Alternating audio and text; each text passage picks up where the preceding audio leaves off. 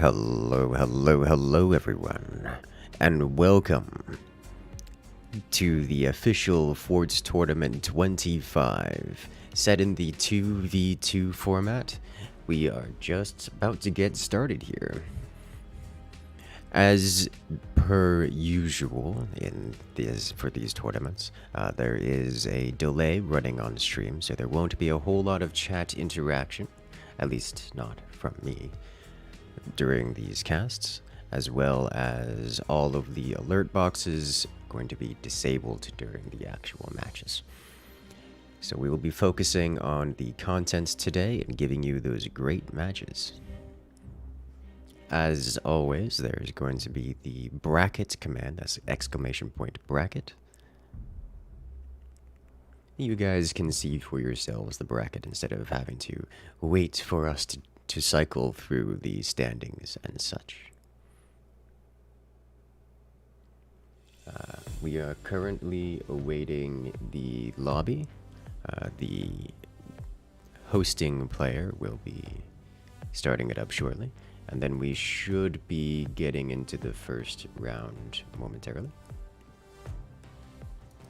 But for now, I want to say hello all, welcome. It's going to be a few minutes before we get into the first match here, so we have some time to say hello to everyone. And I hope you guys are looking forward to some great games for the fans, because we've got some top tier competitors here for us.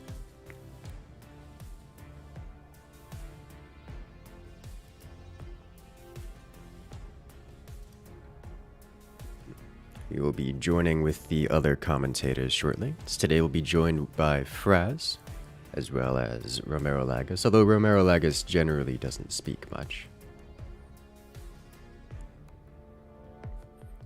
It's more of the behind the scenes, getting everything done. So Romero will be handling all the graphics changing and bracket updating and such. Be doing most of the cat herding.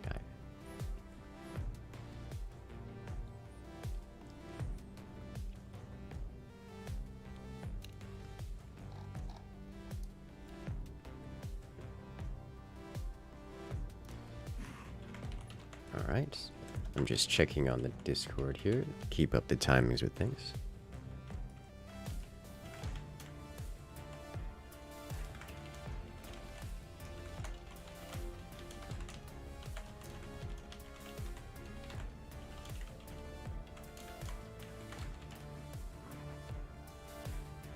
Okay.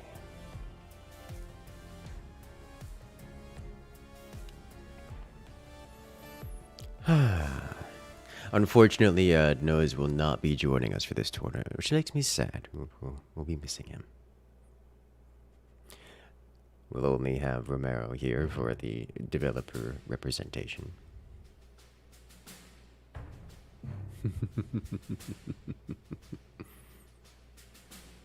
Alright. So welcome one, welcome all. I see you guys in chat bantering on about who you guys think is going to win. Talking about which team has which players and such. In fact, let's go ahead and bring up the bracket as it stands. I know we had some last minute adjustments, and by last minute I mean I think this may not be the bracket that will be used, because I think it's still being changed. So these are the current. This is the current bracket.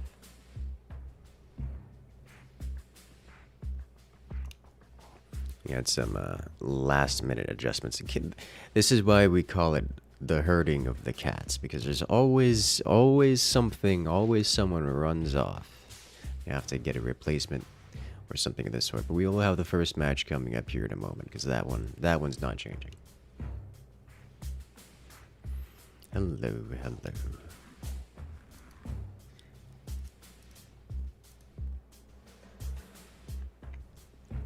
I see the Discord, there's some banter about seedings and such.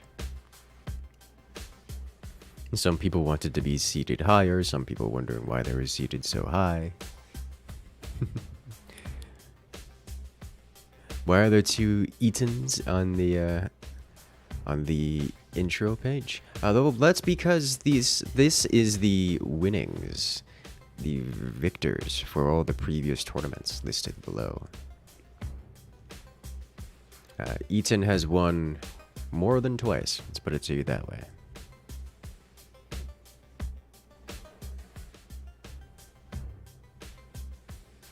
He's quite an effective player.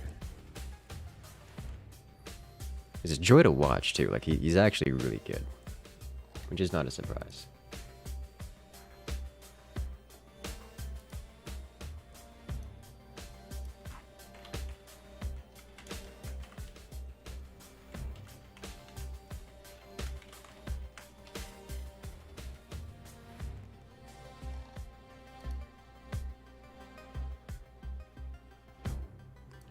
Alright, it looks like Fraz is going live right now, so we should see his perspective coming up.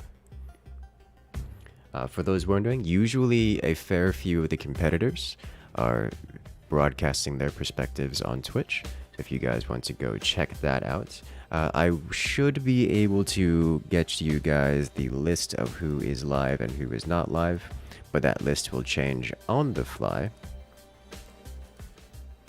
So we'll have to cover that as it goes along. I do see Geigen Gamer as well as Bonwell are currently live on Twitch. Can't believe that the Eaton era of Forts has been for longer than a year and a half now. I know, right? It's almost feels like yesterday he was just learning the game. Look at him now, all grown up. I appreciate it. I really do. I appreciate it greatly.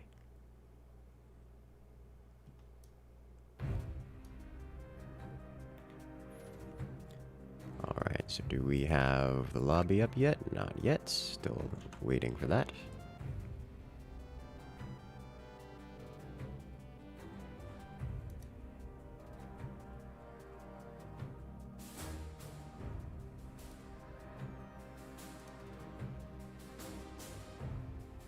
Okay.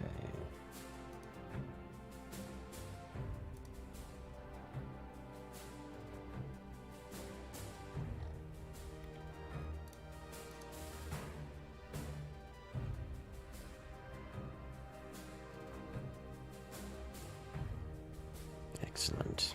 Unleash the Daka. Oh, I can only imagine how much. Like, that is one of the things that I love about these tournaments. All the players are so good. They bring up so much firepower so quickly. It's just like rapid fire cannons. Makes me happy. It's very good. Very satisfying. When autocorrect makes Eaton into Eaton. Oh no.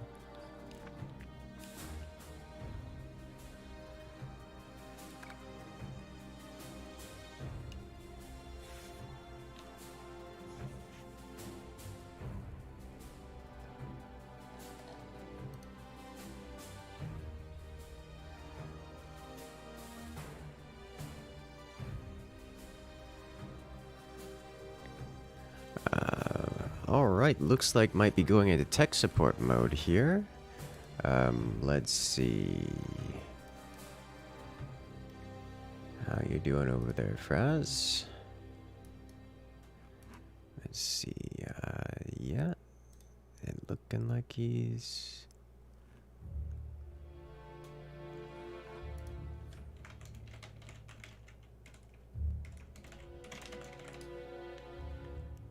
Oh, jeez. We'll be going through all the teams before the matches? No, we will not be going through all the teams before the matches. We've got a lot of teams and a lot of names to cover, so we'll be covering them as we go through.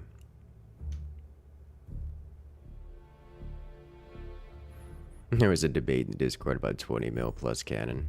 That wasn't a debate, that was somebody asking a question. Because they just don't understand how the weapon works, and I believe it was described pretty well.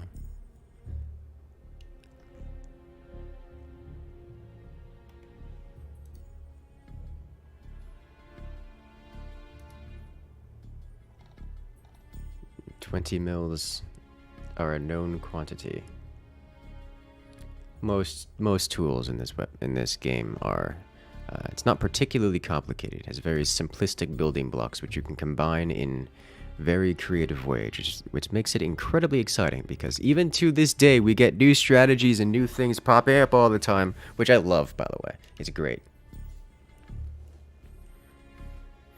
It's not like StarCraft I think Age of Empires is a better comparison to that, because Age of Empires is the proper rock, paper, scissors, where everything is specifically designed for one purpose and one purpose only. And it's like, you can kinda sorta ham-fist your way through things if you want to, but here, nah. You've got wood that can be built in any direction, in any shape you want, and you've got cannons that just cause damage in a general direction. So like, go nuts. It's a sandbox game, where the tools you have are part of the sandbox. So just, if you want to make physics your weapon, make physics your weapon. Because you can. It's great. I love it.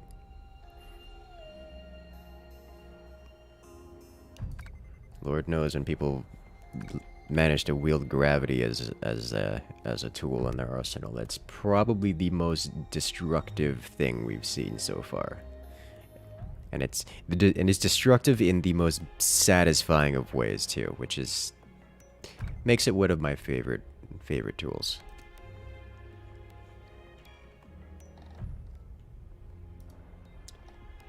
All right.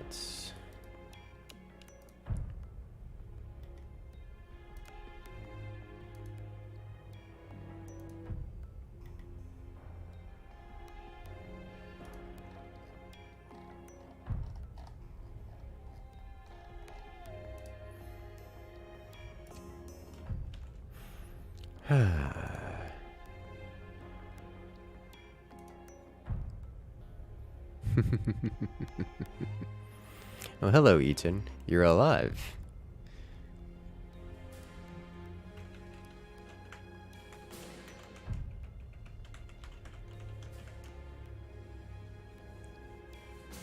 Mixed loaders are hilarious.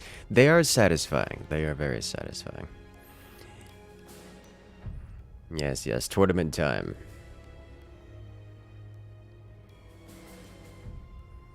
What did I eat for lunch? Sushi. I actually haven't finished it. Started doing the cat herding process about an hour and a half ago. Got a little distracted. Haven't quite finished my... Hello there, Romero. Oh. Well, hello there. You've made it. I know, I did. I made it. I'm just fashionably late, i.e. the PC decided to just give up on the ghost. You know how that black screen that happened? Everything was black. Like, my text, everything was just like, nope. Oh, that sounds bad. Yeah, I was thinking about having you go into your event viewer, see if it wasn't... Something about the way you described it the first time made me think graphics error. But let's go ahead and make sure that all the players are in the lobby and get this rolling around. Yeah, I've got a new power supply I need to put in as well soon, so to reduce costs of the PC and stuff, but can't exactly go play my cables right now. Understandable. Why is the high seas stuff off of mine? Huh. High seas is not enabled by default unless you... Is now. Well, there you go. I've just also noticed this something is a wrong. moonshot tournament. There will be no high seas. Correct. Well, there we go. There we go.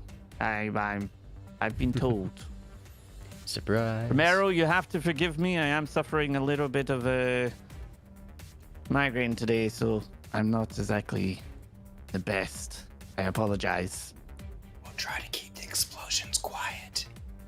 That sounds That's like fine. heresy to me. I've got a cool strip on. I've taken some painkillers, and the doggy is sitting staring at me, and hopefully we'll be quiet. All right. The lobby is up. I posted the password, and okay. Where is the tournament chat? Here? Is this the right one? Is the tournament competitors the right one? Am I able to type the password for people, or should I Yes. wait? news break from the current champion. Managed to wake up 2 hours earlier for the tournament and then proceeded to stay in bed for those 2 hours. Well, I mean, I woke up and then hid under the covers because I couldn't stand the light. So, sounds like you had a better time than me. Hey. So, Incursus, I'm going to let your lovely, bassy, lovely voice take away and introduce the tournament, and then I can click buttons and make things do stuff. Alright, well, ladies and gentlemen, we're about to get started here in the Fort's official Tournaments 25, the 2v2 format. It'll be 4 players per match. This is, we've got quite the amount of participants this time around, don't we? Like, it's a lot. That's up to, what is that, 16? Ooh, wait a minute, no, that's 32 players, I believe. With 16 teams. Yes. Oh boy. Well, good thing we've got 2v2 because we've got a whole lot of... That's one thing I like. There's so many players coming to join these Forge tournaments now, new and returning alike, that it's just... It feels bad doing a 1v1 tournament now because there's just so many players who want to come and join these that it's nice to see. But hey, today we've got 2v2 and we're about to get started here. Looks like we have the first team in the lobby ready to go. We're just waiting on the second team and then we'll start it off.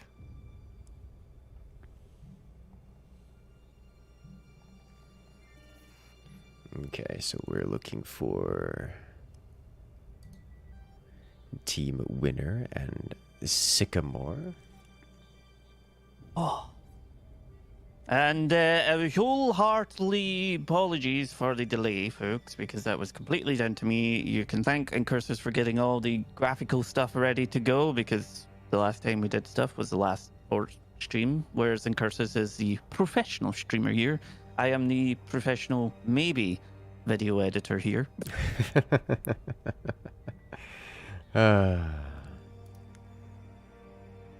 Speaking of which, I need to do some video editing. In before 32 player 1v1, oh my gosh, that would be so much cat herding, people would leave. Yeah, that sounds like hell. That's a good way to put it. I remember the 1v1s, actually. I remember, and then the cat herding, and then it was like people were swapping in and out, and then there was this, and it was like, help. Where are your opponents? I think they might be on the moon. Oh, wait. I'll unlock teams. That works. That can work too, yes.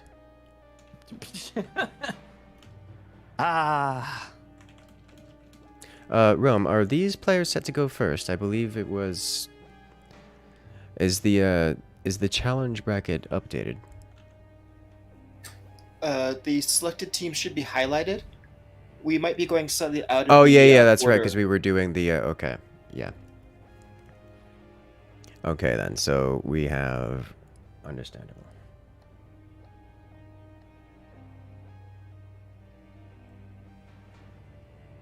I just have to hope that I set up my stream deck right. And don't press a button and then it's just sitting on the splash screen and people are going, where's the game?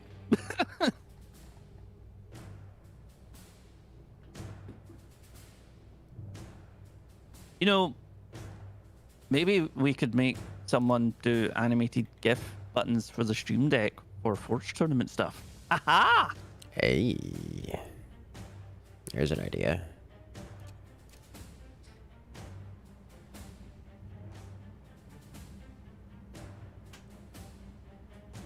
Yeah, so typically we work top down. There is a number adjacent to the bracket, which indicates the order of the matches that are going to be played. However, due to some cat herding reasons, we're going a little bit out of order. We're currently doing the second match,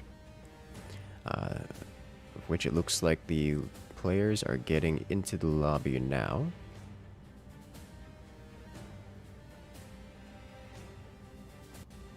and then we'll start it.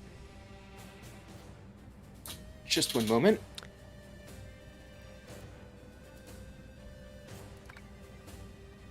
And for those wondering, there is in fact a delay on the stream. Just in case you're wondering, if you say something to us and then you're wondering what's going on. Had some people going, why is it so late? Ah, yes, that would be exactly why.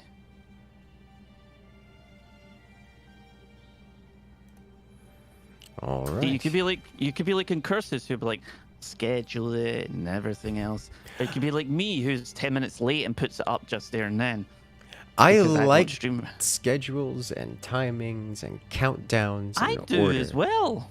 I do as well, but apparently setting it all up took a lot longer than I actually anticipated.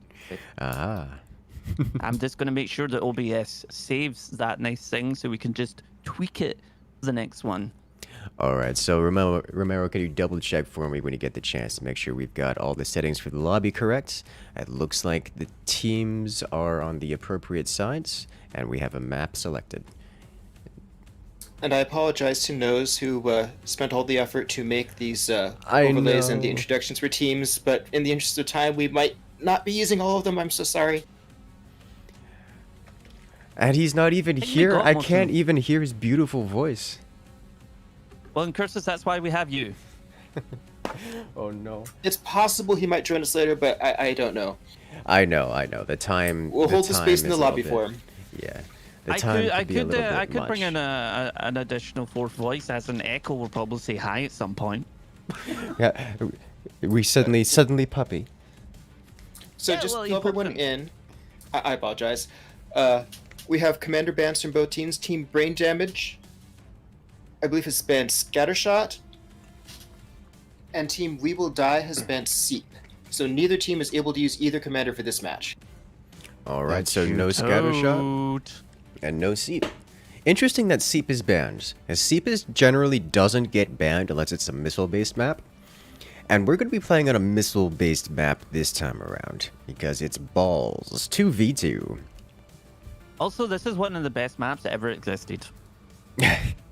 People just love to meme the name. Would you like a ball of a time?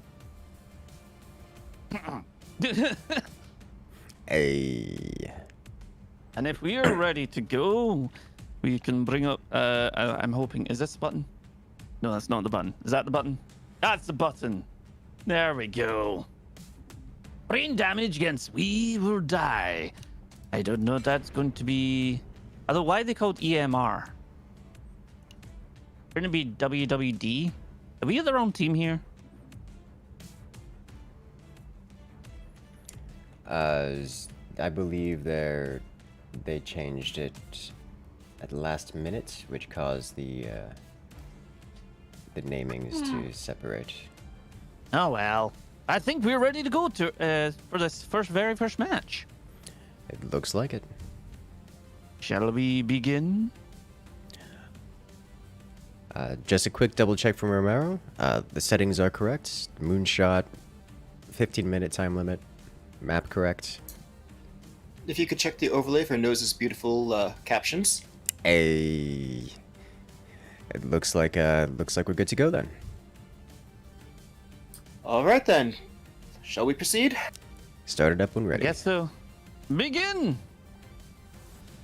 Yes, we are bringing in brain damage against We Will Die in a 2v2 tournament. Take it away, Incursus. You talk more. You're better than me. And we're off, ladies and gentlemen.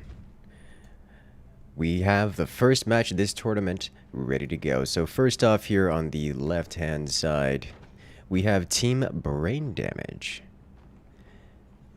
Made up from LPGK and Vortex. These are players we have seen a fair few times before. I don't believe they have any tournament wins, but they have been present, and it makes for some nice showings as we have some repeat players present. And they'll be facing off against their opponents on the right-hand side, Team We Will Die. Mr. Made of Mr. Man and Lake Sum. Now, I don't. I want to say I recognize the names, but I don't think it's from tournament play. I think it's just players that we've encountered out in the wilds of playing multiplayer lobbies. So I don't really know what to expect here, but we do see some fairly, I'm going to say, standard tactics that we see from higher level play. By that I mean we have rear turbines with single struts to save on economy, basically skimping out on connections so that they can get a faster and a cheaper expansion to the rear of their individual ball, where they will place their turbines that are perfectly safe and away from the prying eyes of the snipers, which have already started, as we see LPGK sniping out from behind the tiniest of doors. Just want to quickly bring your attention to the DMs in Incursus and Romero. I don't know what's going on with one of the splash thingies. I'm only using the ones that Incursus gave me. I see. Okay, so that is, you're going to have to go into your settings and make sure that it doesn't have any kind of caching. It needs to update from needs to update every time you bring up the new scene. Bring up the scene again. There we go. You could manually refresh the cache for this round and let it go, and fix it during the cat herding between lobbies. I think it's okay. I think All it's right. okay. There we go. I think it's okay. And I've forgotten the buttons to do the nice camera work. What are the buttons again? I have mine all set to custom. I do not know what the default keybinds are. I will just use spacebar. There you go. Yes. So I think we should say, so people know, I know it was on the splash screen, but what's actually up for grabs for the winners this time? Oh. So this time we do, usually it's a badge, and sometimes there'll be a community prize or so. This time, if I recall correctly, it's some Steam cards. Yep, there is money on the line. I forget exactly how much, but it was actually pretty cool to see that there's actually some notable, valuable prizes, monetary valuable prizes. Is it not like a 50-20-10 or something? Romero could probably correct us on that. Yes, I think that is Romero. That's a question I should know the answer to. But You know what? You know what I forget can the do? details of it. I can bring up Steam. I was gonna say oh, it's on the Steam announcement. Let me check Apparently real quick.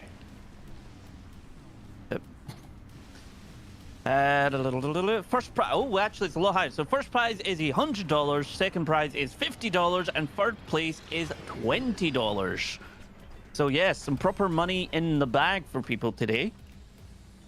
Ooh. Yes, I am excited for this. I'm pretty certain this means Eaton's gonna come away richer today. Actual motivation. That's the real reason Eaton woke up 2 hours early. He's overcome his hardest opponent, yes. The opponent of sleep. Just to point out that Team 1 is not letting the lack of seat prevent them from going missiles here. They are all in, it looks like, on a warhead base. Oh yeah, they are going hard with it, and they're using the Spook Commander, which I think is just a generic. I like this. Oh, this could be the end though. That's a lot of damage. A little bit lower, we would have seen just hellacious damage on the core. But as I was saying, Spook is a great commander. It's like a one-size-fits-all. Doesn't do any strategy particularly well, but does everything kind of okay, and plays the information game, which is most of the reason why Spook does everything pretty okay. Because it's very difficult to get countered when you know what your opponent is doing. And considering Spook steals resources from the opponents, it also slows the opponents down just enough that you can get a little bit of an edge. So it's quite a good option regardless of what you're going for. And they are going for missiles, and a lot of them. Would you like some missiles with your missiles? That's the idea. Well, the top player is playing a bit more support role. You notice they brought out the EMPs, the early snipers, they've got the fire beam. The purpose of the top player is less to deal damage than to provide support and cover for the missiles. That was a tasty laser beam, no? That it was. It cut pretty deep. Fire beam, plasma beam combo. Always a good try. Oh, here come the nukes. Would you like some nukes with your breakfast today? Or lunch, I would say to you, Incursus. Probably a bit, you know. Close enough. And the nukes make it clear across. Oh, wait, that's also gonna... Massive damage, but only structural. Taking out... nothing was lost apart from just some wood. Exactly. Now, we're noticing that Team 2 here has gone with the 20 mils. The 20 millimeters, not known for their ability to actually end the game. The 20 millimeters whole gimmick is that they do widespread damage but don't penetrate deep. So they'll break a bunch of these sandbags but won't actually do any significant damage, which is a tough choice for Team 2 here. Very tough choice.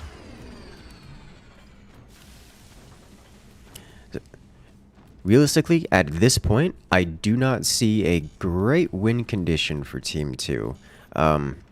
There is the debate, there is the argument that 20 millimeters with the Buster active can slowly burn down the enemy's core. Basically, the strategy is to, like a fire beam, just penetrate deep and ignite, but not deal any real damage in the process. Oh, a bit of a cutoff there at the bottom. So now his cannon is... Oh, and the 20 mils have been exposed. Oh, they're trying to get at that little bit of wood. The snipers. Oh, he covered that up real quick. You can see the snipers. They sense weakness and they immediately come poking.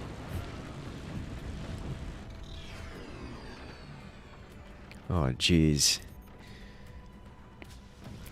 Team 2 cannot sustain more hits like that. If those nukes keep landing, which it looks like they will, yeah, it's gonna... Because they've got no anti-air. They've got... yeah, they're... Oh. I don't know if he's got very much left. Well, he doesn't have much metal left, and that's preventing him from repairing. You take hits like that, you don't get to rebuild. It's only a matter of time before Team 2 succumbs to the nuclear warfare. But as you can see here, yeah, sure, the 20 mils, they take out the occasional sandbag, but they're just grazing the top of the base. They're not actually cutting deep and breaking anything of value, which is a problem for Team 2, because their win condition is, well, it's not going to win them the game. The HP of the cores are, well, there's a 2% off this one, but nobody else has taken really any damage to the cores yet. Oh. With 5 minutes left in the match, there's plenty of time for that to change. Oh, they're trying to snap it.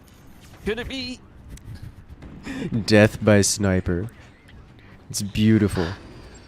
I think the death by sniper has, like, the ultimate sort of, like, ha-ha. Oh, those two nukes are gonna... And there we go.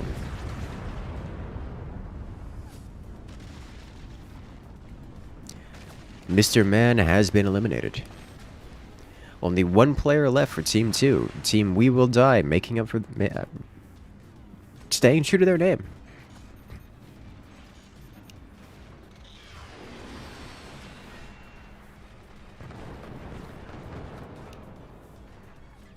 The flak and machine guns from Team 2, like, they've been around for a while, but it's not enough. Mostly because of the angle at which the missiles are coming from. Notice the flak, notice the missiles are coming from below, so that flak just doesn't... well, there it goes. Well, yeah, that doesn't help. But at that angle, the flak doesn't have line of sight for most of the duration of the flight time. So these missiles are making it to the base before the flak and machine guns are firing. That means that most of the missiles are going to make it through. Oh, well, one is not going to get through. That is. Oh!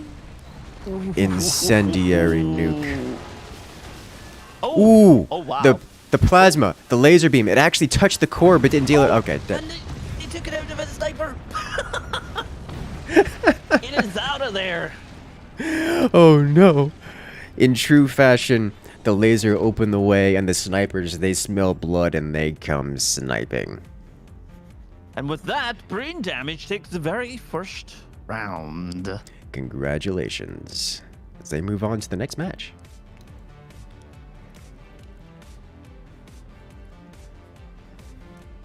Alright, so Team We Will Die has been knocked out. So congratulations, Team Brain Damage. Moving on to the next round.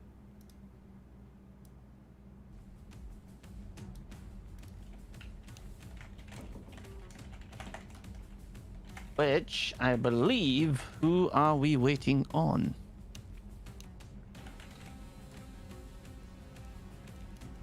Next up, I believe, are we going back to the first round or are we swapping it down?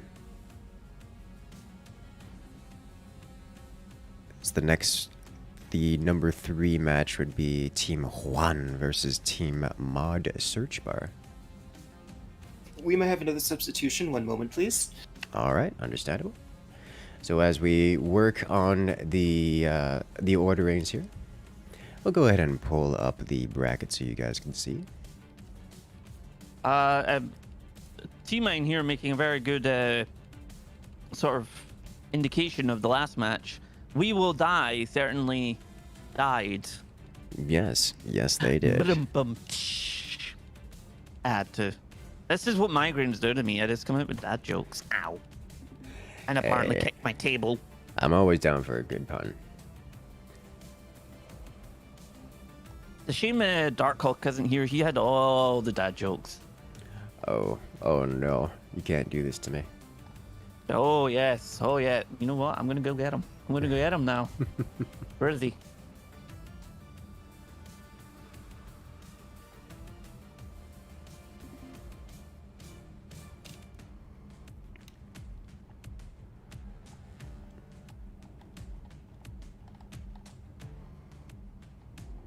Alright, so we have one team who have just joined the lobby.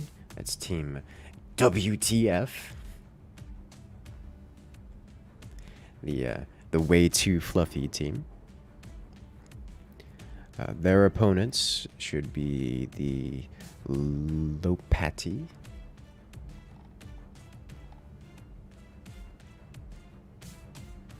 Alright, so we will be doing that match next. That's the 4th match.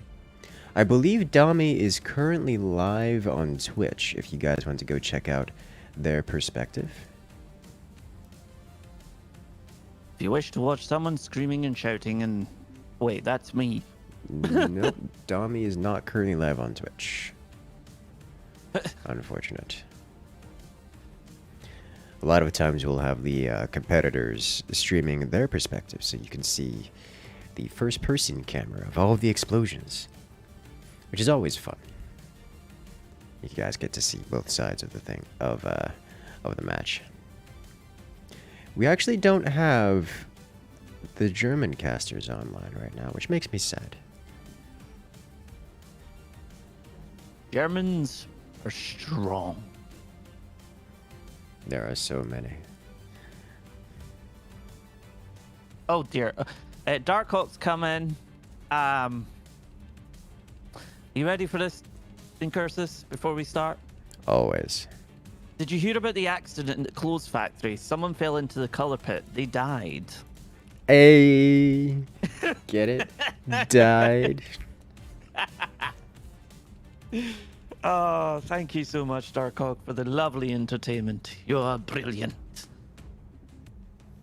And we're going with Abyss this time. And apparently my music has decided to just stop playing. Thank you. Thanks very much. Thanks. Really? So, Team Lopeti has banned Overdrive. That's a commander I've not seen banned in a long time. Ooh.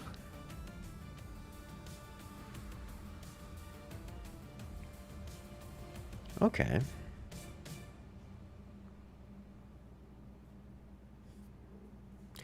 Romero, I notice Vicro is here. I don't see any reason why they should or should not be here. I think they're part of the team that was originally going to play until we had to reschedule. Let me just check. Yes, they were part of Team Greenleaf.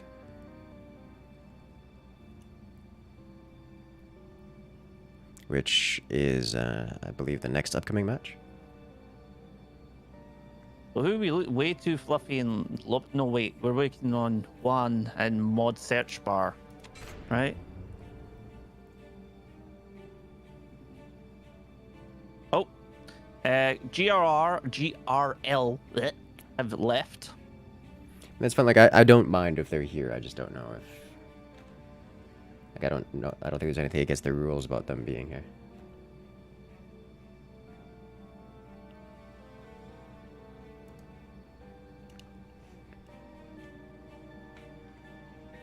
Well, hello there, Geigen Gamer. Coming in to say hello. We were just talking about the other. Did you hear content about the sick creators. pony? The vet said he was a little horse. I would say I'd hear about the sick pony, but I don't think the sick pony with their extra hoarseness was making a lot of noise. You just had to go down the really dark route, didn't you? What? Like when I'm hoarse, I don't talk much either. Alright, if the overlays are in place. Alright then, it looks like we are good to go. Team Way Too Fluffy bringing versus together? Low Petty on Abyss 2v2. Shall we begin? Yes. Is this the members? Is this who we're looking for? Let's Yep. begin. Next round. Alright then, we are off. Way Too Fluffy against mod search bar in Abyss. Alright then, ladies and gentlemen, here we are off to the next round of this tournament. The first round, we have a mirror match. It's Scattershot versus Scattershot. Big shock, I know, right? Alright then, here on the left-hand side on Abyss 2v2, we have Team Way Too Fluffy, comprised of Dommy and Bowser. Facing off against their opponents, it's Mod Search Bar. No, that should be Lopeti? I believe the UI is off here. Romero, what have you done? We have Team Lopeti on the right-hand side. So we're not meant to have Way Too Fluffy mod search bar. There's some adjustments with the players here because we've had some adjusting of the rosters here, unfortunately. So it could cause a little bit of chaos. But the players here are good to go. And so we're seeing how they manage to keep things spicy, as it were. By that I mean, Team Way Too Fluffy is just being incredibly infuriating with those snipers. They've got double shot snipers, and they're just constantly hanging on the wind turbines. For those who are unfamiliar with Bowser and Dommy, they're incredibly capable players, like the once and future #1 ranked players. So Team 2 here has their work cut out for them. They are getting hard bullied by snipers and buzzsaws, which is a strategy we don't see all too often. This is the, I don't want to say disrespectful strategy, but it's a little disrespectful. Usually just that kind of sniper harass is something. Usually that kind of sniper harass is something that doesn't do much damage because players know how to work around it. So generally you don't see this kind of sniper harass at all. Like for example, we just saw a turbine destroyed by a sniper, which is something that doesn't happen. Something that doesn't happen most of the time, and is as much a testament to Team 1's ability to micromanage their snipers while also following a build order, as it is Team 2's, I'm going to say, inexperience with this kind of early game honesty check. Because I think that's a better description. Just, you know, to keep the players honest, to make sure that they're not being too greedy with their turbines. But here we Echo do. was saying hello to everybody, apparently. Oh no. Yes, he was. That's why I was being muted a little bit. He was like, hello, hello, hello. Ah, He was saying hello to everybody. makes sense to me. Oh, got a little bit of damage there on the reactor. 20% actually, in fact. The immediate punish with the sniper, buzzsaw on the sniper to take out the that 20 mil. Secondary explosions taking some HP off the core. Notice Team 1 is a little bit behind on the heavy weapons placement, mostly because they've spent so much on buzzsaws. But so far it's worked out very well in their favor, as they've completely shut down Team 2's ability to do much of anything. Buzzsaws all around, cutting both bases down to their metal innards. That could have been absolutely catastrophic if Team 2 had sold off or didn't build metal around their base.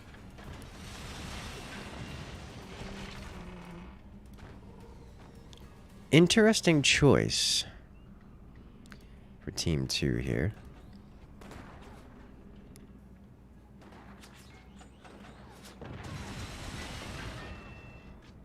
Uh-oh. About to see, I think we're about to see a sniper here. Nope. Yep, there it is. Okay. Haha. So I assumed the sniper was coming. But then it didn't. And then it did. They were just keeping us on our toes, you know, what we think going to be happening, and then just doesn't. Yeah. Team 2 activating their commander ability. The scattershot commander ability is additional accuracy onto your weapons. Considering Team 2 doesn't currently have any weapons, it's not super useful to have it activated right now. But alas, the ability has been expended. Perhaps. We're about to see this 20 mil built in the same location, about to get sniped again. There it is. An additional 20% removed from Team 2's lowermost core. Uh-oh. Team 1 firing with 20 mils. They're certainly doing a little bit of focus on the top 4. They really don't want them having, well, anything at this point. Well, considering the bottom fort has had its primary weapons removed twice over, bottom fort is not particularly useful. At least top fort has been left alone enough to potentially get a weapon out. And we do have a little bit of a fire beam on the way, if it manages to get out, that is. Oh! Big if. Oh dear. I am surprised that core survived, but there are snipers and swarm missiles along the way. Oh my... Oh. There it goes. And, oh dear. Immediate retargeting with the buzzsaws. This has been an oppressive and extremely one-sided match. Way too fluffy, just completely outclassing Team Lopati here.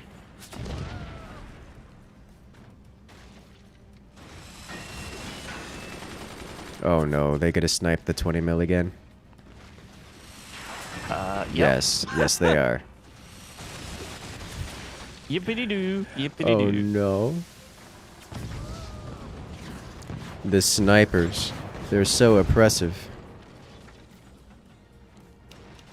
That's the thing. Some people mention here like Scattershot's abilities are actually pretty impressive. It's like some of the commanders, like they'll go, I'll go with Overdrive and that's it, or I'll go with Hurricane and that's it, and they don't explore the others that can actually have vastly different strategies that can outplay a lot of other sort of commonplace things.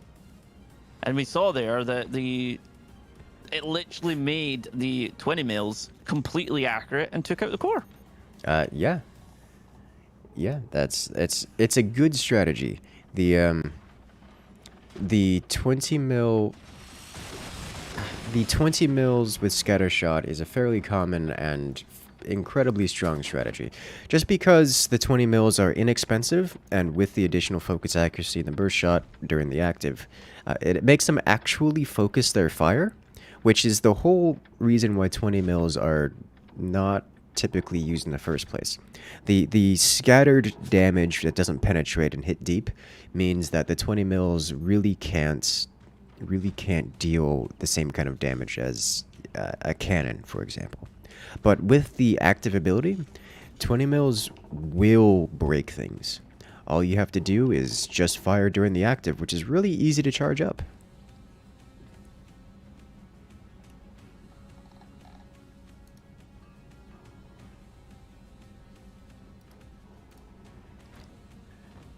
So here we get to see a solid showing of what some extremely experienced players can do in a competitive match against... What is he doing? He's building artwork. I heard him building it. I wanted to see how long it was going to take him to complete it. Well, not any longer, because Yeah. they killed them. They're just having fun building artwork in a match. Oh, jeez. Ladies and gentlemen, welcome to Team What the Fluffy. Way too fluffy, as it were. Oh, no. Why are you like this?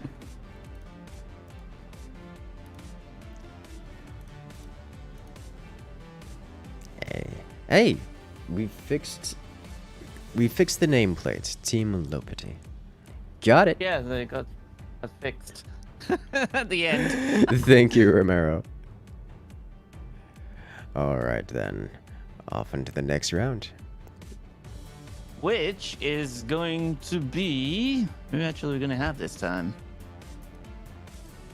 Way Too Fluffy moving forward. Congratulations, Way Too Fluffy. So this is a match that is kind of an unfortunate reality of competitive or tournament style scenes, where we have incredibly experienced players facing off somewhat less experienced players. Results in matches which look like that, where one team is literally building modern art out of their fort and the other team is struggling to survive against snipers. It happens.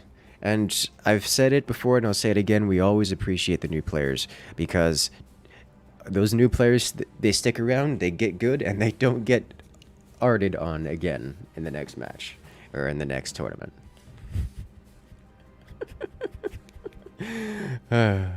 It's always a good time.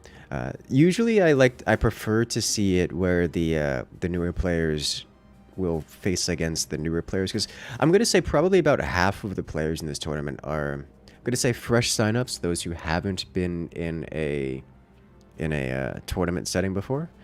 I like to see them face off against each other, so at least most of them make it to round 2 before getting, should I say, curb stomped by some of the more experienced players. But man, it is harsh to see a round 1 stomp of that hard. So we have a question here. What will be the date of the next tournament? That's not normally determined right after this one ends, to be fair. Yeah, usually, like, we have plans for the other next tournaments. The dates and such are not typically, And then you have Romero just going, scheduled. "Are you two alive for this day?"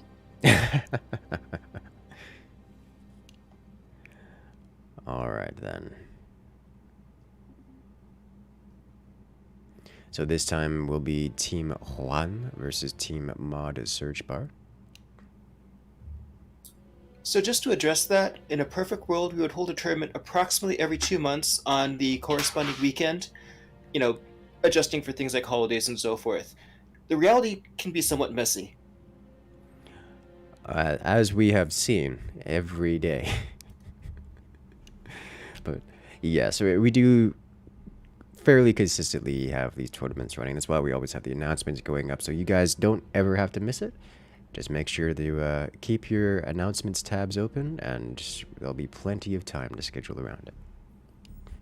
And also, the new Steam app on your phone has gotten vastly overhauled and very much more impressive, and has a dedicated announcement button for everybody. And there you go. It's a very, very nice overhaul, I must admit.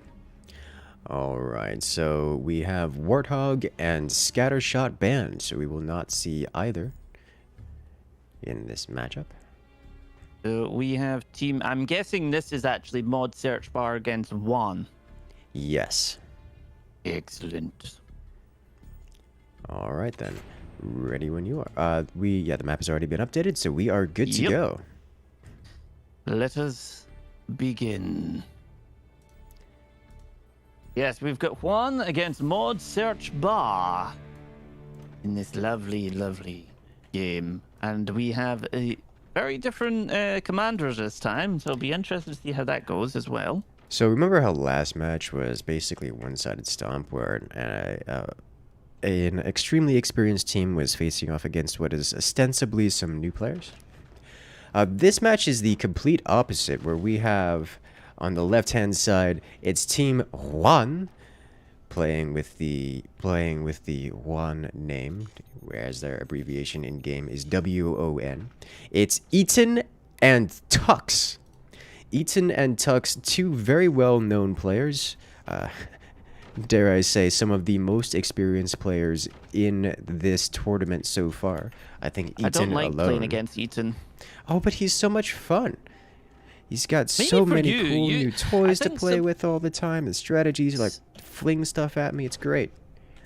Some people, like, they'll come to my comments and they'll be like, "Oh, you should, I wish you were more like Incursus." It's like, you go to Incursus for the pro play, and you come to me for the mods.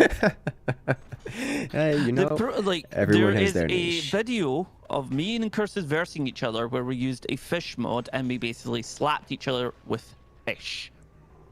Go find that video after the stream. Yeah, that sums it up about right. That one was fun. I liked that one. This is because it's just out of nowhere. It's like, I'm going to shoot you, and then it just fires an endless stream of fish. Pretty much. And here, well, we don't have fish here, but we do have Mod Search Bar on the right-hand side. Mod Search Bar made up out of Yes. Yeoman and J Game 199, players that I believe, actually, I think Yeoman has participated in a tournament before. I know I've seen both of these players a just bell. out in the lobbies, so I know both of these players are at least fairly experienced. And they are going with what is, I could best describe as they're going with a fairly standard swarm missile rush with flak support. This is one where the forwardmost base goes a swarm missile rush, and the second base goes full support in the effort to land as many missiles as possible. We're going to see how this works out. Typically very well, especially on this map with the close range between the first bases. It's generally quite good. Mind you, losing those turbines is huge. This particular build that the Team 2 is going for is energy starved to start with. Like the whole weakness of it is that it can only fire as much energy as it has, and it does not have much energy. So that that greedy opener with the skimpy defenses around the turbines just cost them dearly. And, well, you know, Team 1 knows that. Team 1 got the Buzzsaw explicitly to deal with this because they can. They know this build inside and out. This is a build that they have done many, many times. This is a build that they have won tournaments with. So they know that if they take out that wind turbine, that they just dramatically slow down this build, and that's exactly what they've done. Because Team 2 is not looking to take this quickly. They've gone heavy weapons tech, they've gone for cannon technology, and they already have cannons on the way. It's almost 4 minutes in. No anti-air. Oh no, there is one. There They is. decided to not fire. Yeah, so the joy of swarm missiles, due to the slowdown, at least in part to the slowdown, Team 2 doesn't have nukes, so there's not a whole lot of threat going on. You'll notice that instead of getting AA, Team 1 is just building out wooden struts instead, because they don't need to. Team 2 hasn't provided enough of a threat to actually force heavy amounts of anti-air. When it's just swarm missiles, they can't penetrate deeply, so the wood is enough to consistently block it. So they don't need anti-air. Only once those nukes come out is when it becomes a problem. But here, instead of getting nukes, look, Team 2 is expanding up the top of their base so they can get additional turbines because they don't have the energy to fire the weapons they currently have. Turns out if you have to rebuild your entire energy economy, then you're set very far behind.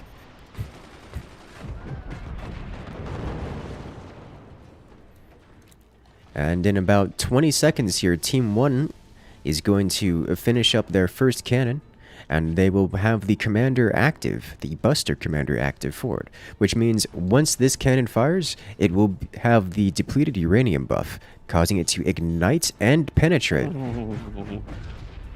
That will be tasty. And there's the howitzer. This is going to be catastrophic damage. Where is that? Team 1's forwardmost base is constructing a howitzer inside and underneath its core. That is a recipe for disaster if it ever gets destroyed, but I doubt it will be. I doubt it'll even take damage. And there's the depleted uranium round, over-penetrating Team 2's top base, hitting a battery, causing secondary explosions, and shredding a lot of the foundations. That's a lot of deformation to deal with. Is it gonna... Oh, no, it's not snapping yet. Nah, it'll be fine. It's just unpleasant. And a little bit scary. Did they just... I was right in seeing that they shot themselves, right? You know, I'm sure they'll figure it out. It looked like they shot each other. I was like, what? Oh no. Alright, so once this howitzer completes, I suspect we'll see the complete destruction of Team 1's forward base. The trick here is you fire the howitzer and then you follow it up with the cannon. And then the cannon follow-up. Maybe? It's selected and we... Oh, it doesn't... Ooh. It doesn't have the angle. He probably does doesn't it? have... He's good. Yeah, no, he's selling it off the... Okay, so it's probably also that sandbag. But as you see here, he's selling off his tiny doors so that he could actually get the angle he needs. Yeah. So that was the issue there.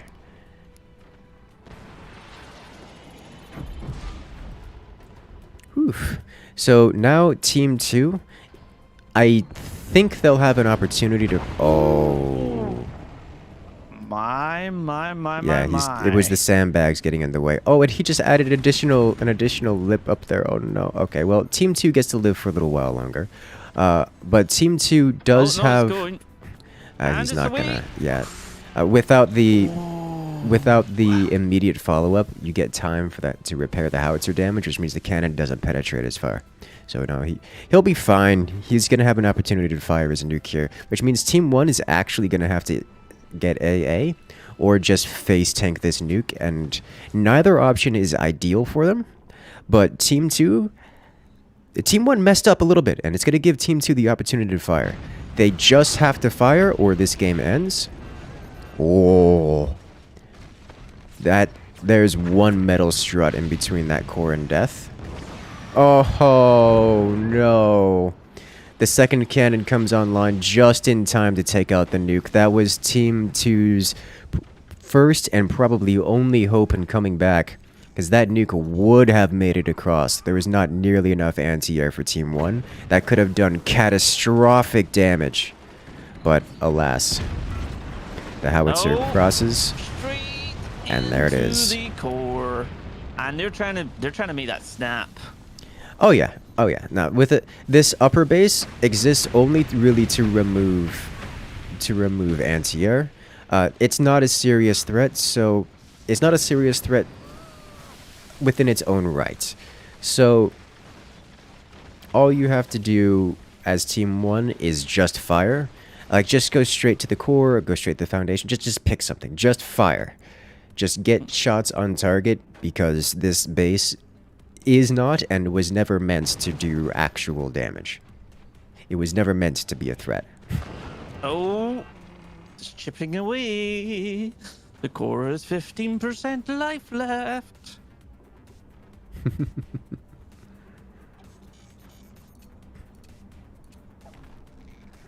It is close to the end. 5.5 minutes left. One player remaining on Team 2, fighting for his life. With an endless... Oh. I always feel like that's like when you're getting hit with multiple cannons and it just chips bit by bit by bit at your core. You're like, please stop. But there's nothing you can actually do. He's got just enough defenses to eat the cannon shots, but not enough to protect his core fully, so he's just taking small amounts of damage. Mind you, that is... here comes gonna death. That is gonna hit. What? Death from above. Oh! How is that alive? Well, they missed the core. That's how. One of the joys of Buster, the commander, is that it penetrates very deeply and ignites things. So this core, they don't have to hit the core directly. They just have to ignite it, which is very easy to do as Buster. Yeah, like Buster just has that sort of sneaky extra ability. But here comes another. That is a very nice portal. Wait, what? Howitzer from down the way down the road.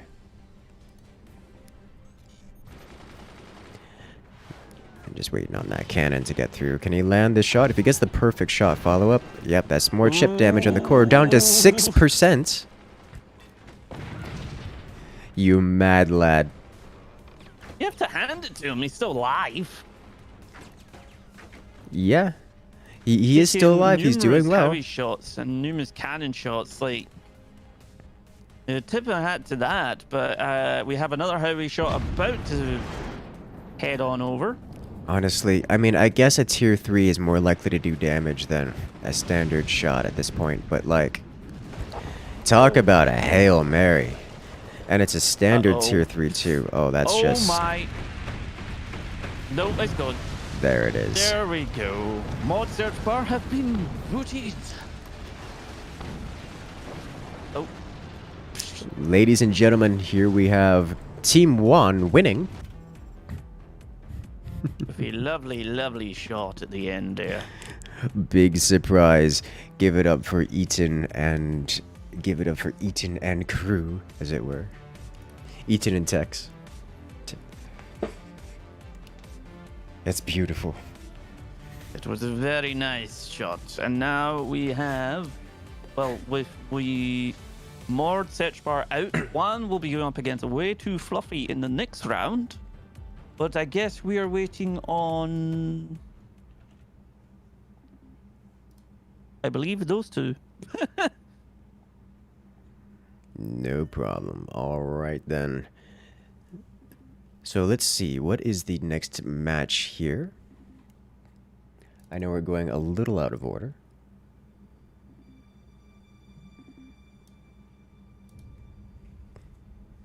Looks like L plus W versus Pro Bra team.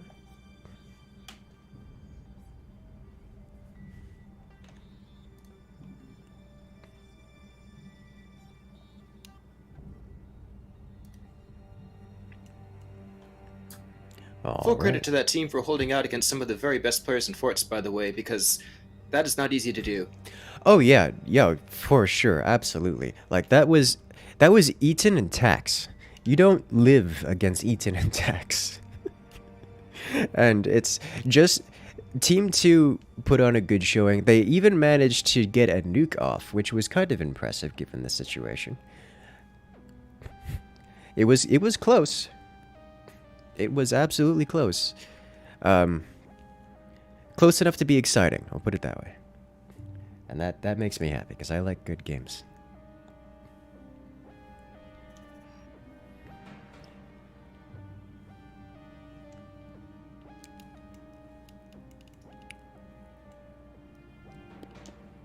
Now, correct me if I'm wrong, but this is Noah and MCC versus Verex and Shuka, who I believe are Russian players, correct?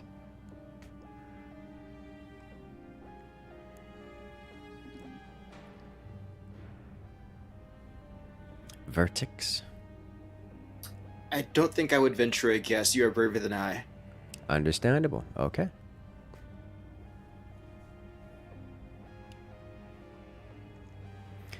Well, it looks like the players are here. So once we get the map sets, this should be Stalactites 2v2. We should be good to go. The bans.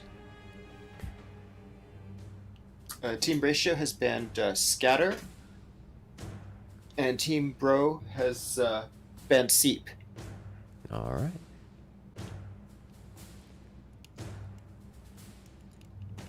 And are we ready to go? I believe. Are we good to go? Maybe? The map is set. We have the bands in. It looks like we are good to go. Let us begin.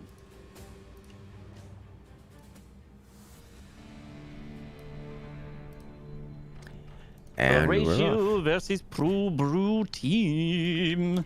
Yes. So here on the left-hand side, we have Team Ratio, made up, comprising of Noah and MCC, players that we're very familiar with, both in the competitive scene and from our usual forays into the community of forts, just out in the wilds, facing off against Vertex and Shuka. I'm largely unfamiliar with both of these players. I believe I've seen Vertex before. I'm unfamiliar with Shuka. We'll see how we will get to see how they perform here, as they have some fairly mighty opponents to defeat. They are definitely playing quite, I'm going to say, standard for this map. You'll notice that especially the top base here has rear turbines with an open fort design, very much so mirroring the very well-known experienced players of Noah and MCC here. The lower fort's going for something very different. This looks like an extremely greedy variant of a cannon rush. Not half. I mean, that's... Oh, he's even gonna sell this metal off. Okay, so yeah, this is a pinch fist style. This is a pinch fist style rush, which makes sense because Team 2 is playing pinch fist with the skeletal structure of a base. It's only a matter of time before he sells off this metal, and then he gets himself set up there. So Team 2 going with the greedy rush style. Team 1 playing Buster. A bit slower, but will hit far, far harder once they get set up. So we'll see how that pans out here. Because Team 1 is also going for a style of greedy rush, obviously not nearly as greedy as Team 2 here, but a greedy rush nonetheless, there is a great opportunity for Team 2 to end this game almost immediately. Come the 4.5-minute mark, if Team 1 is not prepared to eat 2 cannons to the face, they will just lose. So I am curious to see how this will work out, because that can happen and is a great way to remove more experienced players, because more experienced players can get caught being greedy, and Lord knows there's no greater way to remove such a player than to take advantage of their pride and perhaps overconfidence.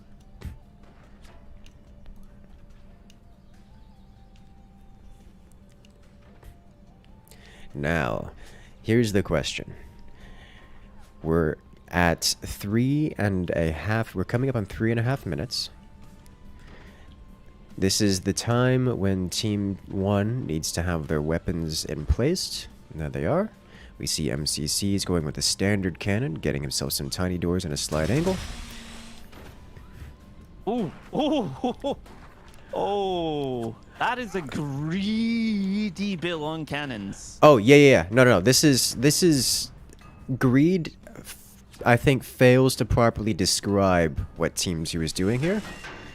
Oh, that just saved him. Yep. That metal. I'm impressed. Color me impressed. Okay.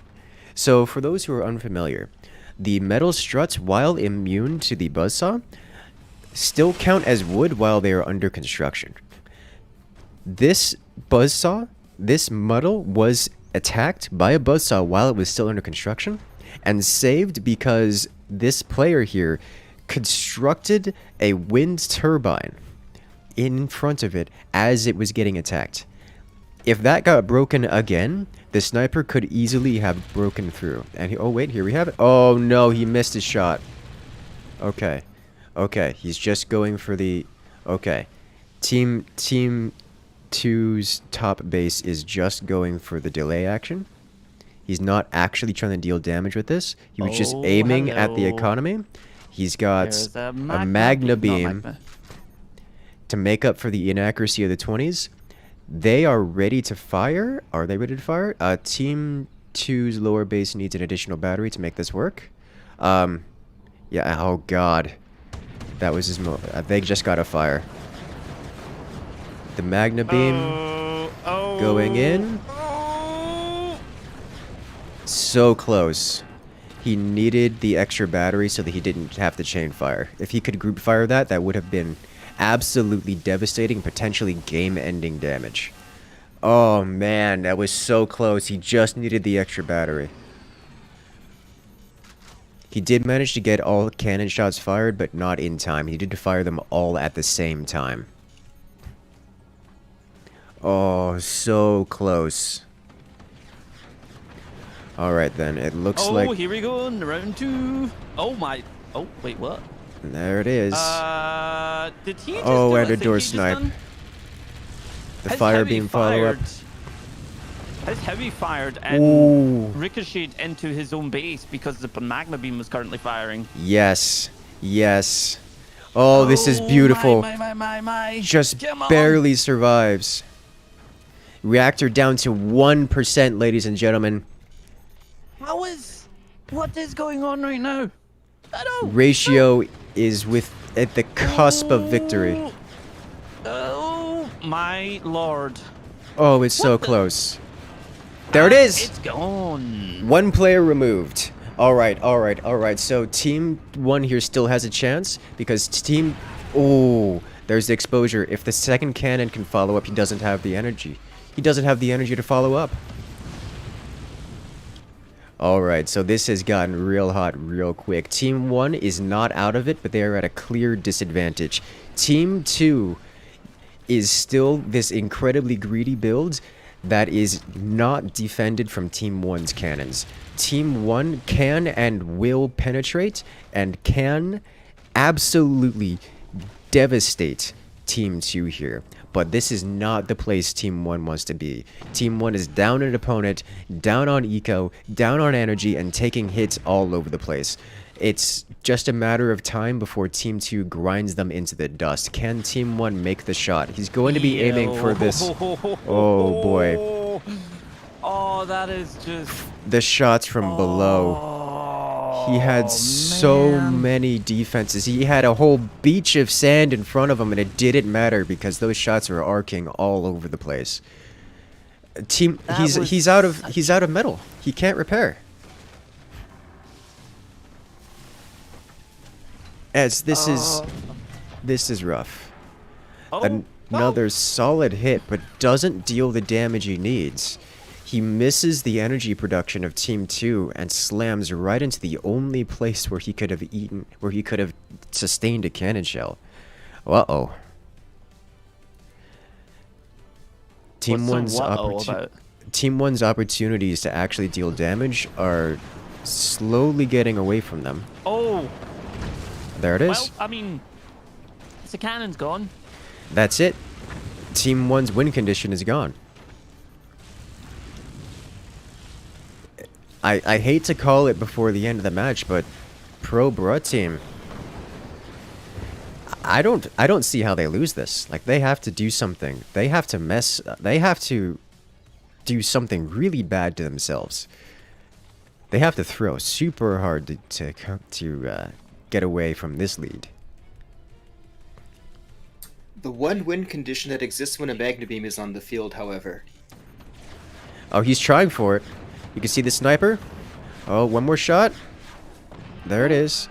Oh my! Oh, that was a nice. His teammate isn't fire. There's too much energy. Team 2 has too much energy. Like, he's not. He needed to destroy the Magna Beam while the 20s were firing to cause those shots to arc up and deal friendly fire damage, which was, I'm sure, the intended goal and the reason why he got 2 snipers. But only one of them, I think, had the angle to fire, so it wasn't enough. Oh, and the howitzer is here now, too. Oh, boy. With 56% HP left on the core.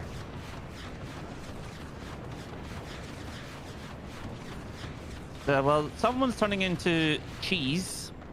Yep, there's a lot of Swiss cheese going on here. Oh, is that gonna snap? You don't have to be accurate if you hit the entire base. Yeah, Multiple times.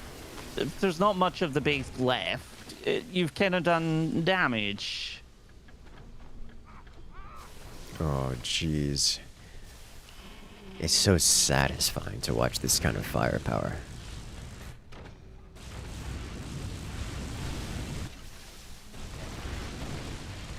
That is... Oh, here comes another salvo of cannons. Oh my... There it is. Yep, there we go. There we go.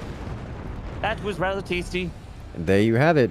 Team Ratio getting knocked out. MCC and Noah knocked out round 1 by Team Pro Bruh team. That was so nice. That was incredibly satisfying. So very greedy. So extraordinarily greedy. But it worked. And they played it beautifully. That was satisfying. I am proud of them. I am very proud of them.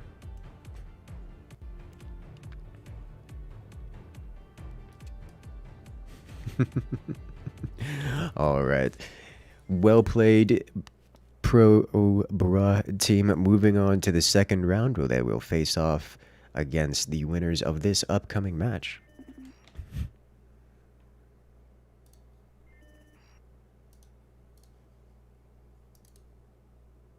Let's get the players in here. He wrote for Pro Bruh team to beat Eaton. Eaton kind of specializes in punishing that style of greed, so I don't... Assuming they use this similar style strat, I don't think it's going to work out at all. But, I mean, good luck. I'm looking forward to seeing that match.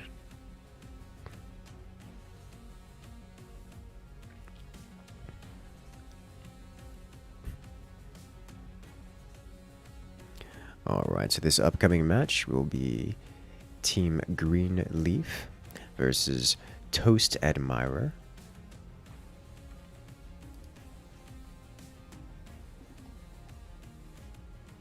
Here we have our favorite's name, der Benzinpreisvergleichler. I did not pronounce it correctly this time. What now? Benzinpreisvergleichler. Vergleicher. Der Benzinpreis Vergleicher. Are you attempting to summon the elder gods? Every time. Alright, so we have the Benzin and Naomi. Another substitution, yeah? Yes, I'm afraid so. Okay. You might know them better as Buon Owono. Buonwo. Okay, yes, Buonwo. Okay, yes, I'm familiar with that name. Actually, I think Buonwo was streaming. If you guys want to check out their perspective. Let's see. Yeah, Bonwo is currently live on Twitch if you guys want to see their perspective. You guys can see the first-person cam of the competitor. So make sure to check them out. But it looks like we are good to go. We have another observer? It looks like Vertex is in the lobby. We're still Is in the Vertex lobby. meant to be there? I don't think we have any rules against it. Just in case Nose were to show up, I'd prefer to leave them out and just to avoid any impropriety. That's probably the best. Okay, Do I I'll kick ask them Vertex. or do I not kick them?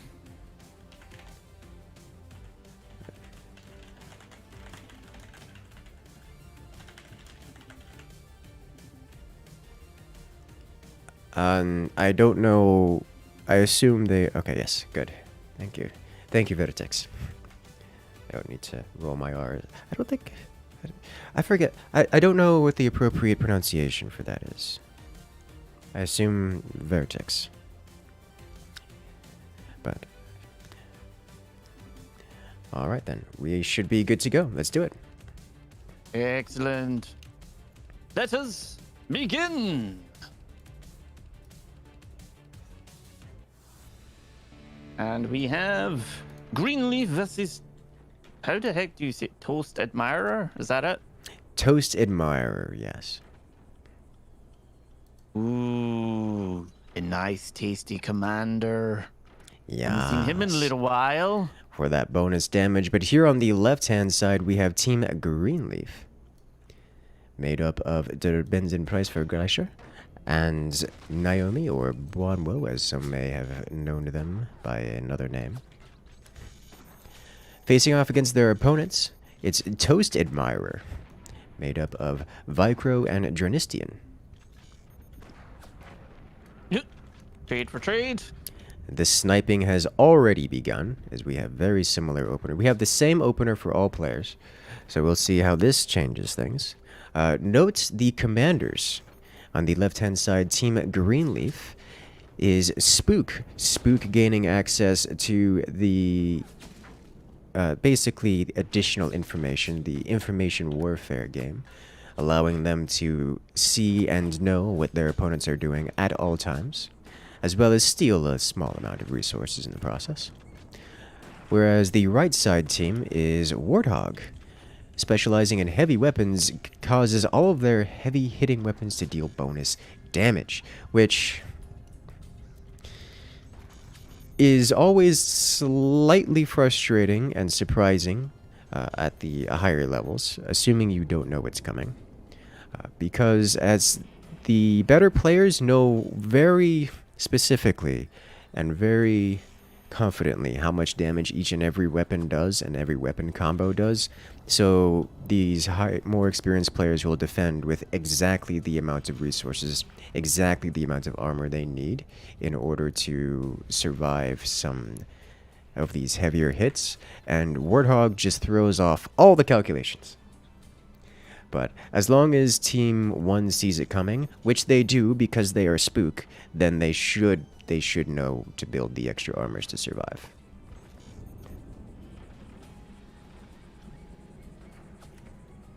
The question now is, how will these strategies diverge? So far, They haven't. Each team has one player building cannons and one player building lasers. The positions are reversed, where on Team 2, the laser players in the bottom position and the cannon players in the top position, whereas on Team 1, the cannon players in the bottom position and laser players in the top position. So we'll see if that makes any difference. I imagine it won't. Why not use Google Translate like last tournament? Last tournament we had an actual German speaker, like a fluent German speaker, record the name, and we just had it on a soundbite. So it wasn't Translate, it was just one of the German competitors who was kind enough to pronounce it correctly for us.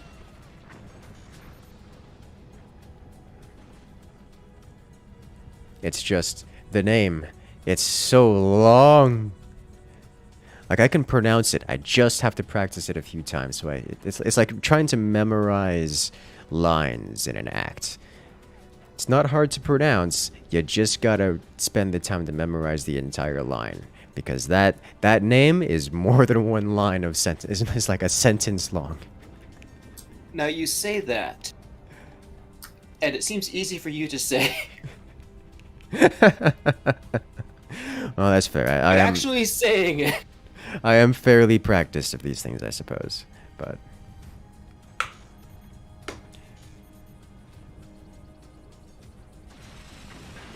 oh, jeez.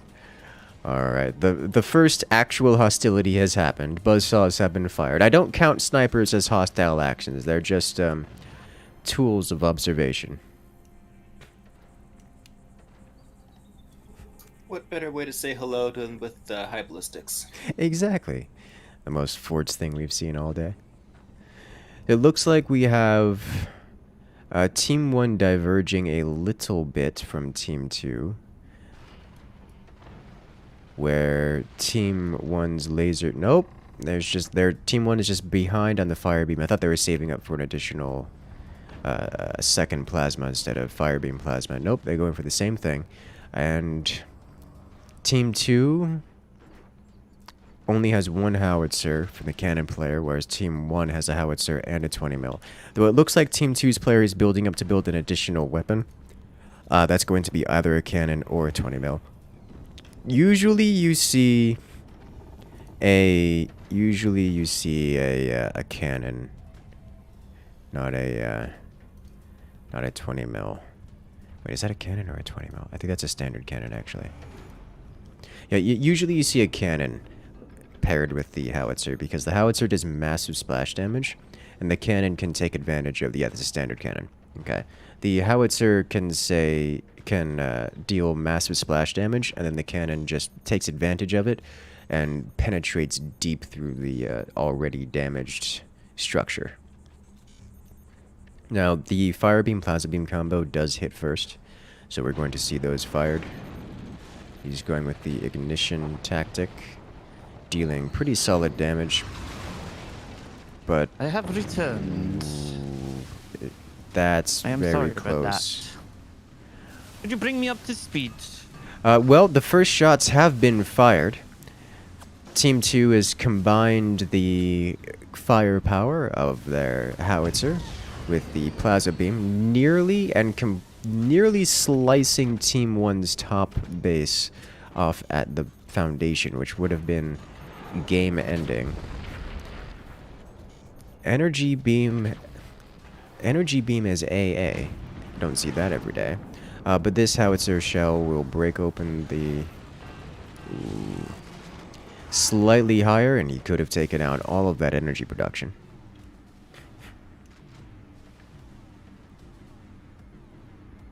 Okay.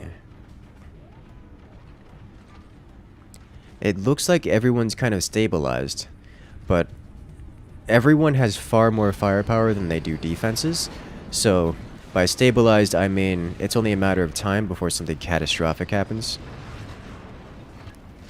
Oh, right out of energy. Team 2 stealing the energy out of Team 1 stealing the energy out of Team 2's power cells right as they're firing, saving Team 1's lower base, because that fully powered, Warthog-enabled incendiary howitzer shell completely shredded every single piece of armor on Team 1's lowermost base. There was nothing defending their core, and Team 2 had a laser beam primed and ready to finish it off, except Team 1 stole the energy from them and saved themselves what would have been a lethal volley. But this is actually going to be a little difficult for Team 2 now, because Team 1 did manage to hit... Oh! Tit for tat.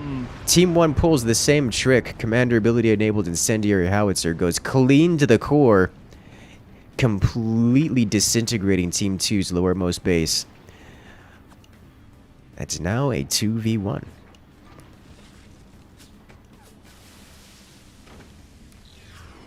I love how he built down and got a hold of the factory and sold it. Well, yeah, that's an expensive technology. Have you ever tried? Have you seen the price of technology in today's market? No, that go. No, I've seen the price of energy in today's market. That's true, and all of these players somewhat starved on energy, by the way. That's why we're not seeing as much rapid fire as we could. Team 2's topmost base getting a cannon to follow up with the howitzer shell.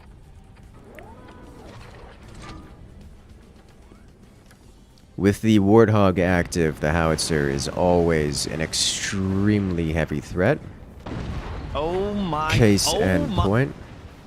Oh, is that gonna go? Is it gonna go? It nearly went, but everything's so wobbly. Hey. Saved by the stability tech, we notice these strange spider web of bracings.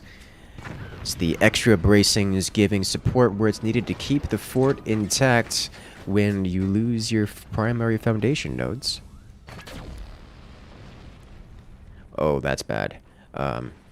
Energy laser taking advantage of the big gaping hole in front of Team 2's topmost base to shred the mines. Hit that battery. Oh, he'll be fine. It's just a matter of whether or not he can afford to replace it, because with only 3 mines, you don't have a whole lot of economy. You don't have much income, which means you can't rebuild things. So Team 2 here, they're going to have one shot. They're going to activate the commander ability. They're going to fire the howitzer. Oh, he did. Oh, trade for. Oh. That's, that was unfortunate for Team 2. That was, oh, and down they go. Congratulations, that was a Team Greenleaf, for your victory. Nice hit. I think he was trying to use the fire beam of them to his advantage, but then it just kind of, well, boink. Literally just ripped out the whole bottom of his base. Oh yeah, it penetrated deep and exploded. The joy of the incendiary howitzer. It just does that much more damage. That's absolutely what he was doing, by the way. He was taking advantage of the enemy's fire beam to defend his own howitzer, enabling it to land, which worked, by the way. And considering he had the cannon follow-up, he had an incredibly solid chance to completely destroy and snipe out one of the enemy's cores. Like, that was very well played and almost worked. If he didn't go down to that incendiary howitzer shot, it would have been potentially a 1v1 once more. Which was his goal.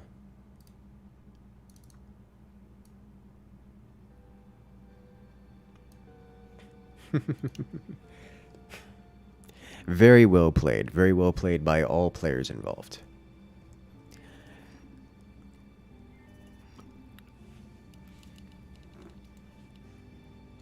Which glass cannon shatters first? Exactly. That's what that one felt like. It was all aggro and not nearly enough defense to hold against the sheer damage output of the weapons fielded by either team.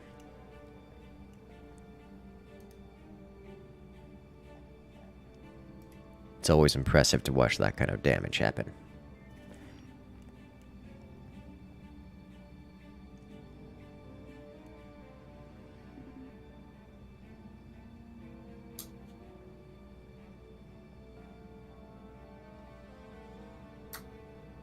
Okay, our competitors are starting to show up who were delayed before, so we're going back to Winner versus Sycamore Ent. All right.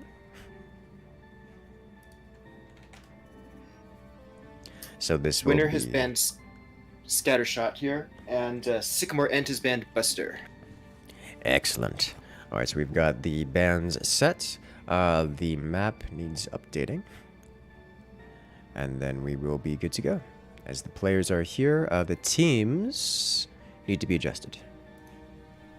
That should be...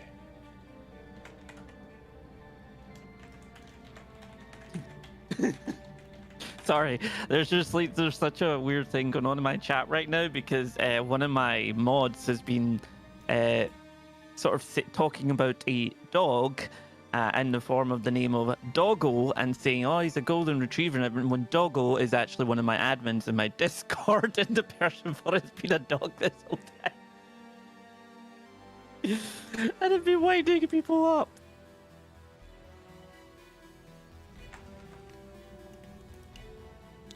All right. Yes, we're back to Winner versus Sycamore. Excellent.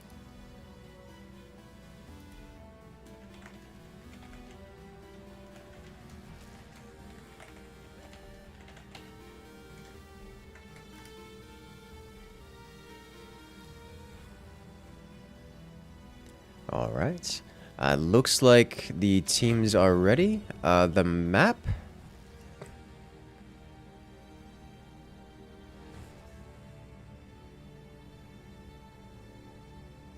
Wasn't originally on. Should be up and down 2v2. There we go. There we go. Excellent. Are we ready for the next fight? Let us begin. I think we're ready, aren't we? Ready? We should be good to go. Let's do it. Let us begin the fight. Excellent. Let's do this. And it's Winner versus Sycamore Ent. Begin. And we're off. Ladies and gentlemen, welcome back to 2v2. Where here on the left-hand side we have Team Winner, comprised of Firework and Alex, incredibly experienced players and tournament champions themselves. Looking forward to seeing how far they could roll in this tournament. They are facing off against their opponents, Sycamore Ent, comprised of Kosvax and Hitman G 2006. Curious to see how they will perform. I am entirely unfamiliar with the players in the Sycamore Ent team. Usually that means it makes for a particularly one-sided match, but we're going to go ahead and see how that works out.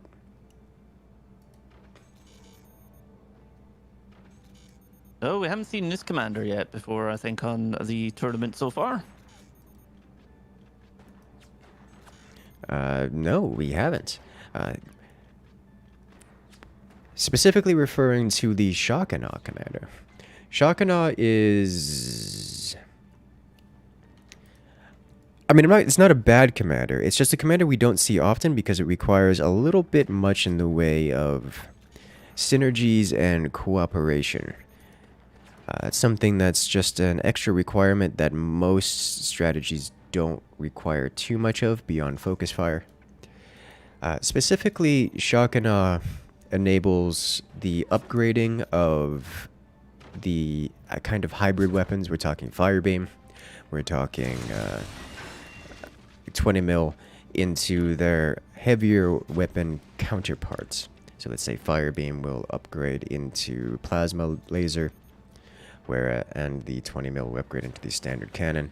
So this enables you to do a 20 mil rush and synchronously with your teammate upgrade all of your weapons to cannons for the temporary single shot fire, which could deal catastrophic damage. As for many of you may be aware, the 20 millimeters and fire beams are far less expensive than their heavier weapon counterparts.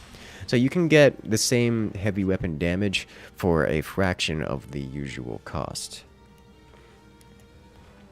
It makes for quite a capable strategy. It just generally isn't strong enough to be used in a more widespread tournament kind of use. We'll see if Team 2 here, if Sycamore Ents can make the difference.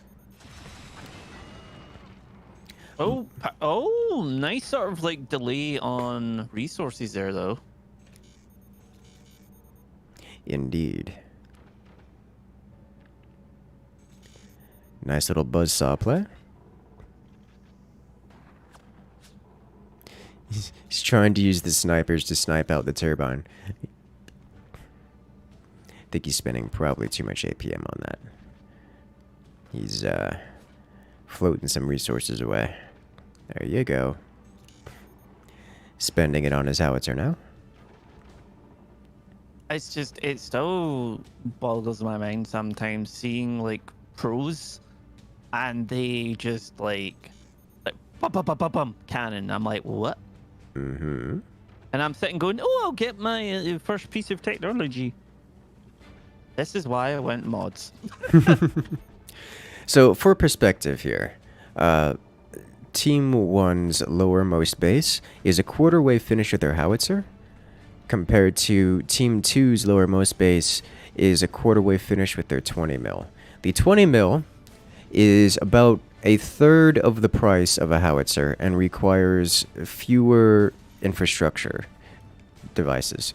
Specifically, it doesn't require an additional metal storage and doesn't require an additional battery, which the howitzer does actually require. So this howitzer being anywhere near the construction completion rate is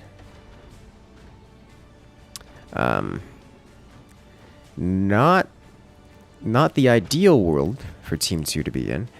Or should I say, it's very good for Team 1, not good for Team 2.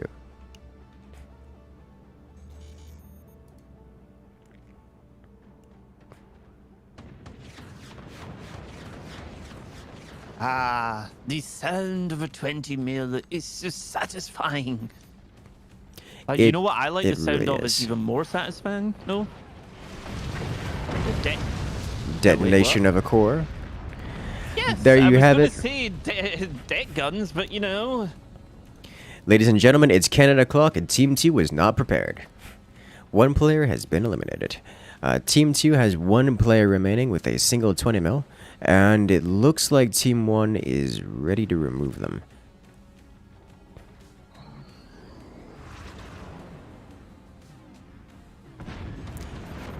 Oh, a little bit of AA with the 20 mil.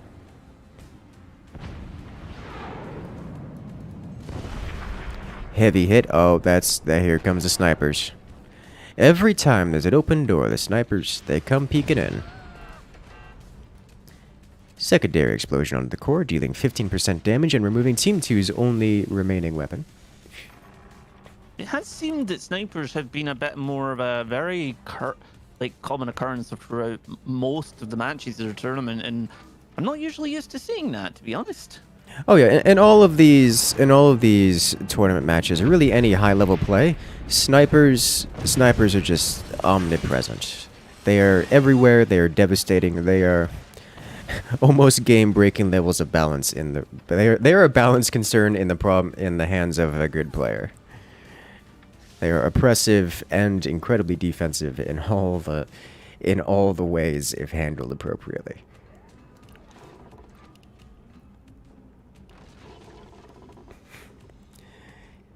Also very satisfying to watch. Very enjoyable. Whee! There we go. Wait, what? Oh, Team 2 has been eliminated. that was so satisfying to watch. We need to watch it again.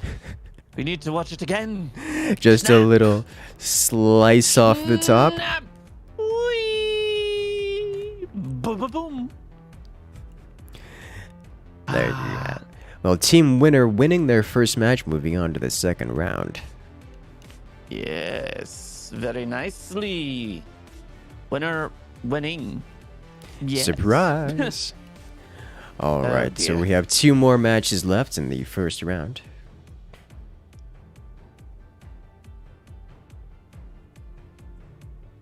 Excellent.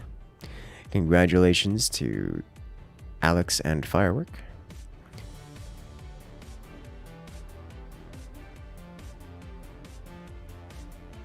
You love it when you see snipers being used as AA. I know, right?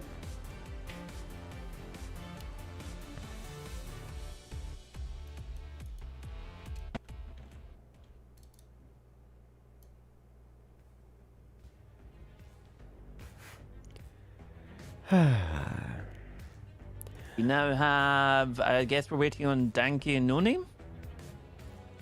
Yes. Or are we going to Genesis and Trump? Danke and No Name should be the next match coming up here in a moment. I don't believe No Name is pressing yet, so we may skip them for this match. Ooh. Oh, that's closed for a bye. Okay. It's been a while since we've had a bye. We do have some teams on standby, I believe. Okay.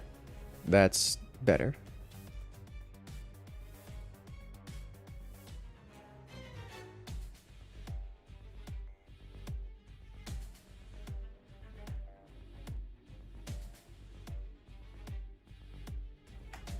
Let the cat herding commence.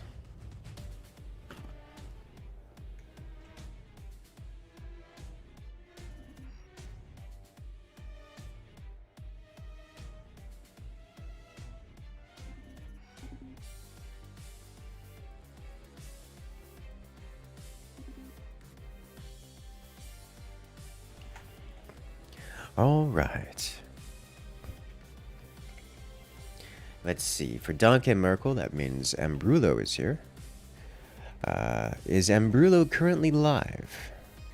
Now it's time to check.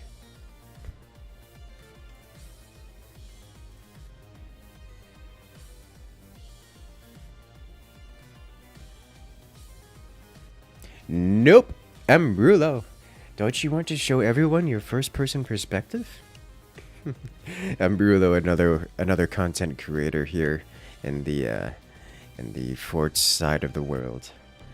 Usually streams on Twitch most of the time. He's not currently live, unfortunately, so you guys won't be able to simultaneously observe the first person and the overall. Alas.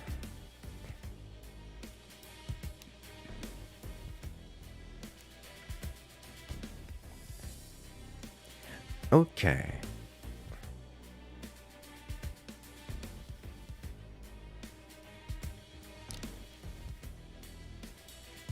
And Echo is apparently saying hello again to everybody. Hello, puppy. He's turning 2 in November. Oh wow, he's like actually. I forget that he was like actually a puppy. Yeah, I mean, because he was a rescue, and he had his gotcha day last in August, because it was a year since we got him. Mm-hmm. And yeah, he turns 2 in November, and he's very much a puppy. He has some things that he stopped eating the carpet, which is now nice. I like how that's the stopped eating the carpet. Yeah, because when he got here, because he was eating the carpet, chewing things and everything, but like a lot of that stopped. He did also eat through the cable that was from my external hard drive. Well, that's not ideal. It was replaceable at least. But yeah, he's actually really great and is listening to commands and everything just now. Just try to get his anxiety under control, because he was on the street. He was pulled off the street in Romania. So he hears certain voices or certain tones. He's like, "Ee!" Panics. So yeah, so we're just trying to get that under control and everything. But he lets me lift him up and everything. Like, he's completely fine with it. And I've never met a dog it can just go to the vet because like he had a bit of an emergency vet appointment and he had to get like a jag and everything and all that, and he got his temperature taken in. Stood there, didn't make a fuss. He got a jag, his temperature and everything. I was like, what? We have his like worming and tapeworm tablets and everything like that. He just takes and eats them. I've never been around a dog that does that. Really? Okay. No, all of my dogs haven't had issues with that. Like they've always acted like the medicines, like the tapeworm. Like they've always treated them as if they are candy or dog treats. But I have heard cases where dogs don't.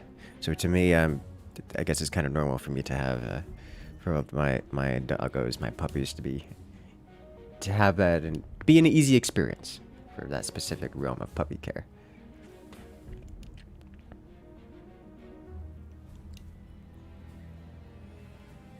I think we've got everybody here, but it looks like there's an extra. There's 3 people in team 1. What?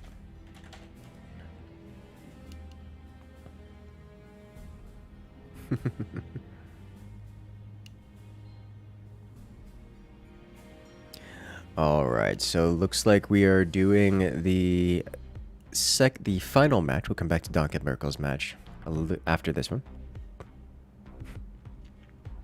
So who do we? Is it Genesis versus Yes. Genesis versus Kremukars. It really does sound like we're summoning the Norse gods. Yeah. Or maybe Norse demons. Or the old gods, one of the two. Yeah. All right, so the map should be caverns. Let's make sure that is up. Bump. There we go. And I think we're about good to go, although it looks like someone has to download the doodles.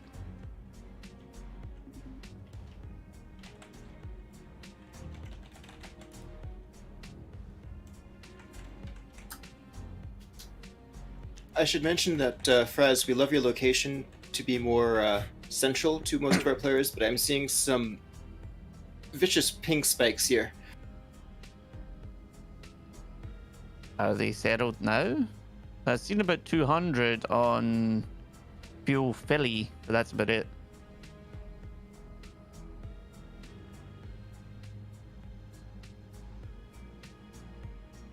It could be also because of the time. Although it usually it's okay. I mean, I'm not entirely sure if you know, but the UK kind of went bleh at the moment. I'm taking that you know the news. I've heard a fair few things. I haven't kept up to date with the current status. I meant the news of the other day. Yes. I just haven't kept up with how that has affected things. Like ever since stopped, basically. I mean, I'm not surprised to hear that. But the thing is, people have been going to events and events have been cancelled. They're not refunding people. There are people losing out in thousands of pounds and everything. And they're also taking big guns and fire them off of big castles and stuff. It's like, what?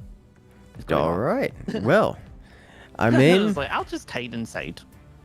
It sounds like a good day for us to focus on forts and let's get some online entertainment going. So, ladies and gentlemen, this lobby is set. The bands are in and the players are ready. So let's get this started. We need the splash screens updated.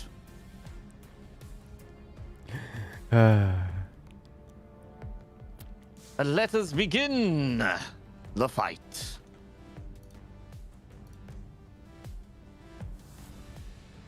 Yes, we need the splashies updated, I think.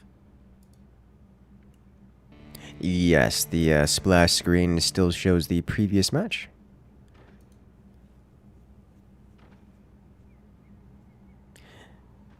Almost. Oh, I got it in the mid-update. Well, that's unfortunate. Okay. So we'll do the introductions here in a moment. Thank you, Romero. There we go.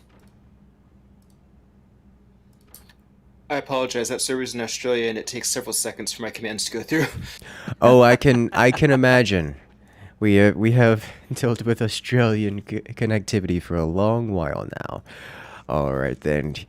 We're off into this next match here. We have Team Genesis on the left-hand side. Are we missing a player? We're missing a player. Someone didn't make it. Fraz, we're going to need a restart. Okay. Just hit that quit. Boop. Did I just put forfeit? Yes. Okay. I was seeing 600 ping spikes for Melody, I'm afraid. Yeah. Internet connectivity issues, it would seem.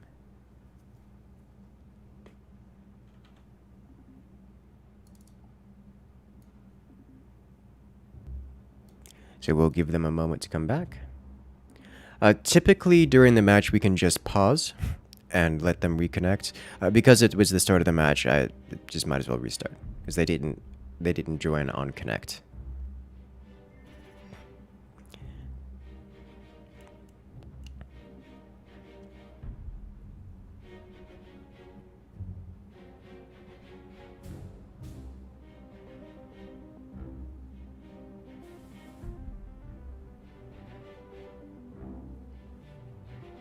All right, so start it up when you're ready. We might. Are we good now? Are we good? Yep. Let's do this. Let us do this. And we're off. Genesis versus words. Oh, geez, why are you like this? All right, then, for our introductions, we have here on the left-hand side, it is Team Genesis, made up of Full Felicity and Lavin. Both players that we have seen a fair few times in these tournaments. I don't think they've gotten a tournament win, but they have been active participants and a threat for sure. Facing off against their opponents, it's Team Kremuvkarze.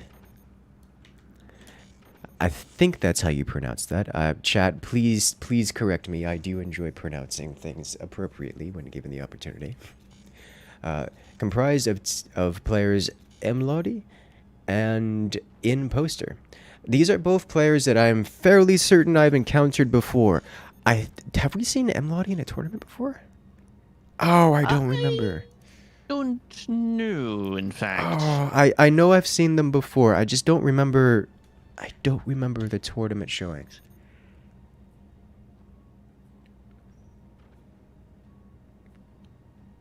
Oh gosh, I feel bad now. Missiles. Get swarms. We got swarms. Okay, so we're going to kick things off with some missiles, it would seem. Yes. Which is always a good time. Team 1 going with the pinch fist option. Pinch fist, great for any kind of rush. Notorious for swarm missile rushes because you can just sell off your entire base, turn it into missiles, and slam your opponent very early just because missiles are great at dealing damage before the heavy weapons really come out. Team 2 with the Warthog commander. I imagine going for a cannon rush of some variety.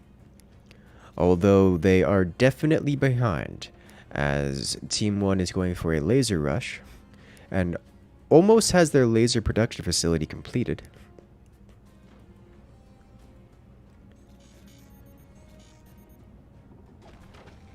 Whereas Team 2 doesn't even have their cannon tech placed. Which Team 2 is seems to be, I don't know. Something feels off about Team 2. Not in like a necessarily a bad way. It just seems to be they've gone very heavily on economy, maybe. No. So mines. The Team 2 players are playing as most inexperienced players do. They're going for economy, but they're not going for economy faster than Team 1. And the big thing is that they are building more than they need, and they are not getting rid of their extraneous, unnecessary assets. So they still have their machine gunners, they still have the slanted metal, They still have the unnecessary nodes.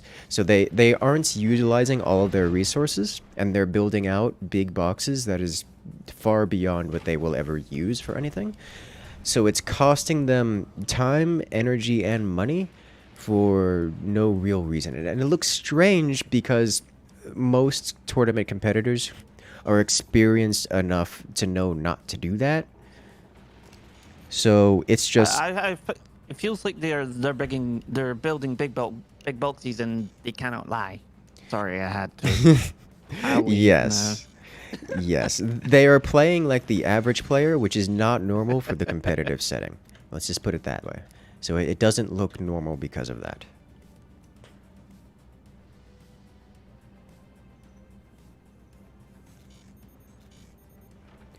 So here we have the double nuke launching out of Team 1. 4.5 minutes in. It's actually... And away it goes. Oh, a drunk nuke. Oh my lord. So, interestingly enough, that was about the best case scenario for Team 2 here. If it didn't go drunk and hit his economy, it would have slammed both into his core and this match would already have been over. So, yes, Team 2 has taken absolutely devastating damage that has reduced his economy to actually 0 mines. But he's still alive, which is better than the alternative. Speaking of which... Whoa, there we go. Nukes don't go drunk, and player has been eliminated. And away it goes. And away that goes too. Cannon o'clock. That was... That 5 minutes... I think that's the quickest match we've had so far. Yes. It was just like... Boom. Very And, one-sided. Yeah. A standard heavy weapons rush from Team 1, and Team 2 is knocked out. That is... Yeah, so we're on to... Are we on to round 2, or are we still to do Danke and No Name? We still have to do Danke and No Name. I know No Name is not present, and we were looking to get a substitute. I'm uncertain as to the outcome of that search. This match did not last very long, so I imagine the outcome has not changed. So we will see here in a moment.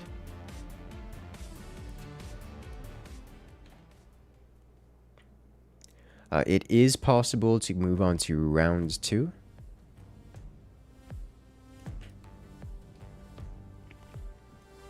And come back to that, to come back to the Duncan Merkel match later.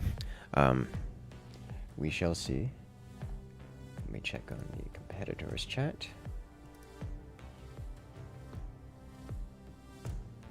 Okay.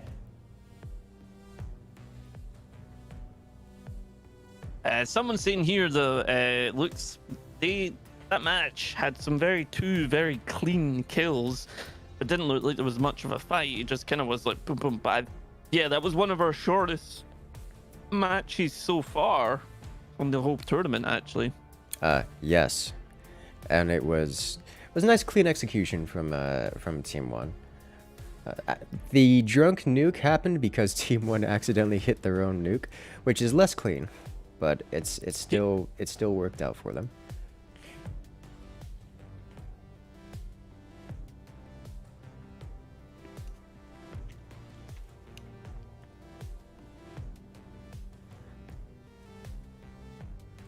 If only, if only.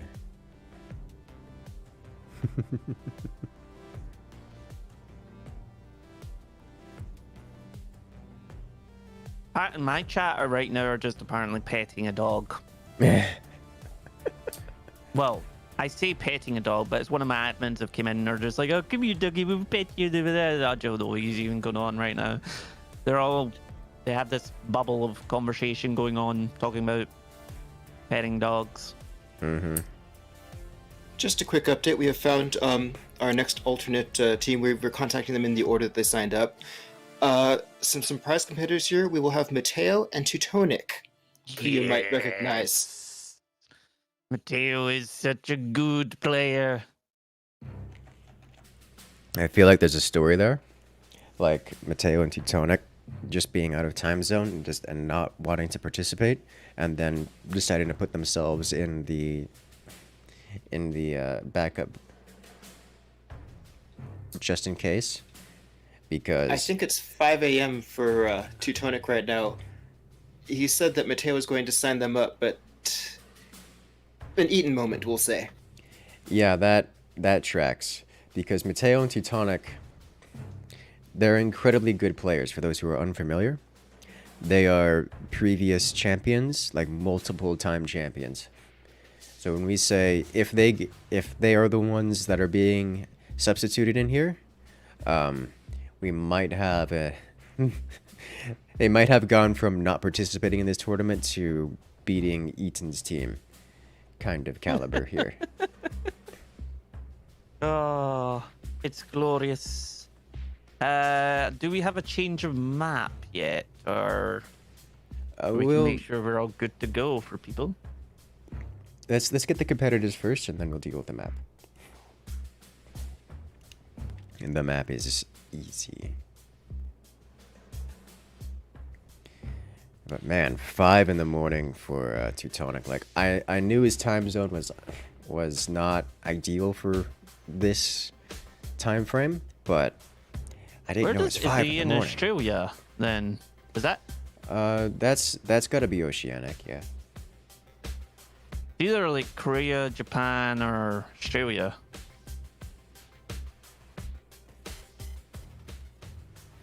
From backup to winner, potentially.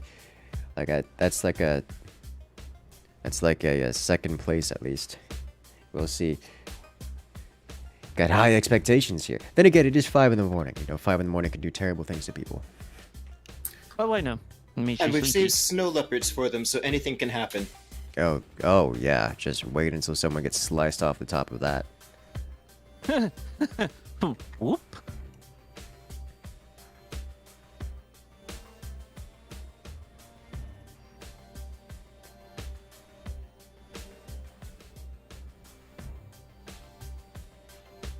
Oh jeez.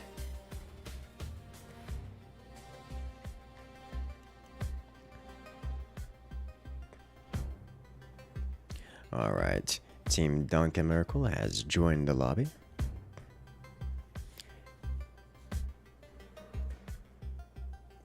Mateo and Teutonic to come.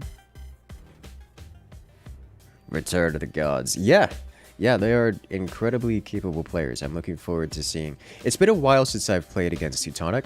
He's currently ranked 3 on the ladder. Oh god. Incursus, see the tournament bracket, or the standings. How did I get it to move up? How do you get it to move up? Like to scroll down to the bottom? Like mine is currently looking. Escort. I have mine set to only show the top 6. Ah, okay. Okay.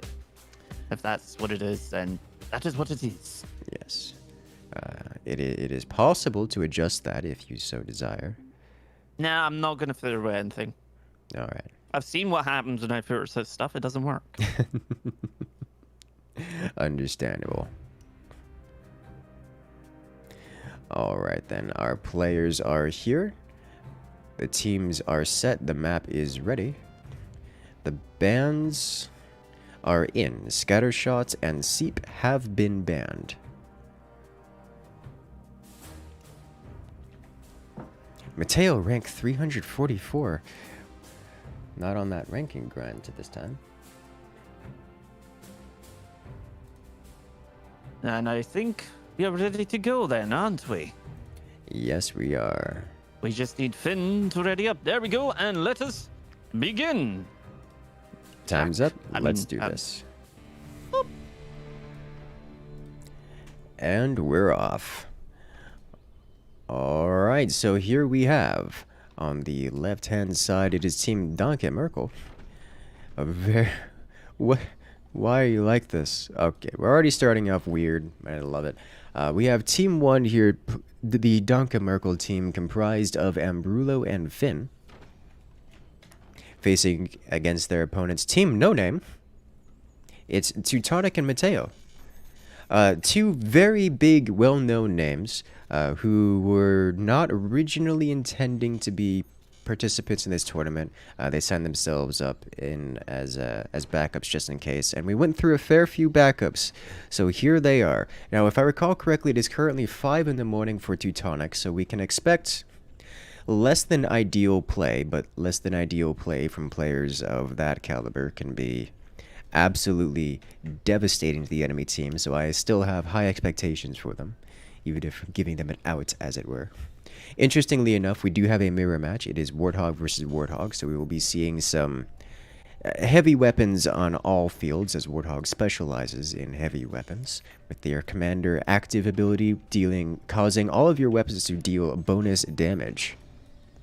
So it looks like everyone is looking to go for a glass cannon style. I say as the lower player for Team 1, and the lower base is going for a base design that is not commonly seen for a heavy weapons rush. Usually we see this variant for mortars. Well, I'm going to be curious as to how that adapts into a heavy weapons variant. Actually, now that ooh, that's so risky though. If he's gonna build it like that, I'm curious to see how he's gonna. I'm curious to see how he's going to adapt it. I'll just suffices to say that. I do like these turbines up here. It creates a. Oh yeah, no, he's just gonna go for it right in front. Okay. Okay. Typically, doing it like this is risky. Usually, instead, you would put mortars here because you can hardwall off the front of your base, and you don't have to worry about someone doing something like slicing directly into your core, because this one top brace with someone with any angle, let's say if this player builds up to on top of his turbines and then fires a laser or god forbid a cannon with bullet drop directly on top of the core, it will just drop in through this top brace and slam into your core. So usually to avoid that, you build an entire block above your core, which, as you might imagine, is going to get in the way of building any kind of weaponry above your core. So you can get away with this, building a weapon directly on top of your core, if you're doing something like mortars, for example. Because mortars, as they are indirect fire weapons, you can build a giant block in front of your base, create a solid hard wall that prevents any kind of projectiles from getting anywhere near your core, and still have your mortars deep set into the base nice and firm, and you don't have to worry about anything happening. And because you've done turbines that are out and to the back, you have plenty of room and open air to do your indirect fire weaponry. However, that appears to not be the case this time. This time, we have a player who's just built a weapon directly on top of their core, effectively leaving them exposed and vulnerable to direct fire heavy weapons, which is going to be relevant because both players are Warthog. Here we go. It looks like those lasers are going to be above, which means that they could replace this sniper with a solid block and move the sniper up one level, and everything would be much better defended. I wonder if that's going to come back to bite them. Their opponent their teammate directly above them has gone with the howitzer cannon combo. We have seen this time and time again. It is very effective for many reasons. Team 2, unsurprisingly, gone with a double laser play. Mateo is very well known for their lasers, nicknamed Mateo, constantly getting, should I say, made fun of for having ruler-like accuracy with their lasers. As if someone were using a ruler to measure. Oh, yeah. Oh, is he doing it? Looks like he's getting rid of the sniper, getting a solid block to protect himself. Great, just in time, because it is a little bit past cannon o'clock. Right, the first sniper has fired, and lasers and cannons and explosions are about to begin. There it is. First shot's fired. Oh, what? Massive damage. Well, I hope he didn't want that one. Just being a few seconds faster on the build order, you guys can see here this laser finishing construction while it's still repairing from the damage. That's all the difference it needs. Just being a few seconds faster means the laser doesn't complete and gets destroyed in the process. Ooh, boy. That is a lot of damage.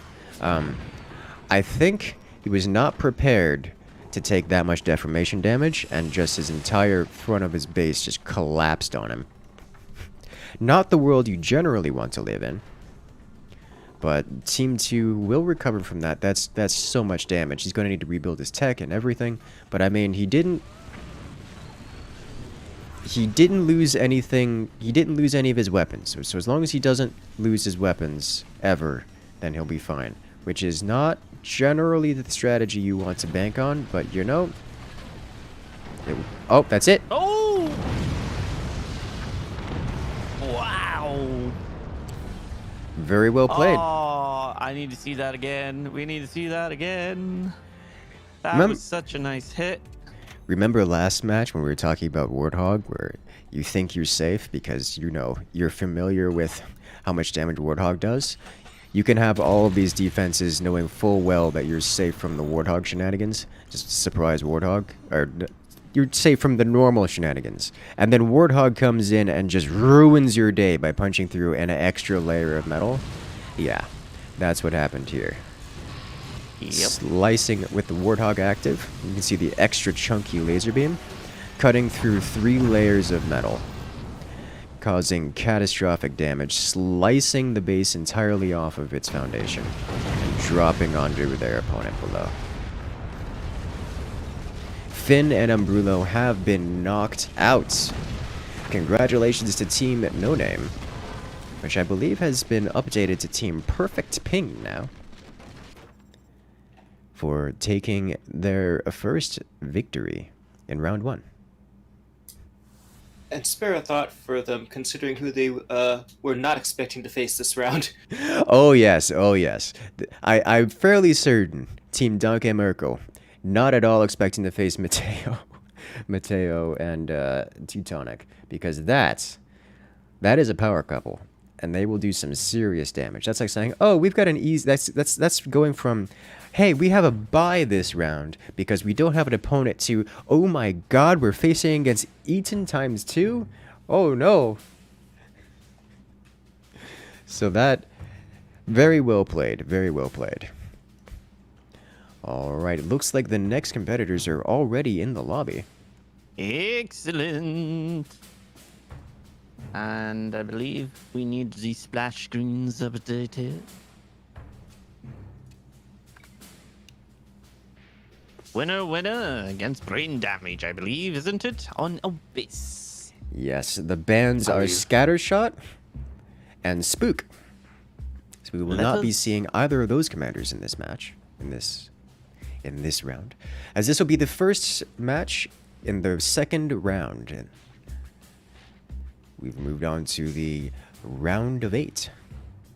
Yes. Let us begin, shall we? Competitors are not quite ready just yet. They're still getting themselves set up, discussing amongst themselves. Oh, now they've all readied up. So we are good to go, I think. Let me ask the players real quick. All right, we are good to go. Let's do this. Team 1. All right. The splash screens are still seeing like Team 2 for me. For some reason. Give it a moment. And round 1 should see round 2 now, right? Give it a moment for the for it to update, and then we'll swap on over.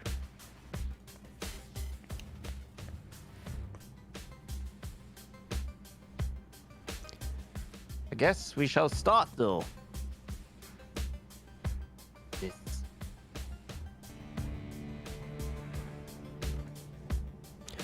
All right then. We are off.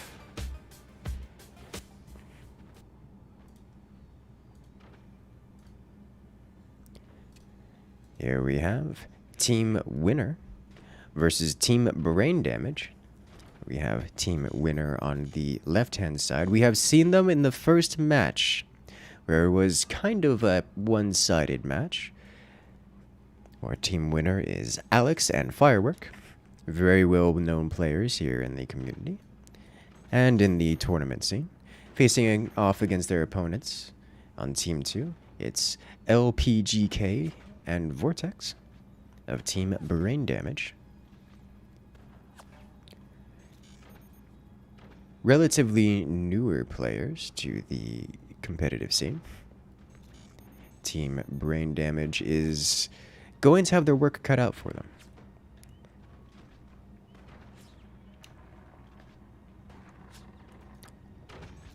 I'm interested to see if Team 1 goes for the underhanded nuke, as it were, as there is a specific spot on this map where you can get vertically launched swarm missiles, despite there not really being any vertical space to place them. You can kind of slam it off the you can kind of jam it into the corner here, which enables you to get a nuke from below, which is absolutely devastating because it's almost impossible to deal with from an AA perspective at these ranges.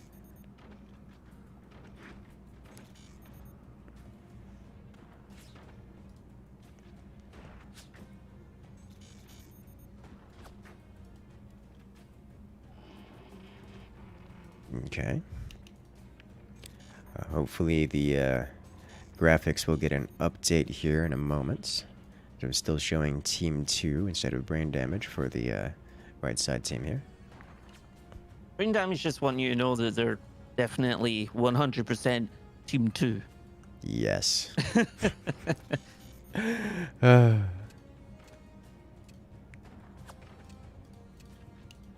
All right. Interesting note, Team 2, Team Brain Damage here, is Pinch Fist, which means that they can sell off all of their items for full price, and they get a reduced cost to firing all of their weapons during their commander active, which means that they can rush out weapons by basically selling off most of their fort. You'll notice that none of these forts here have metal on them anymore, or at least the lowermost fort doesn't have metal on them anymore. That's because they sold off their metal for full price so they can get weapons out faster, or get technology faster. Oh no! Oh no, that was... Oh, that's devastating. It was so close. Team 2's lowermost fort built his munitions plant too close to the edge. When he wobbled his base by constructing out on front, it caused his munitions plant, his expensive technology, to collide with the wall and detonate itself. Oh, that hurts. You cannot build your technology that close to the wall. A buzzsaw just to apply any amount of pressure, but that's going to put them so far behind. Team 2, despite going for a greedy rush where they sacrifice so much, their munitions plant is only at 1/3 construction, whereas Team 1 has already finished their munitions plant. Oh, that hurts so much.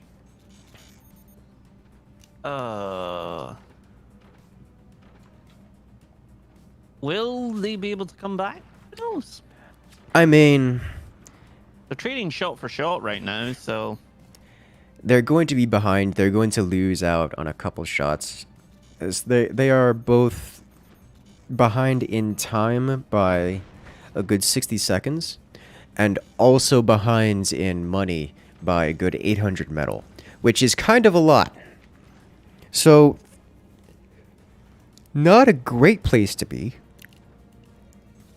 by any metric.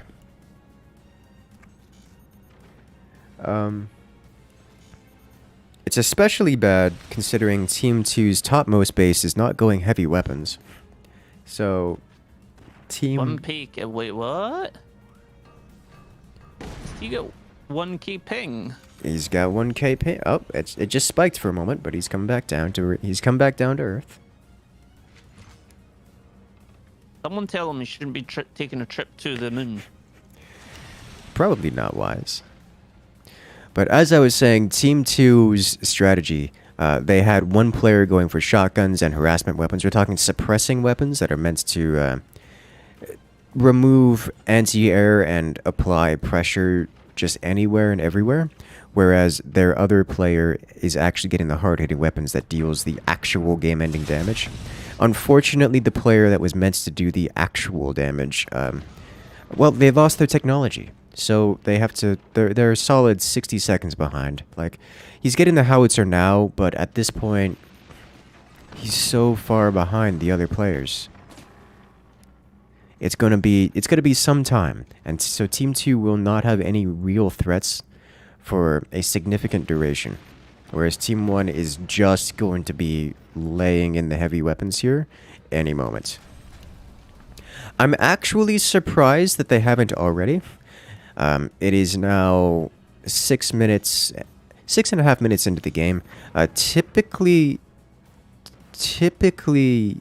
you get heavy weapons fire by the 5-minute mark. So, Team 1 is already a solid 1.5 to 2 minutes behind the usual timings for opening fire, as it were. Even on this map, Abyss, where you have to do a bit more expansion, they're still a bit behind in their timings. I'm not certain why. I think they just wanted to go extra eco, so they delayed everything significantly. Ooh. Oof. Got a little bit of bounciness there.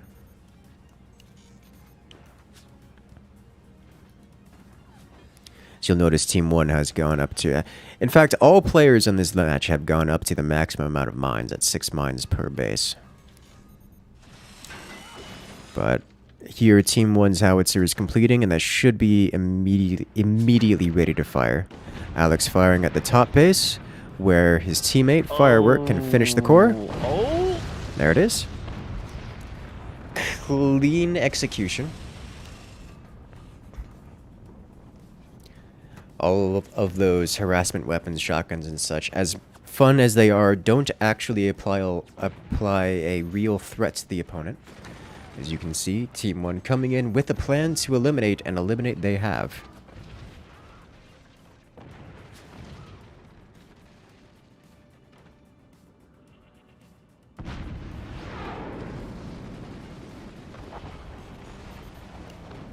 That howitzer finally coming online for Team 2. It does manage to land a hit, but with no follow-up, no additional weapons, it's not going to turn the tide without a door snipe. Oh, that core is now exposed.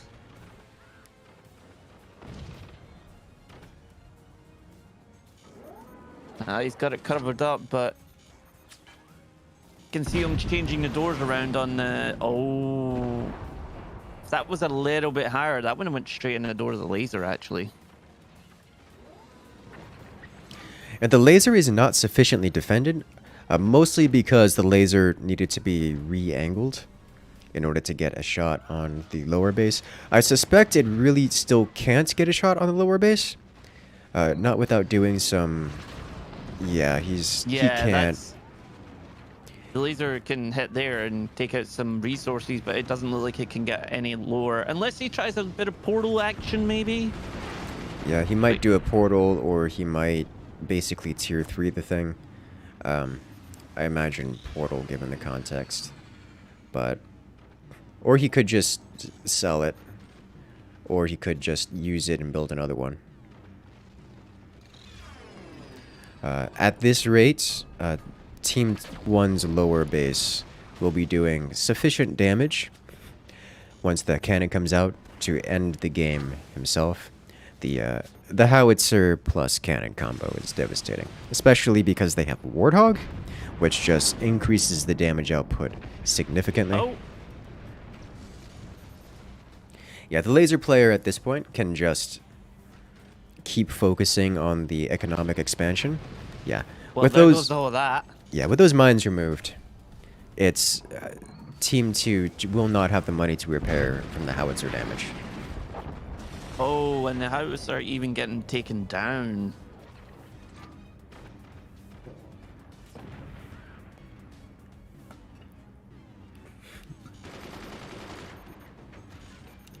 Here we have what is unsurprisingly a one-sided match. It's just slow, methodical, and, well, taking the opponents apart piece by piece. The howitzer hitting a little high, not synergizing particularly well with the cannon. I don't think he's getting that shot through, to be honest. Unlikely, no. Team 1 has also developed a shotgun, which is one of the hardest counters to the howitzer, as it guarantees that you remove the howitzer from the air. Assuming that you're, paying attention and actually use the thing. As it... Well, that's not true. With the Warthog passive, it enables shotguns to be automatic, which means the howitzer's never getting through.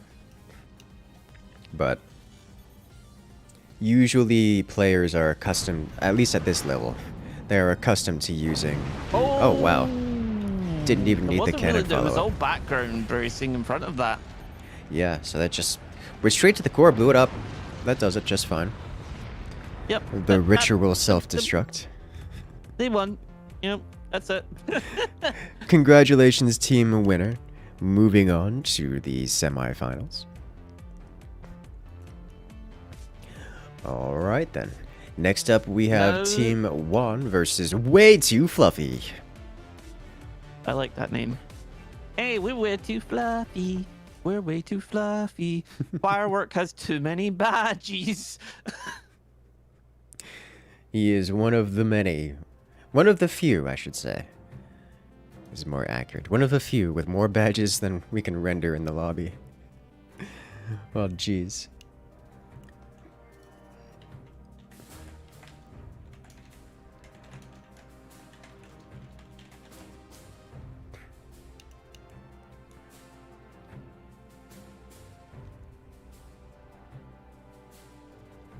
Alright then. Ooh. Looks like we're back on balls. Balls. Just say balls. People love this map. I can't possibly imagine why. Alright.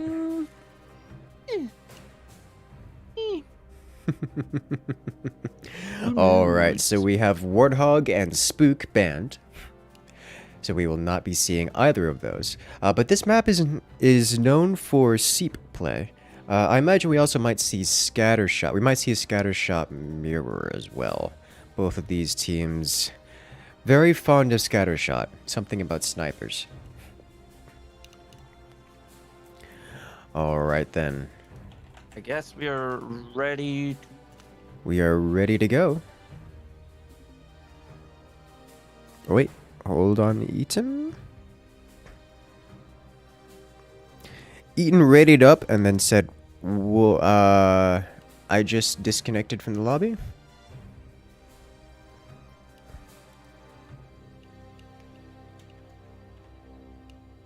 I think we've lost Fraz? I'm back. Am I here? Can you hear me? Yes. Yeah, my PC just blanked out and started shutting down. I'm like, what? What? Give me a quick, fast moment to get everything back up and running. Oh dear. I All right. apologize for whatever. I don't even know what happened there. All right. We will rebuild the lobby. Oh dear. OBS stayed open, but everything else was like, oh, Interesting. And I don't know why, but I was only going to put the cable in my phone to charge it, and then the PC was like, oh, shutting down. I'm like, what? So, yeah. All right. Sounds like we need to go in through your event log at some point. Yeah, probably, because whatever it is doing. There we go, Force and multiplayer. Go. We will be back momentarily, folks. Don't you worry. There we go. And I like lobby is up. I like being on the lobby screen and seeing the other tournament competitors just in their own lobbies playing matches in between the actual tournament matches. Oh dear. Well, everything's back there. These lobbies back up. I just need to find all the mods again. It's that one, isn't it? I'll suggest them for you. Much apologies for that, people. I don't even know what happened there.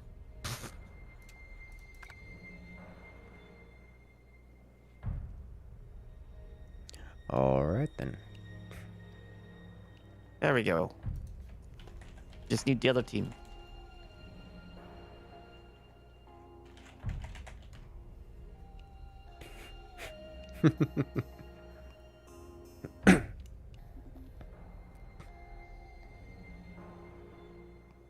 That was...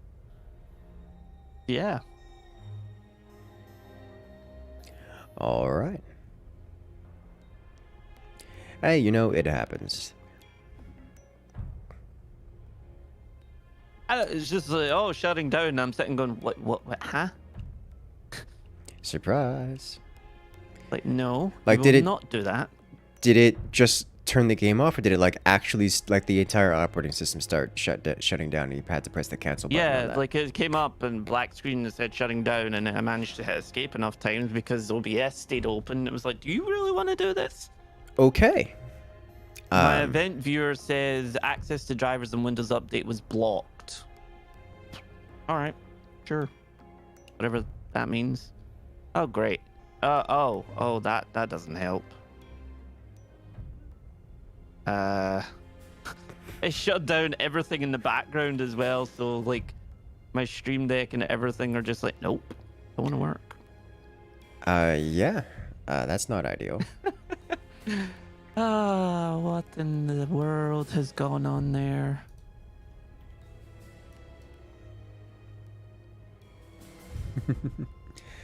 Technical difficulties. Welcome to live content. Well, at least we're back running. Alright, so we just need Team Juan. And here they come. Hmm.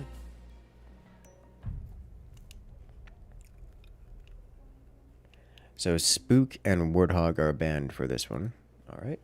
Yeah, Eaton was saying that he did need a minute, so he certainly got his minute, or at least will be getting. It's like, I need a minute. Well, you got one, as in my PC decided it didn't want to stay on. Mm-hmm. I sent you the thing anyway. I still have the thing where I occasionally get issues when I have actually editing in Premiere. Mm-hmm. It will, if I pull something in from, like, say, you know, you open your documents and you go in and pull in a sound effect or something, it'll freeze the PC and it'll blue screen. I don't know how you manage to do this to your computer every time. Me and technology don't get on. I've noticed. But Oh no. I don't suppose you have a UPS connected to your computer. I do. Why? Well, that still eliminates most of my theories. Unless he's got a USB attached to it as well. No, it's just a power, free battery powered ones, free battery powered ones. Either way, the players are ready. The match is Excellent. made. Okay, we're good So to let's go. jump Let into us it. begin and not have anything break. And we're off. Of course, something breaks. Oh no. There we go. OBS wasn't picking up the game now. Hey! I called it. just gonna- We've got a scattershot mirror match. Yes, both of these teams are well known for their affinity for scattershot. Mostly because snipers and also the 20 mils are just nice. Like, they're really nice when you get them all right. But here on the left hand side we have Team 1 made of Tex and Eaton. Probably the favored team to win this tournament outright. They'll be playing Scattershot against some really rather worthy opponents. It's Team Way Too Fluffy on the right-hand side, comprised of Dami and Bowser. All players involved extremely well known extremely high prestige and high skilled players, this is going to be a match that's either going to end very quickly, like some kind of top tier samurai battle where it ends in 1 second, or it's gonna get a long, dragged out, scrappy fight of similar, evenly matched players.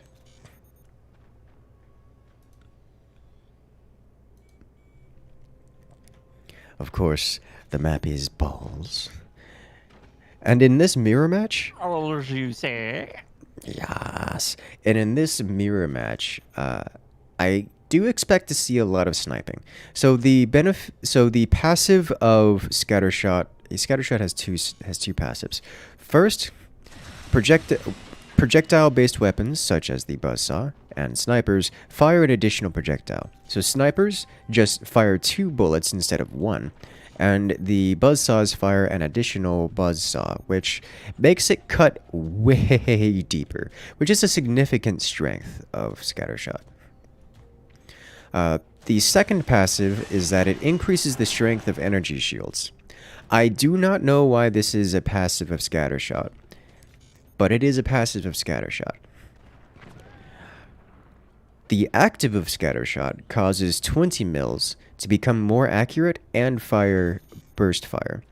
To be more specific, it causes every projectile weapon, including 20 mils, to be more accurate. And then it causes 20 mils specifically to fire burst shot, which gives it a little bit more precision and gives it a little bit more damage, which is nice. So typically for the Scattershot playbook, you have snipers all over the place because double shot snipers. The occasional buzzsaw because the bonus buzzsaw projectiles are just good. Although we'll see in this match they're not doing all that much. They're just plinking away a little bit, as it were. Plink, plink, plink, plink. And you know then, what they should do? They should create a mod where it's just me and you making the sound effects. oh no. I mean, that would be hilarious. I've got so many sound bites I could choose from. Some But- people have used some of my sound bites, like on the Fraz cannon. People have used me going Shuriken. Yes. That's a lie. Ooh, actual Oh, buzzsaw what? damage. We have a collapse. We have deformation into a collapse. That's an exposed core. Oh, that's actual damage done. Team 2 is now officially in the officially behind, with 70% one of their cores. That may not be oh no, losing the 20 mil. Oh no, Team 2 is being picked apart. They got a little greedy. Just firing the 20 didn't take mil. any damage there though. The 20 mils do so little splash damage. Like, they do not break things. Oh, jeez. Okay. So that's just unfortunate. Oh, almost causing another collapse. So the main difference here, Team 1 built everything attached to their main ball. You'll notice that they didn't expand for anything other than a little bit of energy, a little bit of economic Metal? production. Team 2 put all of their weapons and important bits on the expansions, and buzzsaws are incredibly good at getting rid of expansions. Both teams and all players have lost access to their expansions at some point.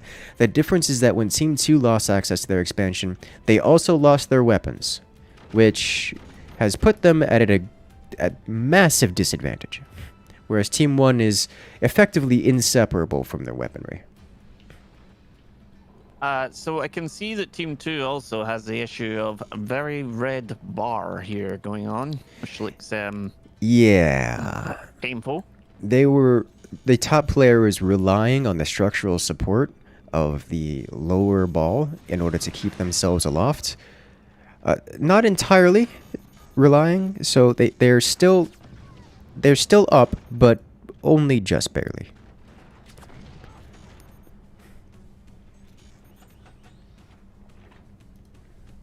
So it's going to be a matter. Okay, commander active from team 2. We should have two 20 mils. Oh. Massive damage. And that was just a buzzsaw that did it. Yeah, it took away the 20 mil, and the 20 mil capped on the side there and started burning stuff away. Like that's a good trade there. Oh, and cutting off some of the eco.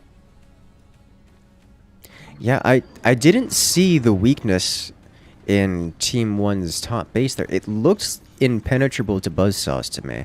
I didn't catch... I clearly I did not catch the... what happened to make it take that kind of damage.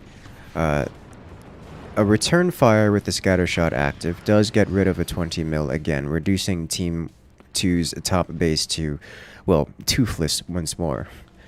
Team 2's lower base is looking to fire the 20 mils. They don't have the commander active, so I think they're just going to fire them in order to gain charge. Yeah, they're just firing just to get some damage, and they'll have to do the commander active next volley. All right, so Sorry for the upgrade center. It can get hit. oh yeah, yes. It's just waiting to get sniped. That's an expensive repair bill, but I don't think either team is focusing on that. While, yes, we do see the top-tier players spending a lot of APM on sniping, when it matters, the players will focus on more important things, and both teams have more important things. The sandbags keeping Team 1's weapons safe for now. A buzzsaw completely removes all of those sandbags. If that was done in the opposite order, we might see this game swing heavily into favor of Team 2. But that's kind of the thing. This match is still, despite all the damage dealt, still fairly even. Surprise development, we have swarm missiles being added in, which is not terribly surprising. Balls is known for its ease of use when it comes to the missile-based weaponry. It's just something to take into account. Buzzsaw lands, opening the way for potential 20 mil cannons. Just firing the 20 mils to charge their commander active. Team 1 is ready to fire. Commander active. Oh. Focus firing the top base. Is that going to be it? That's it. And away it goes. It was into the close. abyss. That was very close, but top base just barely doesn't make it and is removed from play. Mind you, because Team 2 was investing most of their goodies into the center ball instead of their starting island, Team 2's second player is able to easily reclaim the lost expansion, and with it gains 2 mines and a free 20 mil. Oh, but a buzzsaw disconnects. Remember how buzzsaws are great at causing disconnects? Well, unfortunately, that has happened, and has resulted in loss of another heavy set of weapons for Team 2. That connection really needs to be defended far, far better. It's not going to last, basically, the way it's going now. Yeah, Team 2's got one opportunity now to fire with their commander active, all 3 of their 20 mils.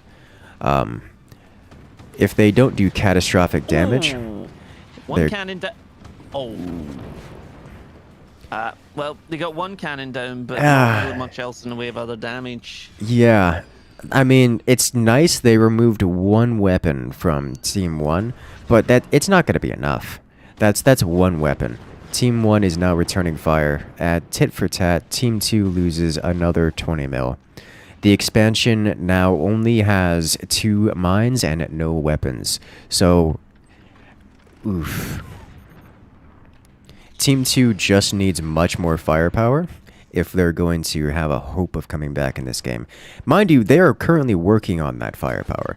With the missile weapons below. The nuke is being prepared. Uh-oh. Oh, Massive damage. Critical hit well, from the cannon. I hope he didn't want no sandbags. Oh, he wanted them. He wanted them real bad. He's got to rebuild that immediately. Once Team 2 fires the next volley, if they don't have once Team 1 fires their next actually charged volley, Team 2 will not survive without those sandbags. Buzzsaws takes out the AA. I'm surprised he didn't wait for that. If he waited for that and then fired it with the nuke, he could have actually just removed Team 1's lower player here. I've just realized though, there's nothing to stop the nuke hitting the bottom of that fort. No, there isn't. It's one of the reasons why it's so very difficult to defend nukes on this map. It's one of the reasons why nukes are so popular on this map. All he's got to do is fire that, which he doesn't have a sniper.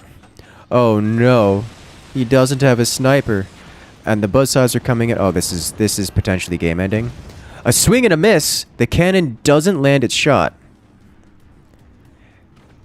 Oh boy. Team 2 lives off of a poorly aimed volley for Team 1. He's going to get an opportunity to fire the nuke if he gets a sniper. He still doesn't have a sniper in production. Why has he not got a sniper? I don't know. Bowser, you need a sniper.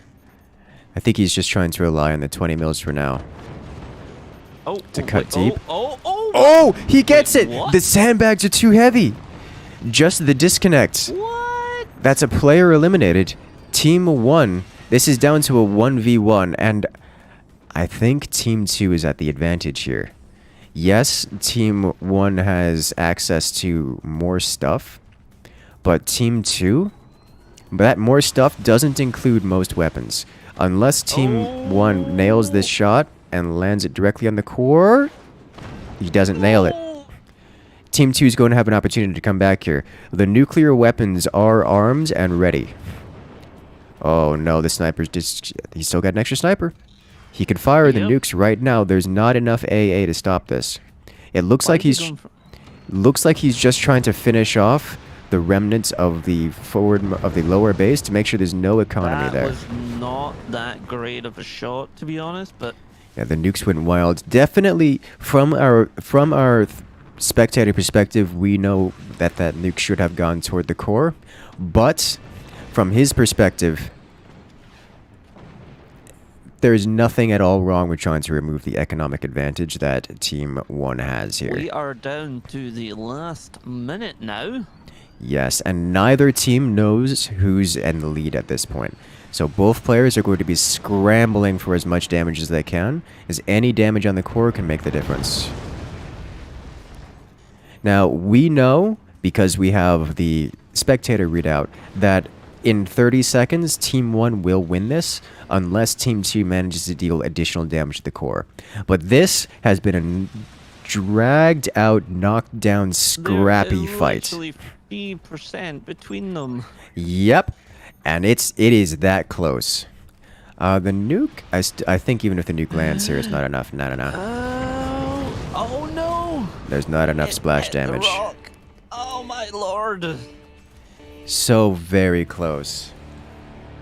That is 2%. It must be like this is like 0.5 of a percent.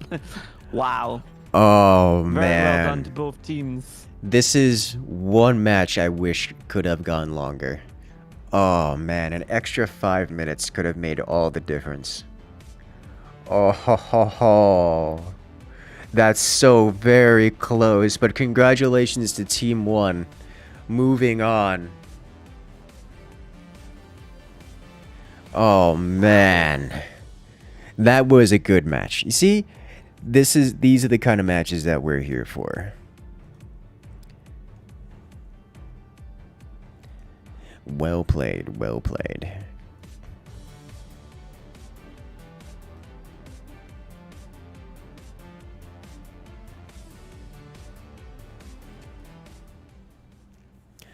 All right then.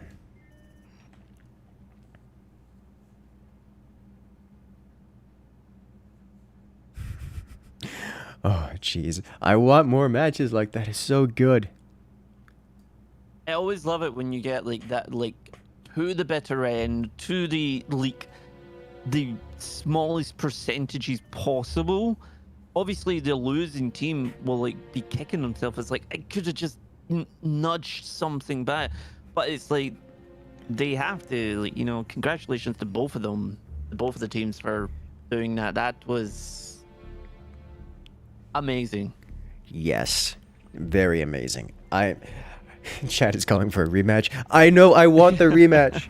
It's okay, guys. We have Ethan at home. He comes and joins us during our multiplayer matches all the time.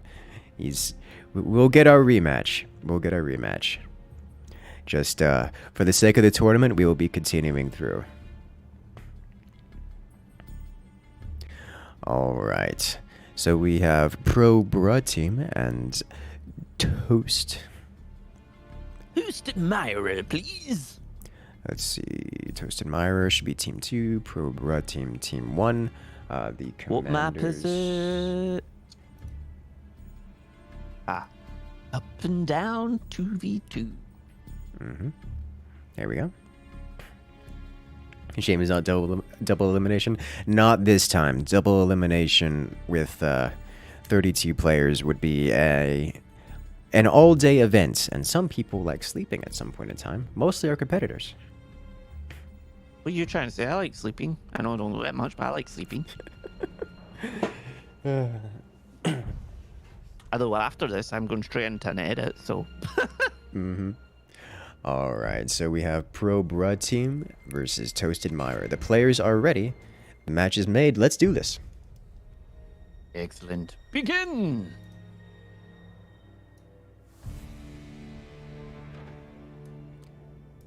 And we're off.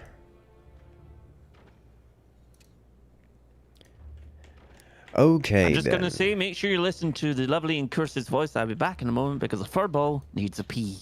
All right. Here we have on the left-hand side, it is Pro Bra Team on Team 1, comprised of Shuka and Vertix, I think, is the way to pronounce that. Making a name, should I say, a spectacle for themselves in their round 1 match, where they went for an extraordinarily greedy pinch fist build and slammed Noah's team out of the tournament in what was extremely satisfying and very well performed strategies, using a magna beam of all things, which is a level of cooperation and coordination that you don't generally see even among the professional players here at these tournaments. And here on Team 2, it's Team Toast Admirer, comprised of Thurbenzin and Naomi, or Buanwo.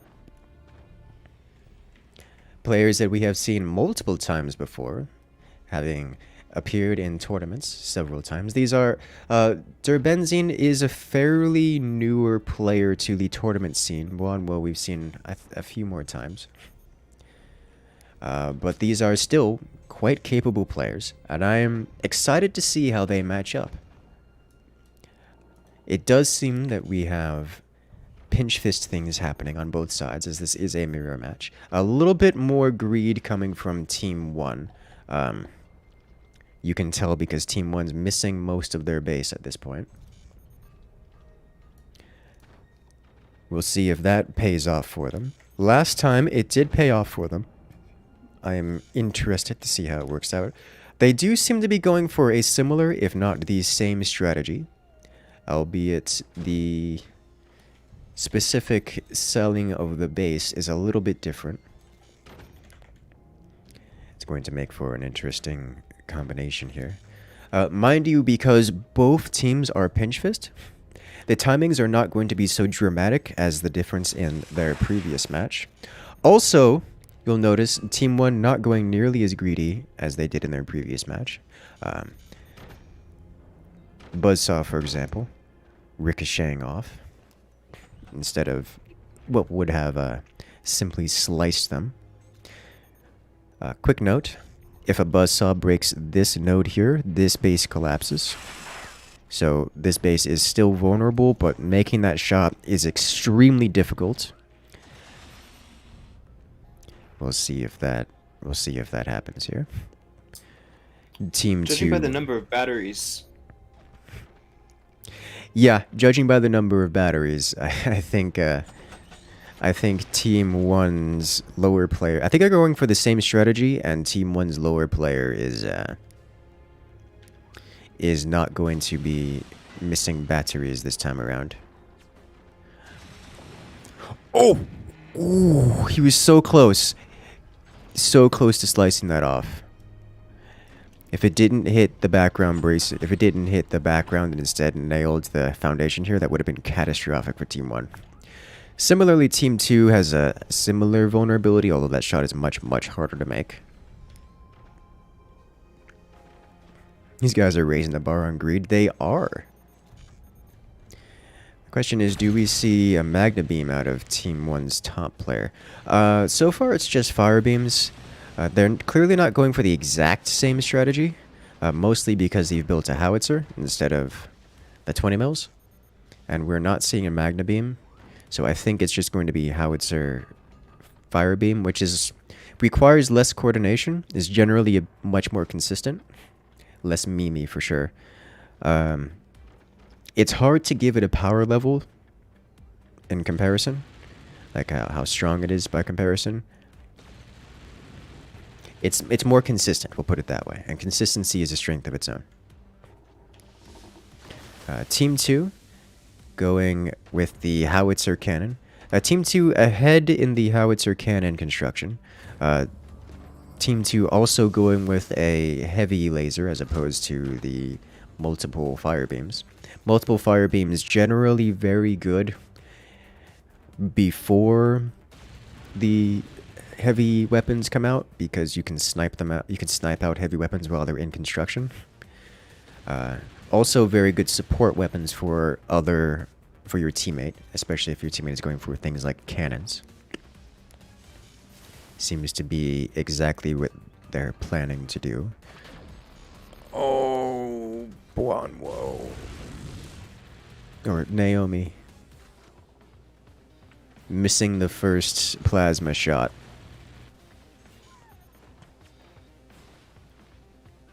That could have been devastating had it hit the economy.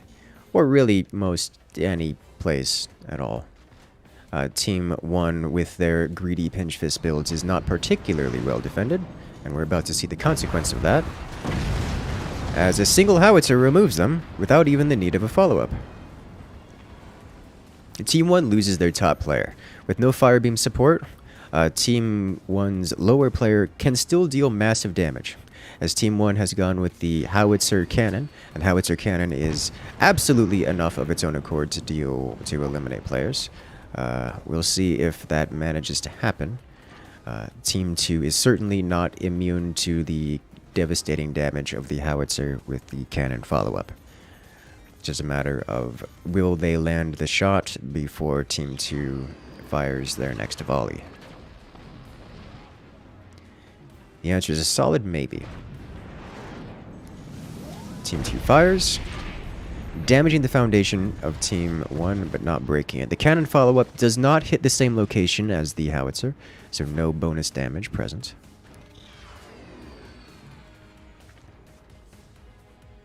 Looks like the German team is in the lead this time. Howitzer fires. Shot down. Team 2's anti-air response is enough. The howitzer does not make it across the field. At this point, Team 1 is likely going to have to invest into some map control assets of their own, flak, shotguns, snipers, just to suppress Team 2, or that howitzer is not likely to cross the map. Massive damage. The foundation of Team 1... Oh, that's it. I came back at the right time. Team 2 with the victory. A clean pickoff. All that greed. It works well when it works. But when you get opponents that can punish it, it can do devastating. It's could be a really rather unpleasant experience to be on the receiving end of heavy weapons fire when you don't have enough armor to defend against it. When you've gone super greedy and not built out your big boxes and the like. Results in devastating damage.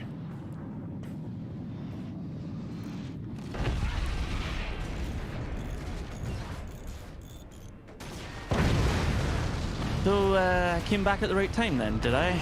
Yes, yes you did. Good. I would have been back a little bit quicker, but somebody decided to have a barking match at his own reflection. Just puppy dog. Just puppy dog. Yeah, no, he things. saw himself in the window and then just started barking. And then every floor we went down, he barked at himself. Went outside, barked because he felt like it. I bring him back up and he's just like, I didn't do anything. Oh, jeez. Well, congratulations to Toast admirers as they move on to the semifinals. Next up, we have Perfect Ping versus Genesis. Two teams with high caliber players. This is going to be another good match. Or Mateo is just going to door snipe someone and remove their core in one shot. One of the two. All of the above. That's true. That's not mutually exclusive.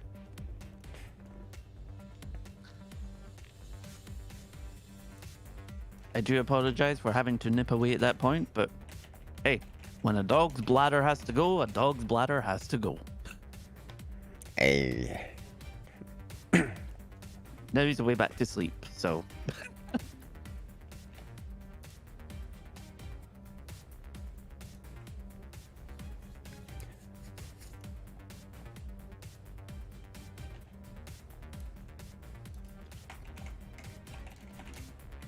Oh, dear Lord.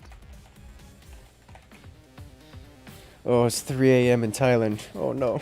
Our poor competitors. This time zone, not ideal for the oceanic region. Ah. Oh, jeez. Alright, so we'll have Team Genesis versus Team Perfect Ping. Deep has gotten banned by Perfect Ping, and Spook is banned by Genesis. Bum bum bum. Let us begin the attack. Alright. Kick it off when you're ready. Team 1's thing needs fixed. That comes up as just saying Team 1, or is that what we're going with? On the splash screen. I think we're going with that on the splash screen because we didn't get a logo, they didn't give us one. yeah.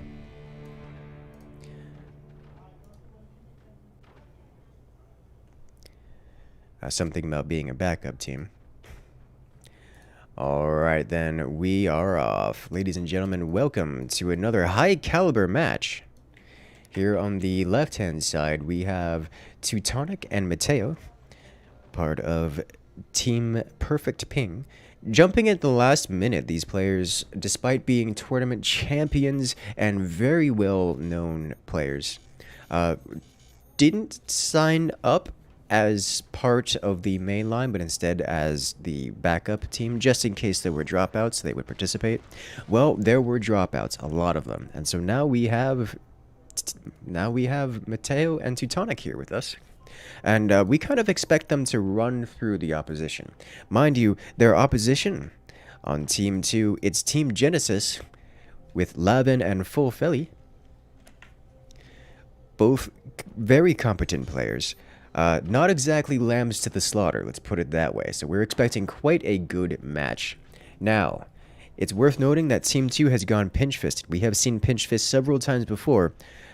It means greedy plays, weak bases, massive damage output. We've got glass cannon builds incoming.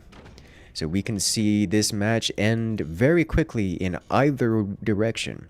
Either Team 2 does the damage they need, or Team 1 survives and retorts in kind.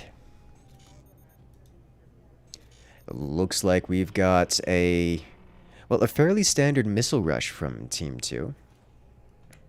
We have the forwardmost base going for double swarm missiles into fast nuclear launch. Where the upper base is going to be going support, we're going to see, I believe that's going to be Firebeam variant support. I've actually taken to going with the shotgun variant support as opposed to Firebeam. But Firebeam support, very good. Also has the added benefit of igniting their own nukes, allowing for bonus damage output, which is just way more aggressive. But like, the shotguns are a little bit better at removing anti-air. So there's benefit to both. We have seen successes in both. Looks like Team 1's not being particularly cautious with their defenses, leaving swarm missiles the chance to deal damage. So we're seeing those swarm missiles actually fired before just upgrading directly to nuke. Looks like... Would you like a nuke to the face? Well, that's going to be happening, given that Team 1 is going for heavy weapons. Yeah, they are covering. You notice that they're covering the wood, or they're covering the metal with wood. That's because metal is cheap and doesn't have to be repaired. Instead, they could just, you know, seal it off or repair it on the cheap. Metal is expensive, and they don't want to pay the repair costs for having to repair metal. So instead, they're just skimping with the wood and letting it go. Now, Team 1 is about ready to get their heavy weapons under construction, which will put them... well, not ready to fire before that nuke is ready. So Team 1 has spent all the money they need to get weapons on the field. Now Team 1 just has to survive, because Pinch Fist is here, and they've got nukes. And mind you, unlike in the Eaton match, in the the Team 1 match, Team 2 has not had their energy production damaged. So Team 2 will have the energy to fire these weapons multiple times, which is not the ideal condition for Team 1 to be in. So Team 1's going to be investing into some AA here. We already see a flak and a machine gunner. We're going to see some more machine gunners in play. You can see the front base is preparing for Yeah. taking it to the face. Yes. All of these players, they know what's happening. It's just a matter of, can Team 1 defend that laser? I don't think he's ready yet. Oh, he's not. This is panic building. This is, oh no, I'm not ready for the nuke. Not yet. Ooh. It Also, hits hard. hefty chunk to the core. Yes. The Team 1's lowermost player needed just a little bit more time to get that extra module in front. If that, honestly, despite the core damage being significant, bringing Team 1's lowermost core down to 77%, if that nuke had instead aimed at the weapon emplacement, this match would look very different, because that would have removed Team 1's only and first real weapon, which would give Team 2 ridiculous amounts of extra time. It's probably not helping that his teammate keeps hitting him in the behind. The flat cannon was actually hitting his core. Well, I mean, it was hitting the core is protected from behind, just in case of this kind of thing. So he's not really hurting. It's just awkward. It's just funny to see. Oh, AP sniper, interesting. Another interesting note, Team 2's top base, instead of going for Firebeam support, is just going for raw damage. Firebeam, Plasma Beam combo. I mean, it's a great follow-up. Typically... Oh, is he going to try and do what I think he's going to try and do? Oh, nice. Sort of a nice sort of take out the nuke and then, you know, well, he didn't really get through anything because there's a lot of wood in there. Jeez. Yeah, the dense wall. Uh-oh. Okay. Trying to cut through. They want in, and they don't want your cookies. Well, Team 2 is running out of time. That howitzer is going to be completing in the next 30 seconds. And then the damage output from Team 1 will be... Here comes another nuke, devastating. They're trying to... Wood Can't open the completes door. in time. He's gonna have to oh, nice. Alright, Warthog active, should be online. Teutonic should be activating and then firing that howitzer. And we Yep, have a there it laser goes. follow-up. Uh-oh. As long as the shot is true, the laser follow-up. Well, it didn't go down. So they missed Core's the not- core, over-penetrated the base, but missed the core. So that will put a heavy damper on Team 2's forwardmost base. Without energy production, the double nuke play is just not. It's not a thing. He's going to have enough energy stored up to fire one, but in doing so, he's just going to have so little energy left. Ooh. Oh, no. That's it. Away. Team 2 didn't have enough defenses against the howitzer, completely exposing the base, and leaves Team 2's uppermost base destroyed. This is down to one greedy rushing nuclear launch of a player without enough energy to fire his weapons and not enough defenses to survive. It's only a matter of time before Team 1 just grinds them out of the game.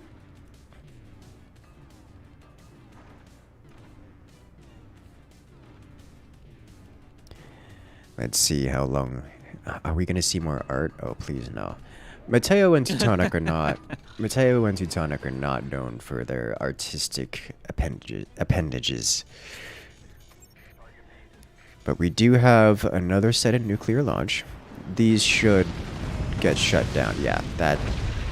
Not even close. Oh, but the laser misses. The snipers don't.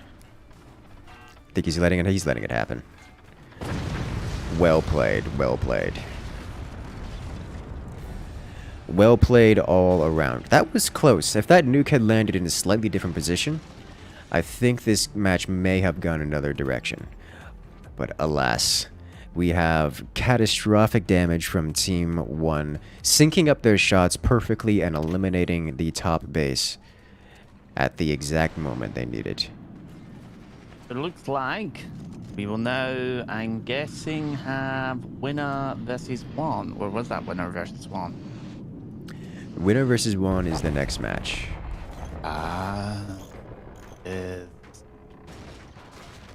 As Perfect Ping moves on to the semifinals.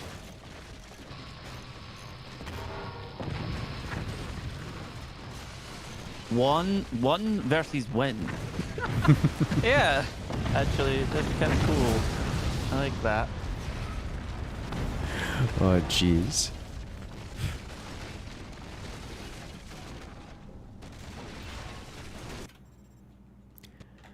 All right. We're getting the players into the lobby, and we'll be starting momentarily. Let's go, let's go, let's go. We'll begin.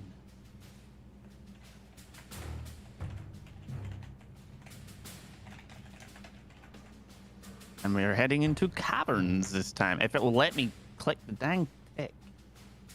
It's just like, no, you're not allowed to tick.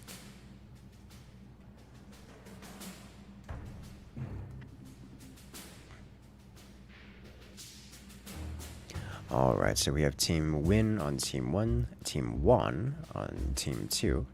It's looking good. We have Scatter and Warthog bands on Caverns. Excellent.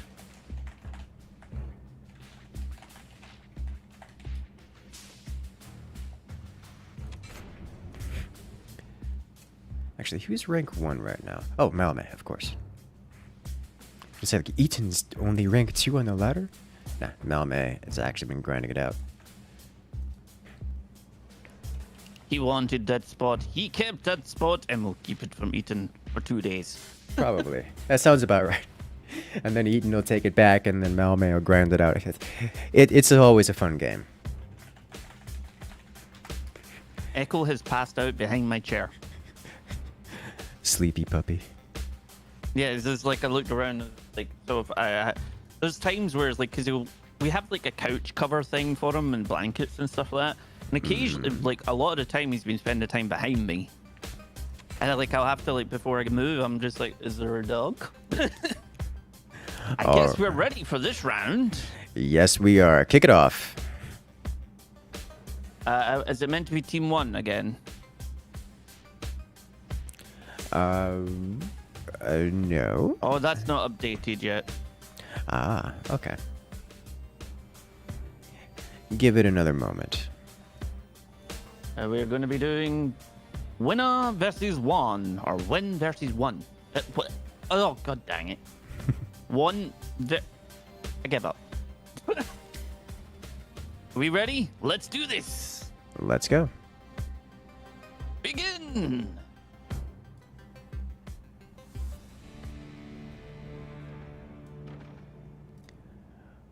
All right, and we are off. Who shall win? Who shall fall? This is the first round of the semifinals we're going into right now. Interesting. So I was thinking about this.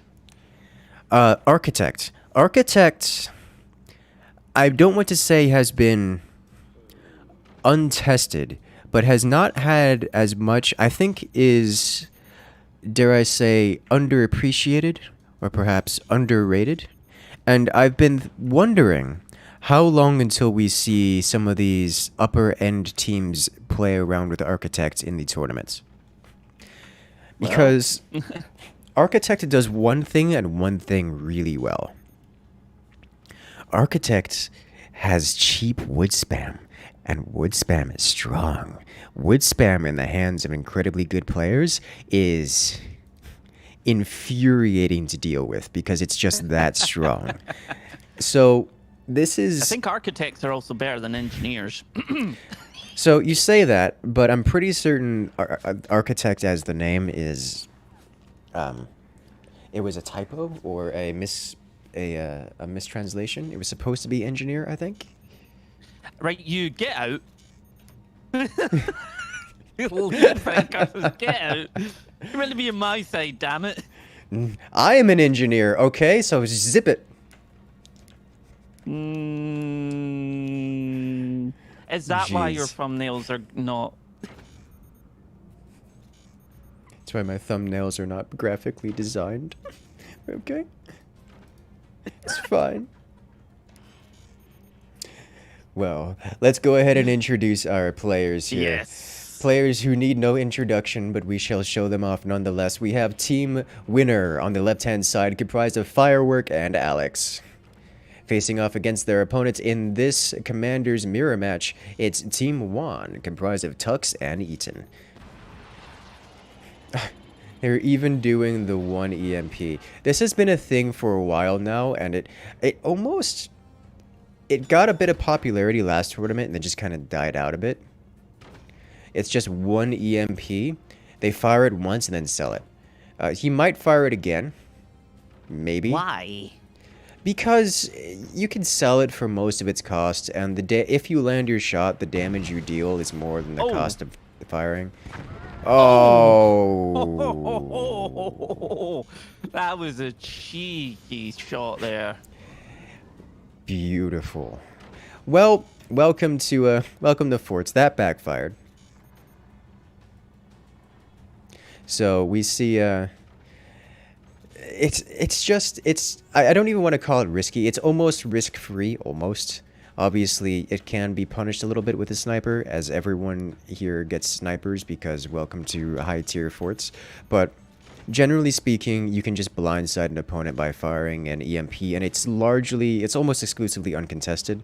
It got 6% damage done, it shut down the core.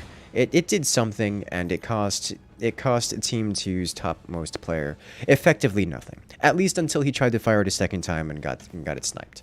But generally, you fire it once, and you sell it off, and it costs you like 50 metal to do 6% core damage and some energy damage and whatnot. So it's generally just a worthwhile thing to do.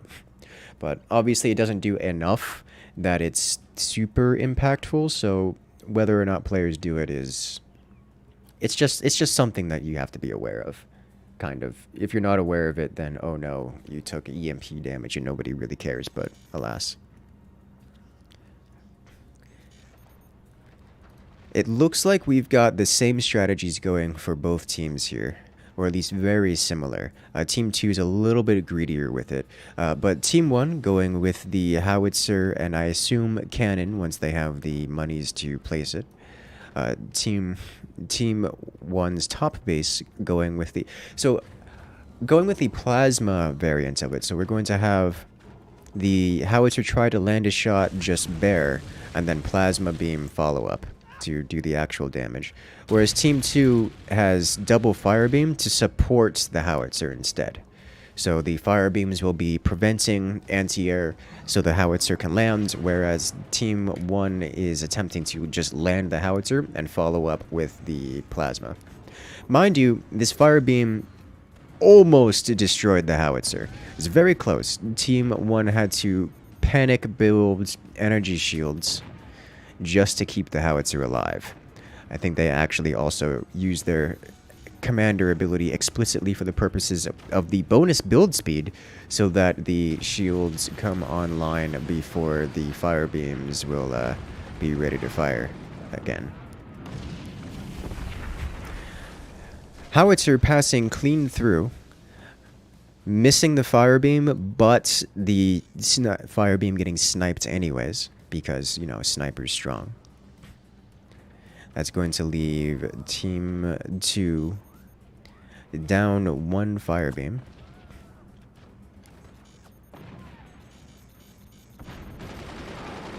We'll see all those machine guns get burned out of the sky by the fire beam, allowing it to actually land. Manually fired machine guns, we have some hot machine gun on machine gun action. My favorite kind. Looks like Team 1 also investing in a fire beam in an effort to assist in the anti-air endeavor. Doesn't do enough. You needed an additional fire beam or to have it aimed a little bit better. Looks like Team 2 has the cannon follow-up for the howitzer already ready to go. So if this lands, this could be devastating. Wow, I think that the plasma actually burned the howitzer out of the sky, but not before it got within explosive range. So it still dealt massive damage. Cannon aiming below, splitting their target focus. Usually not something we see.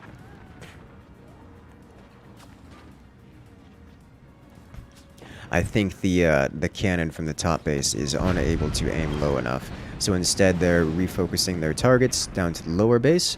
Howitzer misses. It needs a little bit less power. That howitzer clearly not intended to aim at the lower base first, which is unfortunate for Team 2.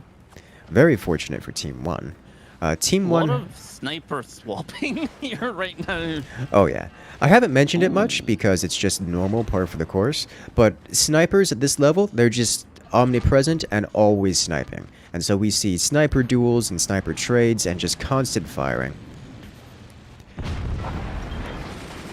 Incendiary howitzer landing against Team 1. The AA for Team 2 is enough, but the snipers come in for the cleanup. Team 1 loses their howitzer, and with it, their primary damage dealer. Team 1 is down to a single laser for damage output, which, while works, is not going to be enough to end the game. Team 1 is now on damage control. Team 1's purpose, try to get door snipes. Hold off. There it is. There's the door snipe. Oh!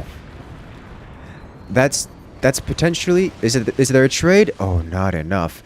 Architect coming in clutch, constructing that wood just in time. Will that snap with anything important in it that could cause damage? No. The Team 1's husk of a base will not be falling onto... I'm sorry, Team 2's husk of a base will not be falling onto the remnant survivor, as you can see. So as I was saying, door snipe was Team 1's only hope, and they nailed it and got the critical hit, causing cascading secondary explosions, destroying Team 2's topmost base, leaving Team 1 in the advantage despite having only a single weapon left and not even a firing angle to deal damage. So right now, Team 2's lowermost base is effectively untouchable. It can't be harmed by Team 1. And there we have it. There's the return fire. Team 1's lower base is destroyed by Team 2. We're down to a 1v1. Looks like Team 1 has finally adjusted himself to get an angle with his fire beam to deal some damage, but a fire beam does not destroy much. Oh, well, there goes a couple of snipers. I guess hope they had health insurance.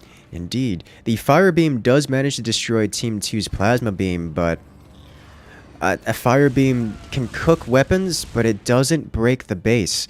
Team 1 needs to reevaluate their weapon choice and their weapon positioning if they intend to do anything in this match. Team 2 has just sold off his remaining weapons. He's tech swapping already. He's selling off his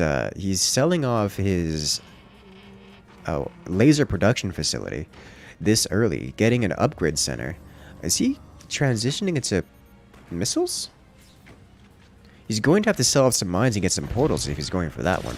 But I feel like it's making me panic a little bit with Team 2's base because it's flashing red. you know, you get used to it after a while. It's just par for the course. The reality is that flashing, he could sell off that brace right now. He could destroy it right now if he wants to. It doesn't matter. That is not a load-bearing strut in this base. It's just decorative. Oh. Oh. Oh. Oh. Oh. He's got another chance for the close. No, he didn't. And there goes the other sniper. Yes, we're going to have a fair bit snipers. Mind you, without the howitzer in play, those machine gunners are not particularly needed, so we're not going to see them really rebuilt. The snipers, on the other hand, we will see them rebuilt. My question is, okay, so he is transitioning into cannon tech, just like Team 1 is doing. He's going to be ahead of the pivot, because Eaton here in the Team 2 base he started the pivot earlier, and so he's going to be a bit ahead. We'll see how that works out. He's... God, huh? mortars. Why are you like this? What? It's Huh? fine. He's just applying pressure. Oh, okay. Sure. What? What is going on? I am curious where he's going to put his cannons. He's probably going to build howitzers. Oh, that laser is open. It's... Oh. We were down to nearly the last 2.5 minutes of this match, and there's just... yeah, they're... Oh, yeah, no, the teams are dead even right now. It's 2.5 minutes remaining, dead even on the teams. We're not...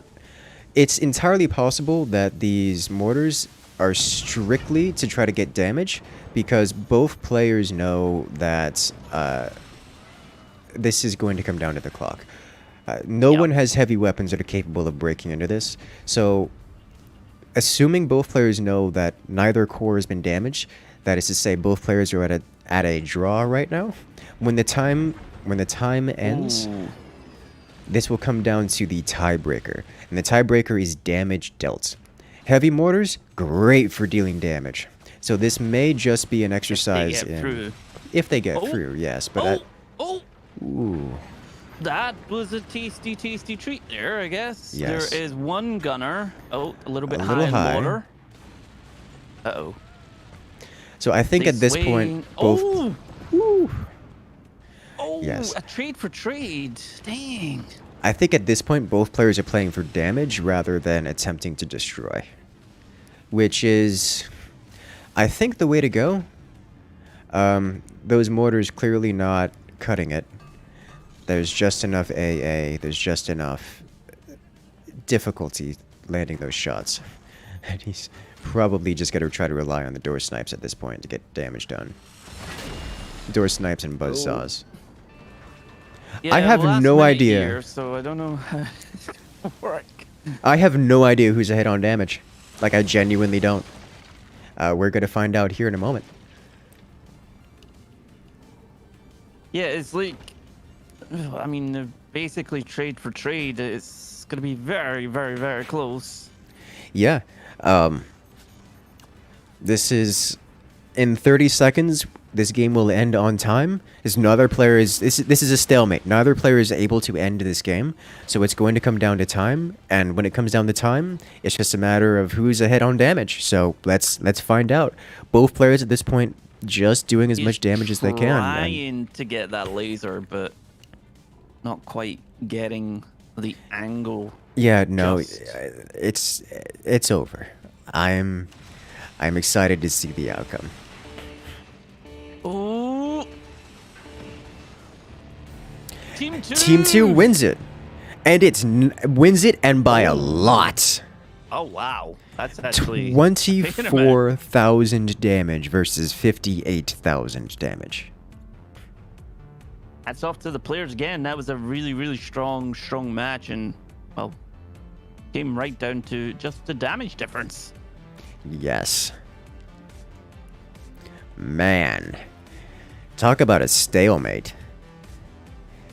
All of these high tier players going scrappy to the end. It's beautiful. You love to see it. Alright then, we have Team 1. Moving on. That's Eaton's team. In a tiebreak. Next up, we have Toasted Miner versus Perfect Ping. Excellent. Alright, let's go.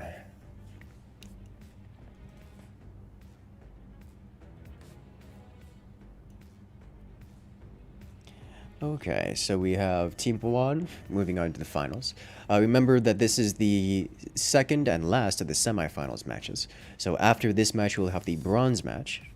This means... And then the finals. Exactly. This also means that the team which is defeated in this match will immediately be playing again in the bronze match. Ooh. Place your bets now, folks, who you're going to be wanting, Toasted Miner or Perfect Ping. And then we'll see. And the bronze finisher will also win one of the prizes, it should be noted. Excellent. Yes.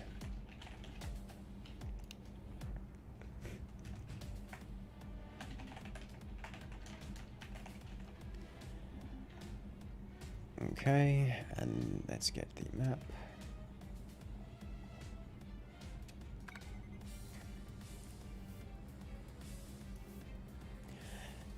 We have scatter shots and seep band.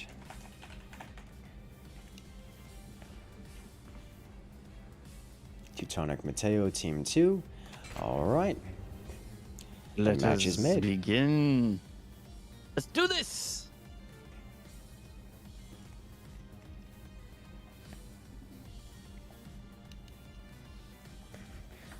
And And we're away. off. The last of the semifinals is here, and it's Toasted Miner versus... I keep going to just say Team 2. Team 2, once no name, now Perfect Ping. In this Warthog mirror match. Alright, here we have on the left-hand side, it's Team Toast Admirer, comprised of Durbenzine and Naomi. Both players that we know and love here in the tournament scene. Facing off against Mateo and Teutonic, the powerhouses of the tournament scene. We are going to, we're going to see some interesting combat here, I imagine. And I assume it's Imagine going to... reversing them. I mean, I'm totally down. Oh.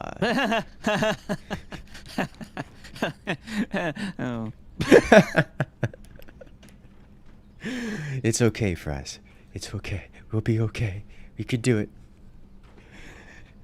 I feel like if we ever met and then it was like we were going in a tournament or something like that in person, you'd be like, it's all right, patting my back and that, giving me some water, and I'm like, oh my god. Be aggressive! Be aggressive! I'll be like the cheerleader the whole time while playing. You just go like, go, go, go, and I'm just like, ah!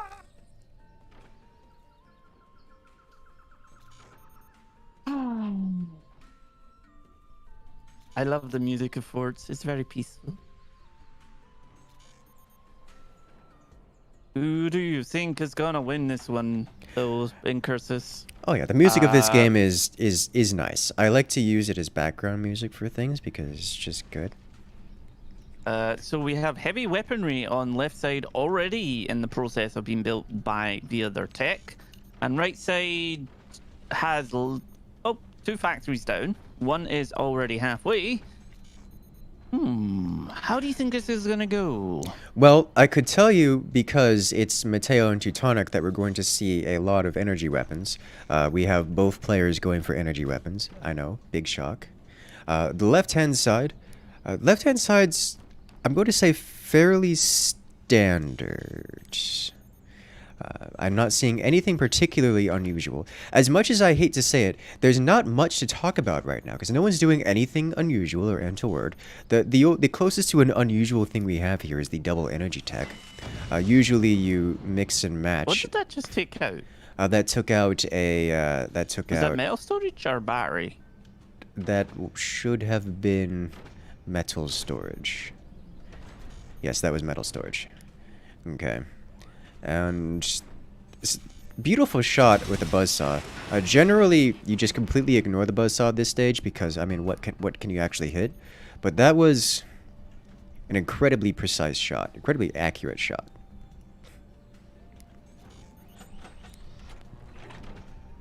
Something you don't generally see.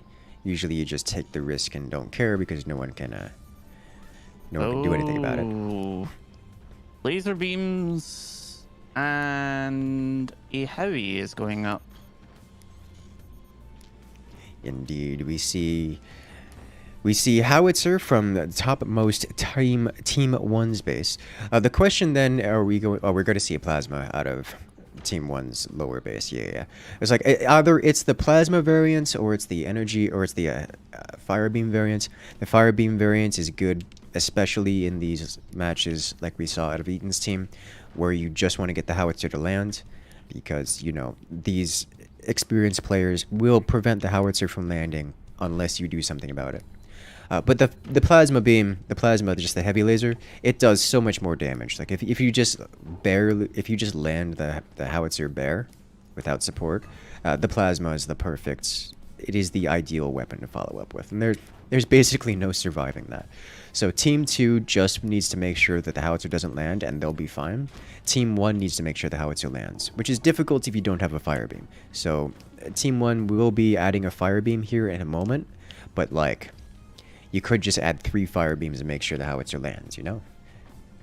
There is fire beam and laser on both forts for Team 2 at the moment. So that's going to be some pain and suffering coming very, very, very, very soon. Oh yeah. And Team 2 is going just double fire beam plasma, which is devastating damage, especially in the hands of Teutonic and Mateo, who are known for this exactly. Of course, the reason why we generally don't see double energy weapons is because energy weapons can be completely shut down by energy shields. So we don't have any of them on the field right now. We don't, and we won't until the Team 1 players know that Team 2 is committed to energy shields. Or energy weapons. That hit the reactor? It did. That actually took a chunk of the reactor. Yes. The cannon, the secondary explosion from the cannon, doing a 39% damage on Toasted Myra's topmost base. We may start seeing energy shields here. Likely we won't see energy shields until bottom player reveals that they are committed to energy as well. But once they realize that both players are committed to energy weapons, like right now, we should start seeing energy shields. Yeah. This is the cue. You need energy shields. Ooh. Oh, yep. Although it looks like he's trying to get the Howie out. Is it going to be? Oh, no, they were ready for that. Yeah. They were beyond ready for that. This is the consequence. Oh, yeah, forget Warhawk lets you fire twice, basically. Mm-hmm. This is the consequence of not going heavy fire beam. You don't have enough fire beams ready to defend the howitzers, and then the howitzer just doesn't make it. So now Team 2, has all of their weapons available. Team 1 only has a howitzer and a fire beam, which, while workable, just doesn't have the damage output that Team 2 can field right now. And I'm surprised to see Team 1 hasn't gone heavy with the energy shields. Oh! Oh! Oh, it lands! That is a hit. Yeah. I mean, the howitzer, when it lands, it does a lot of damage, but as you could see, Team 1 doesn't have a follow-up. They've lost their plasma, they've lost their cannon, they've lost their standard cannon. It hurts, but Team 2 has all the time in the world to rebuild, and they're just going to fire their weapons again. True, because neither of the heavy weapons have been taken out right now. Exactly. And now Team 2, they're just going to focus their fire. That howitzer's got a limited lifespan right now. I.e. Oh. They tank that first shot, but that's not a sustainable amount of damage. Team 1 cannot sustain that kind of hit time and time again. And until something changes, Team 1 has no way to stop that. The only way to stop that kind of damage is to destroy those weapons, which can be done with a single howitzer, but we're looking at door snipe territory to come back in this. At least until something dramatic changes. Uh-oh. The fire beam is ready. Team 1 okay. is ready. Here they go. Oh! Wait, they've activated the ability. He could fire again if he has enough for it? No, the howitzer refire doesn't... It only reloads if you miss your shot. So he landed his shot, therefore he doesn't get a second shot. That... No. Look at that. The howitzer is just shy of exposed. It's running out of defenses here. I would hate to be like the person manned on this Howie right now, because he'd be like, right, I'm fired, I'm doing good. Oh, I can feel a little bit toasty outside the door. Could we turn down the aircon just a little bit? Oh, yes. No, it's even warmer, okay. The fire beam lands. There's not going to be a follow-up. The win condition from Team 1 here is coming from this heavy laser or from this cannon. Team 1 needs to have either of these weapons completed so they can get a follow-up.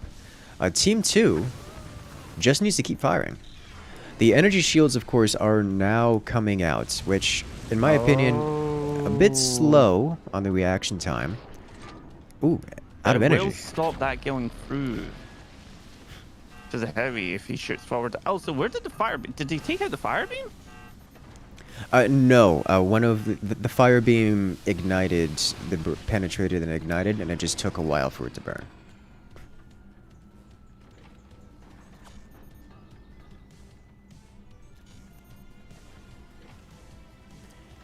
Looks like Team 1 may actually come back in this, because that plasma is enabled now. Fires at the lower target instead of focusing fire, which not the ideal target, but with Team 2 and their over-reliance on energy weapons, means that Team 1 has been allowed to get energy shields, and therefore they just stay in the game. Which is not the world in which Team 2 wants to live in, but it is what they have chosen to do. Oh. Such a heavy hit. Like, Team 2 was so far ahead for so very long. Oh, is it gonna get Nearly with the door fire? snipe. I see portals. Yes. Portals, like energy shields, but works on kinetics. Oh! Door snipe. And a... Oh, okay. There's a few damaging hits coming here. The portals are now gone. The laser is now having to be repaired, but there is a second one getting built as well, and a lot more gunners. Dang. All right. Well, it looks like Team 2 is falling behind on the damage output. Team 1's win condition has returned. Oh. But Team 1 is not in a great spot. They are badly beaten, they are bruised, and their defenses are deformed. Team 2 is still in a decent position here, especially sitting on 3 heavy lasers. They could penetrate and break all kinds of things. If they get that focus fire, just one energy shield being offline, which most of them are most of the time, can be the difference between Team 1 surviving and exploding he here. nearly door sniped with an actual laser. Yeah. Oh. Well, Team 2's top base has tried that a few times now, unsuccessfully so far, but a few times but he's tried it a couple times. We had a door snipe on Team 1's lower base. Another big hit there, but again, Another door snipe. That cannon is made his core a little bit burnt. Oh yeah. So for those wondering, this is what it's like to face against Mateo and Teutonic. Lasers and door snipes. You think, oh, but the laser doesn't do enough damage to burn things through the metal. It doesn't matter. Metal doesn't work when they're shooting through your open doors. This is why Mateo is known for the lasers as he is, because he just gets those perfect shots when he needs them. And it just does so much damage. He doesn't have to touch your core if he just blows up all of your explosives. If that cannon goes again, it will take the core with it. Will it? It might. It very well might. Because the first one did 39% damage. This one's closer to the core. Yes, I do think this one's closer to the core. Usually it does about 20 damage. Oh, smart. He's trying to drain the gunners out with just missile. Yeah. Common and effective strategy. Very effective. And it looks like they are actually calling their shots on voice comms and designating targets. Like here they're rapidly changing targets here. They went from aim at the cannon to aim at the economy. Oh, someone ran out of power.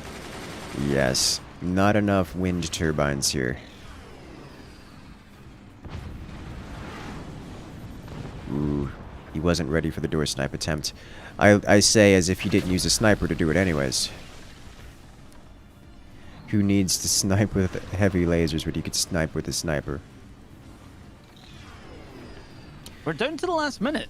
60 seconds left in the match, and Team 2 still in the lead. Well, I guess you can't blow up the cannon if it gets cut off. Yeah. That's one way to do it. Whee!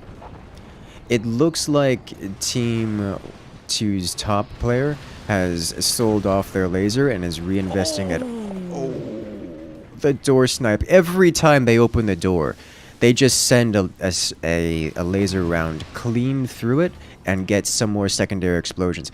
All of this damage to their core is just secondary explosion damage. Like, I hate to say it, but this is just a class act.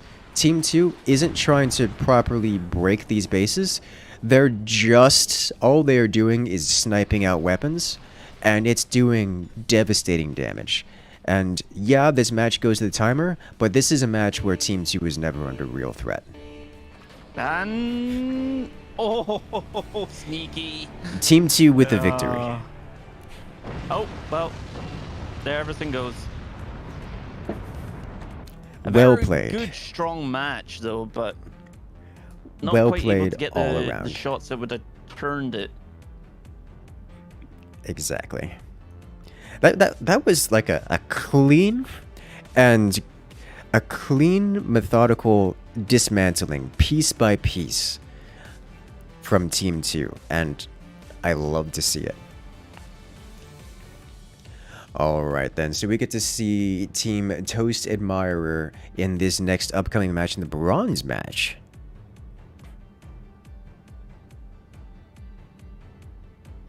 Facing off against their opponent's team winner. In the bronze match, the winner of the bronze match will be taking the very first of the monetary values. Excellent.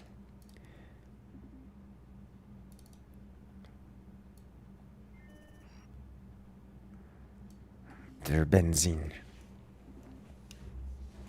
Der Benzin's team, Toast Admirer, goes on to...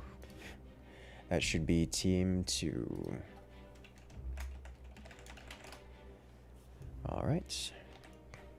The map is balls. Balls, you say? Balls. Yes, I do say.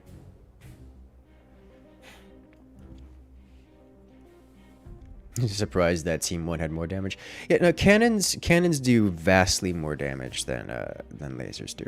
So that's usually the case, that whenever you go cannons, you're going to have a lot of damage. The problem is that Team 1 never had that penetrative power. The howitzer alone is not enough. Howitzer needs a follow-up weapon, such as the heavy laser or a standard cannon. But Team 2 never let them have that, and Team 2 knew that as long as they only had a howitzer or only had a fire beam, they didn't have a win condition, so they could just spend all the time they wanted. And sure, they had to get good and make sure to land their shots and get all those door snipes to prevent Team 1 from ever having a win condition. It's an excellent implementation of the we're going lasers and we're removing you piece by piece, all of your things. It worked out well for them.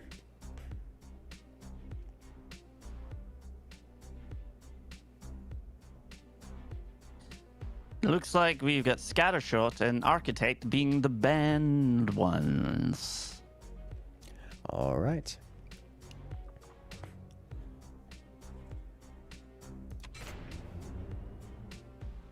And I think we're actually about ready to go. We're just waiting on Romero to be all good to go. Yep. When he's got the updates. And this is a bronze match, meaning the third place is up for grabs, and they will walk away with. Is this the 21? Yes, this is the $20 gift card. Yes. USD. So they are good to go, I think. And yeah, we're all ready to go. Let us kick this off and begin. Time's up. Let's do this. And we need to get the splash screens upgraded. 80 things. The parts. I think. Yes. No, we don't. That's right. Sorry, Romero. I'm just dumb. All right. Let us begin. We're off.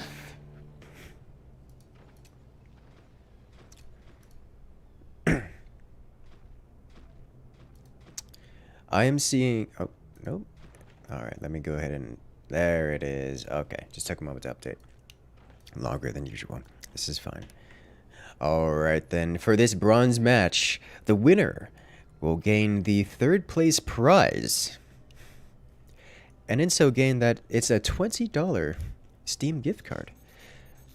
And our competitors this time, our team winner on the left-hand side of the map, Balls, comprised of Alex and Firework.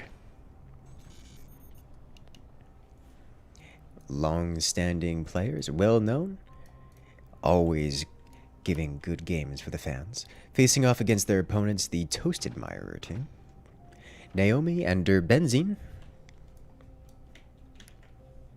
Let's see what strategies they use this time. First off, we do already have something out of the ordinary. Team 1 is going for the Firebird commander.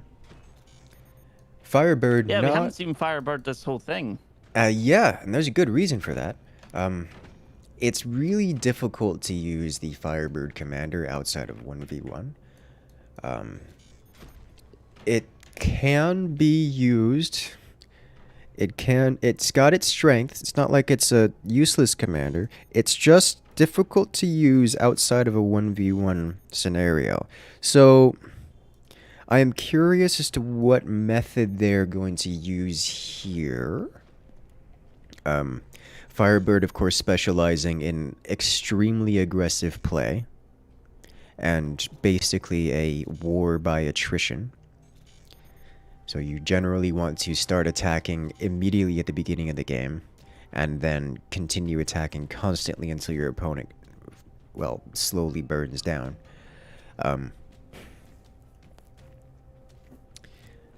We're not seeing that, so I am curious as to how they're going to utilize that. The only other thing I can think of is 20mm spam, which usually if you're going to go that route, you just generally go scattershot, or I'm seeing him stable. He probably just spiked for a moment. Usually either scattershot or shotgun, which are just stronger in the later game when 20 mils are actually on the field. Usually if you're going to go for such spam weapons, you want it to be machine gunners, mini gunners, mortars, flak, rockets, the I mean, if you early have, game kind like, of weapons. 20 mils with Firebird, that could hurt a lot. Yes, and it does. It's not terrible. It's just not stronger than shotgun, and it's not stronger than scattershot, which is why you generally don't see it in tournament play. Because if you're going for the later game weapons like 20 mil, you just have stronger options. And if you're going for early game weapons in a 2v2, it's generally a strategic error. So you'll see Firebird in 1v1s fairly often, but in larger than 1v1 scenarios, not so much.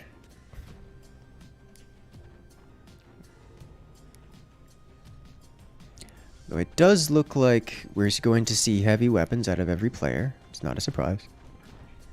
Cannons out of Team 2, top base. Lasers out of Team 2, lower base. Team 1 has not built any heavy weapons yet. Which is going to put them behind. Yeah, they've got the tech on the bottom four, but nothing building to take advantage of that right now. Yeah, well, Team 1 is going heavy into the economy. They expanded to the other islands, like they have all the islands claimed, and they have filled every possible spot with mines. So this is an extremely high eco game. We have finally a howitzer placed for Team 1, the lower base specifically. Oh, we got magma beam coming in the bottom there as well. Yeah, I saw Nicely, that. It's nice an and interesting. snug. Oh, I see what they're going for. So typically what? in the bronze match, just kind of by meme and by community demand, the bronze match is a bit of a meme match where less serious strategies are used. Here we see a magna beam combined with, well, a platform. It's combined with cannons, and the Team 2 top base has built a platform for like six cannons. So we're gonna see some potentially extremely serious meme action with the magna beam. Oh. There's also a nice Howie coming in. No, two Howies on the left-hand side, actually. Yes. One howitzer per player on the Team 1.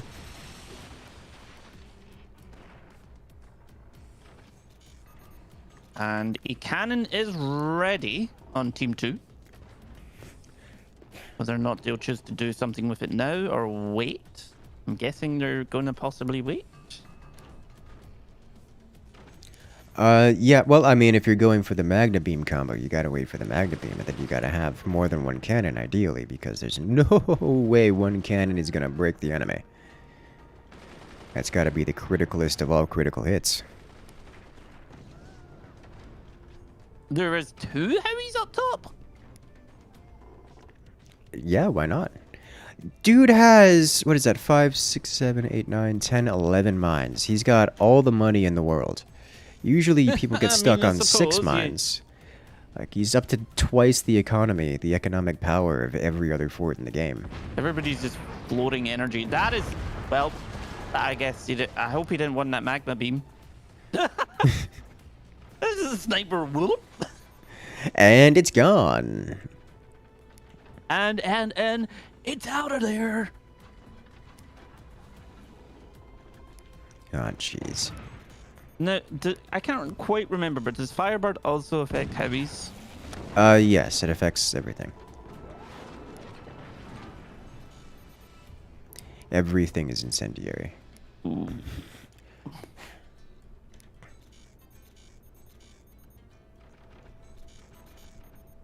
So here we have... I think Team 2 realized that just waiting for the Magna Beam is not going to work out for them. There's a little bit too much firepower on Team 2 here for that. So we're getting to see the cannons starting to fire. The Magna Beam is still the only thing in production for Team 2's lower base. Oh, the Firebird has been activated, so there is quite a bit of fire. Oh no. That could be catastrophic damage. Uh-oh. Howitzer follow-up. Oh, That does it. Oh my lord. There's one cannon down. The second one being disconnected, and they're keeping it away from... Oh, nope, they're not giving... Oh dear. Team 2 wanted to meme. Team 1 wanted that gift card. Yeah, I mean, money's money in this world, to be honest. Hey, you know, 20 Steam monies, that'll get you a game. If you wait till Christmas, and you'll get even more. Exactly. Or, the Steam Next Fest is next month. I don't know if they had any sales before then. That is going to hit. That is also going to...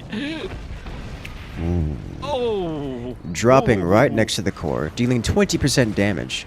Oh, and... Oh my More lord! incendiary. That core can't be ripped. Let's get... The core is... oh my lord! It's just burning constantly. Oh, and There it's it away. is. Wait, did that get taken out by a... Buzzsaw? It did, didn't it? Yes. Here comes more, and oh yeah, they're just like, you know what, your core might be hidden, but let's just fling a giant baseball by his face. Just massive damage over and over and over again. One of the worst parts for Team 2 here. Oh, the Magna Beam. It detonates, sucking in all the projectiles, keeping Team 2 safe just a little while longer. Oh, that's funny. Not something you see every day. One of the most... I would be furious right now. The amount of times they've cut him off from that cannon. Oh, that's gonna... There it is. Alright. Team winner takes the victory in this bronze match and secures for themselves a prize. Yes. Very nicely played by both teams, and well, Yes. Well played by both teams. They almost got the Magna Beam off. I was so excited. So close, so close. But next up, we have the finals coming up here. Yes, very much the last match of the day. And it is a tasty Swan versus Perfect Ping. Yes. So remember when I called it that Mateo was going to Mateo and Teutonic were just going to go from not being in the tournament to actually in the finals? Yeah. Yeah. Saw that one All coming right. a mile away. So with this, first place takes a $100 gift card, and second place takes is it the $50 gift card? Am I right? Yes. No, 100. Yeah, 100 for first place and 50 for second. So they're gonna get tasty stuff, and I wouldn't mind $100 right now. That'd be pretty tasty.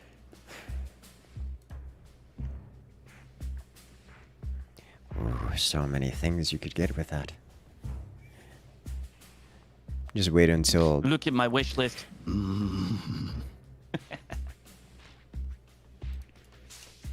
Raid Shadow Engines. No. What?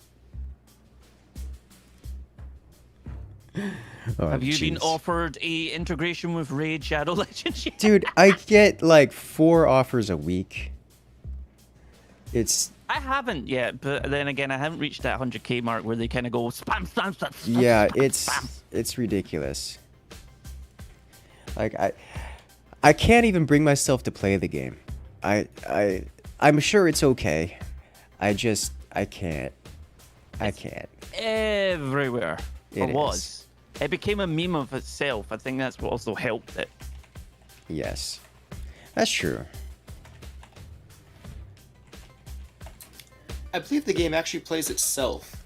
It does. Yes, It's basically. it's a gotcha auto battler, which I'm just not super into as a gameplay mechanic. Which is, you know, it's fine. Alright, so we have I Team like 1 idle and Team games, 1. but like on mobile, you know, just kind of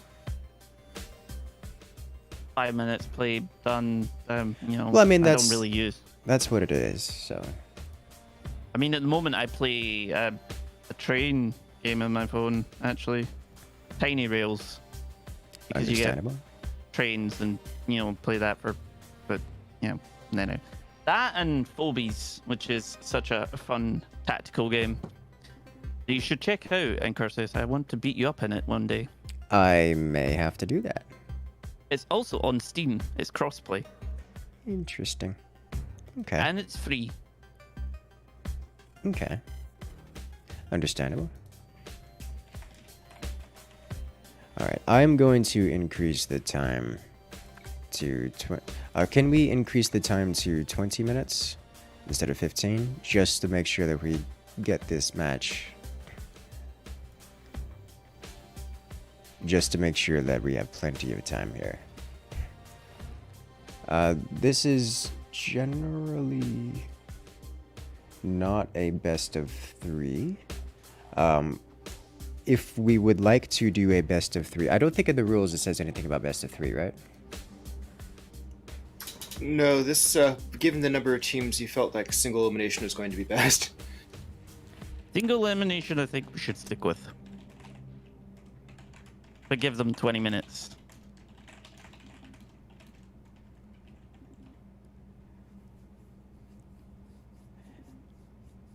Okay, yeah.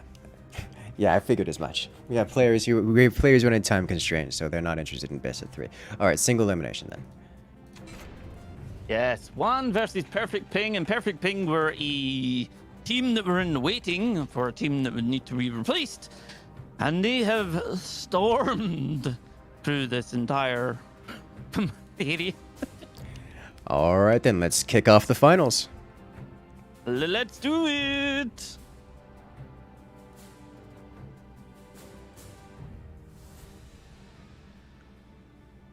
One versus Perfect Ping beginning. Ow. Ooh. Place your And... bets. Who do you think is gonna win? So historically, like statistically, Team 1 wins here. But I mean, this is not something I can give any amount of confidence behind. Like at all. Especially given that Perfect Ping here with Mateo and Teutonic specialize in door sniping, which is just the one thing you have to do against Team 1. So that is all I have to say on the matter. It is that difficult to say. But let's go ahead and do some proper introductions. Here on the left-hand side, we have Team 1, comprised of Eaton and Tux, facing off against their opponents on the right-hand side. It's Team Perfect Ping. I am aware the bracket below the name title doesn't say Perfect Ping. They're a last-minute addition in this adventure. It's Teutonic and Mateo. All players involved are tournament champions. All players involved are extremely capable. And we are looking at what is going to be an immensely heavy finals match here. And of course, just Something. like any finals match where we have players of this high caliber, we can expect this match to either end immediately with one fell swoop or to get super scrappy. And I haven't the foggiest idea which one it's going to be, but we're about to find out. But the one thing that we can be 100% sure on is Team 1 will walk away, or not Team 1. The team that wins will walk away with the $100, and the team that loses will walk away with a $50 gift card. So each team will be walking away with a prize no matter what. But, I mean, there's a significant difference between 150, so it'll be... We'll soon see how this goes. That is exactly right. And based on the... So here's an interesting showdown for me. Team 1 is going for Scattershot. Scattershot is just good. I mean, you get bonus buzzsaws, you get bonus snipers, you get bonus 20 mil damage. I mean, it's just good. But here, they're facing off against Spook, which is also just generally good, but in different ways. Spook, of course, enabling all of the information warfare, as well as a bit of resource siphoning. This is... I have zero insight as to who has an advantage here, other than just looking at the historical. Oh, not about to be, but it's building. Yes. Team 2... 20 mils on the left. This is something I'm a little bit concerned about. Team 2 is, again, going for double energy, which does leave them vulnerable to just energy shields in general. Of course, Team 1, once they notice that Team 2 has gone entirely devoted into energy weapons, they can get energy shields themselves, completely negating any potential damage output that Team 2 can field, at least outside of door snipes. So that is a potential weak spot for Team 2's strategy that could result in a massive advantage. It is a lot of sandbags. But hey, it's coming up on cannon o'clock. It's actually right about cannon o'clock now at the 4.5 minute mark. Yeah. So all players... Is 120 mil ready to go already. Yes. All players know that the weapons are coming online and they need to be able to tank. You'll see here that it's doing so in different ways. Team 2 is going with the tropical beach variant. Team 1 is just wood spam. Looks like they're going to add some wood spam with a few sandbags mixed into the lot, but nevertheless. We're going up to 420 mils on Team 1. That could be some serious damage output. Looks like Fire Beam, Plasma Beam for both players on Team 2. Bottom 4 on Team 2 is frightening where that red beam is flashing. Yes, it's got That's enough... That's going to take a lot of strain. It is, and that one is kind of important to keep around because it deforms. If he's not going to collapse, he's got plenty of struts there to keep it intact. So, but if it breaks, then it deforms the base, and that deformation can seriously throw off the angle of his lasers, which is a real unpleasant experience.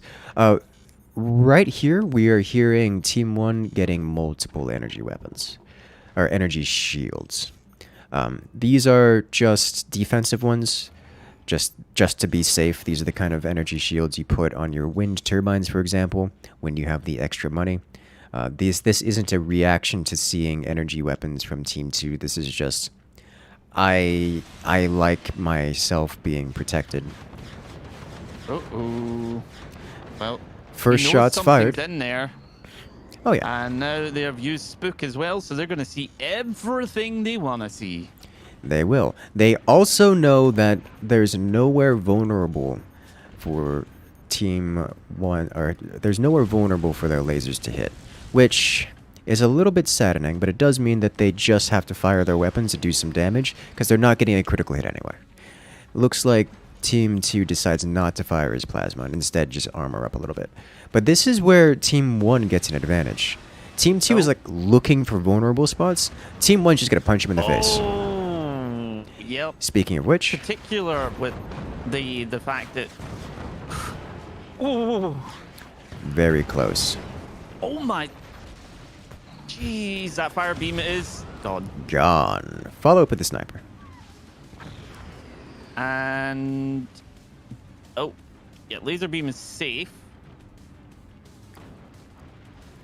Or plasma beam, laser beam, they're all the same.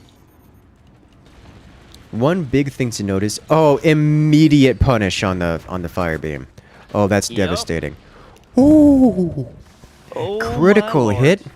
If that had managed to deal any amount of more damage, that could have been devastating. Well, they're about to get hit even. Oh, the door is open. Oh! Immediate follow-up. Team 2 is going to Reactor have to taking 20 damage. rely...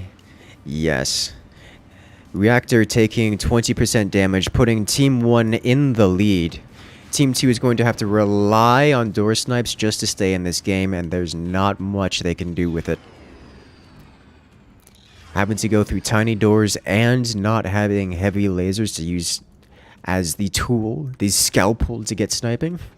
Team 2 is just in a rough spot here.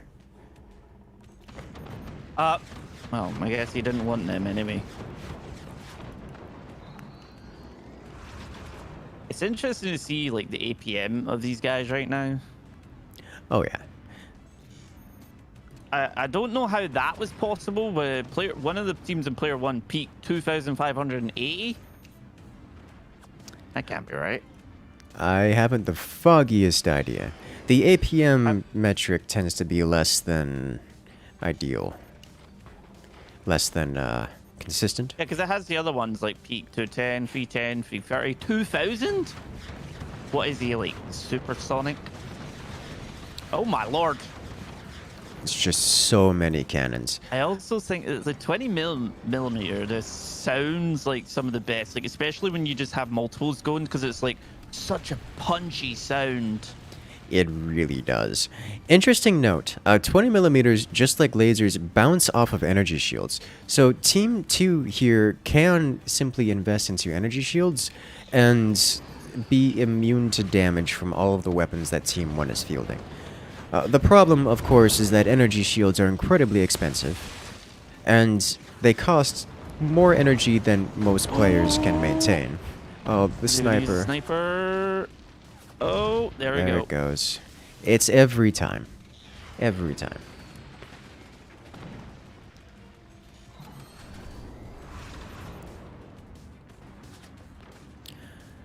But here's the question. Can Team 2 manage to get out their heavy weapons so they can start wielding them as a scalpel against their opponents? As much as Team 2 can use energy shields here, it's in their best interest that they don't.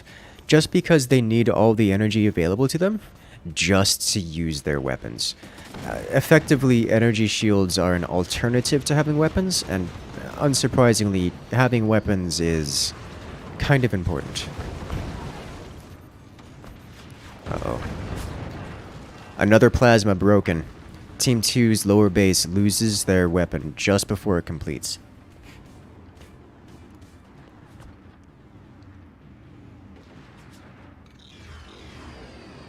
That's going to reset the clock and deal additional damage to Team 2's core. He fires the plasma without an attempted door snipe.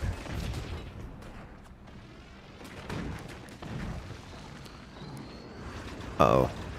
Team 1's active is up once more. That means there's another incoming volley. Team 2's going to have to take these hits, and it's going to hurt a lot.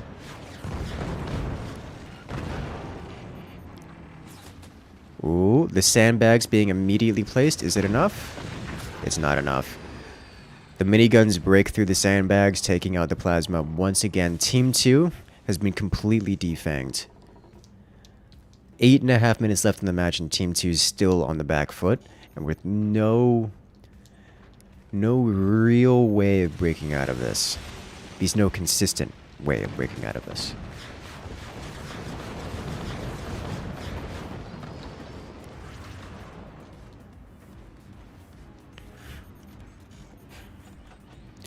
It looks like Team 2 is attempting to do a pivot to nuke, hoping to get a Hail Mary shot here. Probably relying on catching Team 1 off guard. If they can get a nuke onto Team 2 before any anti-air is constructed, they could get some my serious lord. damage. But here come the 20 mils again. Penetrating. 7%. Well, That's there it. goes. Team 2 loses their lower player. That is a huge disadvantage. Fortunately, the nuke it's still under construction. Team 2, as long as they can maintain connection to the previous base, will be able to eventually fire that nuke, but unfortunately, losing a player is massive here. Now, it is worth noting that this nuke is revealed. As much as it is likely to catch Team 1 by surprise, it is also possible Team 1 can just look at Team 2's base and react accordingly.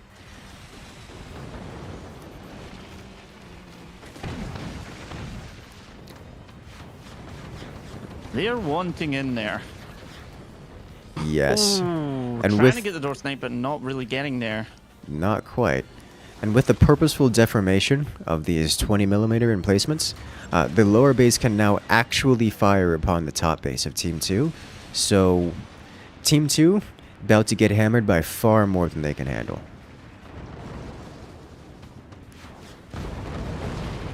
That core is about to be exposed at this point. Indeed. And clever usage of the swarm missiles. Using the swarm missiles to destroy the only remaining energy shield on Team 2's top base, enabling the 20mm to break through. This is just so much firepower. It's just kinetics. Rapid fire kinetics.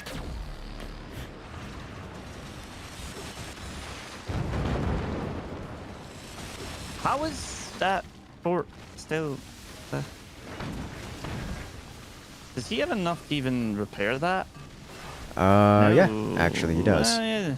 He's not out of money 'Cause he yet. just- yeah, because you also get the bottom mines as well.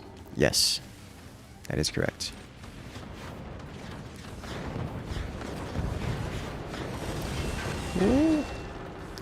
Speaking of which, he's mostly disconnected from them. For so long as he's disconnected, he will not be able to continue construction of the nuclear launcher, which is probably the only way in which he comes back in this game.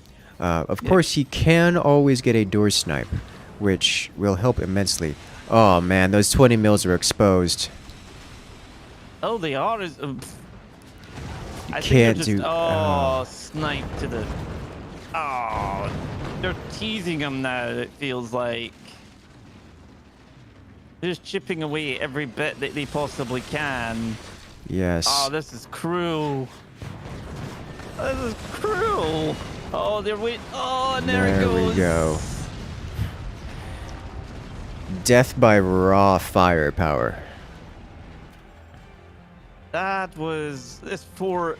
It looks crippled. That was beautiful. I love to see it. Ah. Oh man. Well, ladies and gentlemen, we have our victor. It is, I suppose, unsurprisingly, Team 1, Team Eaton and Tux, coming in with the victory, taking first place in the Fort's official tournament 25. Yes. Impressive showing by all players all around. Very, very well played. That was absolutely amazing. Big shout out to Do you have everyone. the upgrade on the winner thing yet, or is it just? I believe we're not going to be utilizing that this time. That is fair. That is fair. Well, with that, well, the winners are taking away that lovely, tasty $100.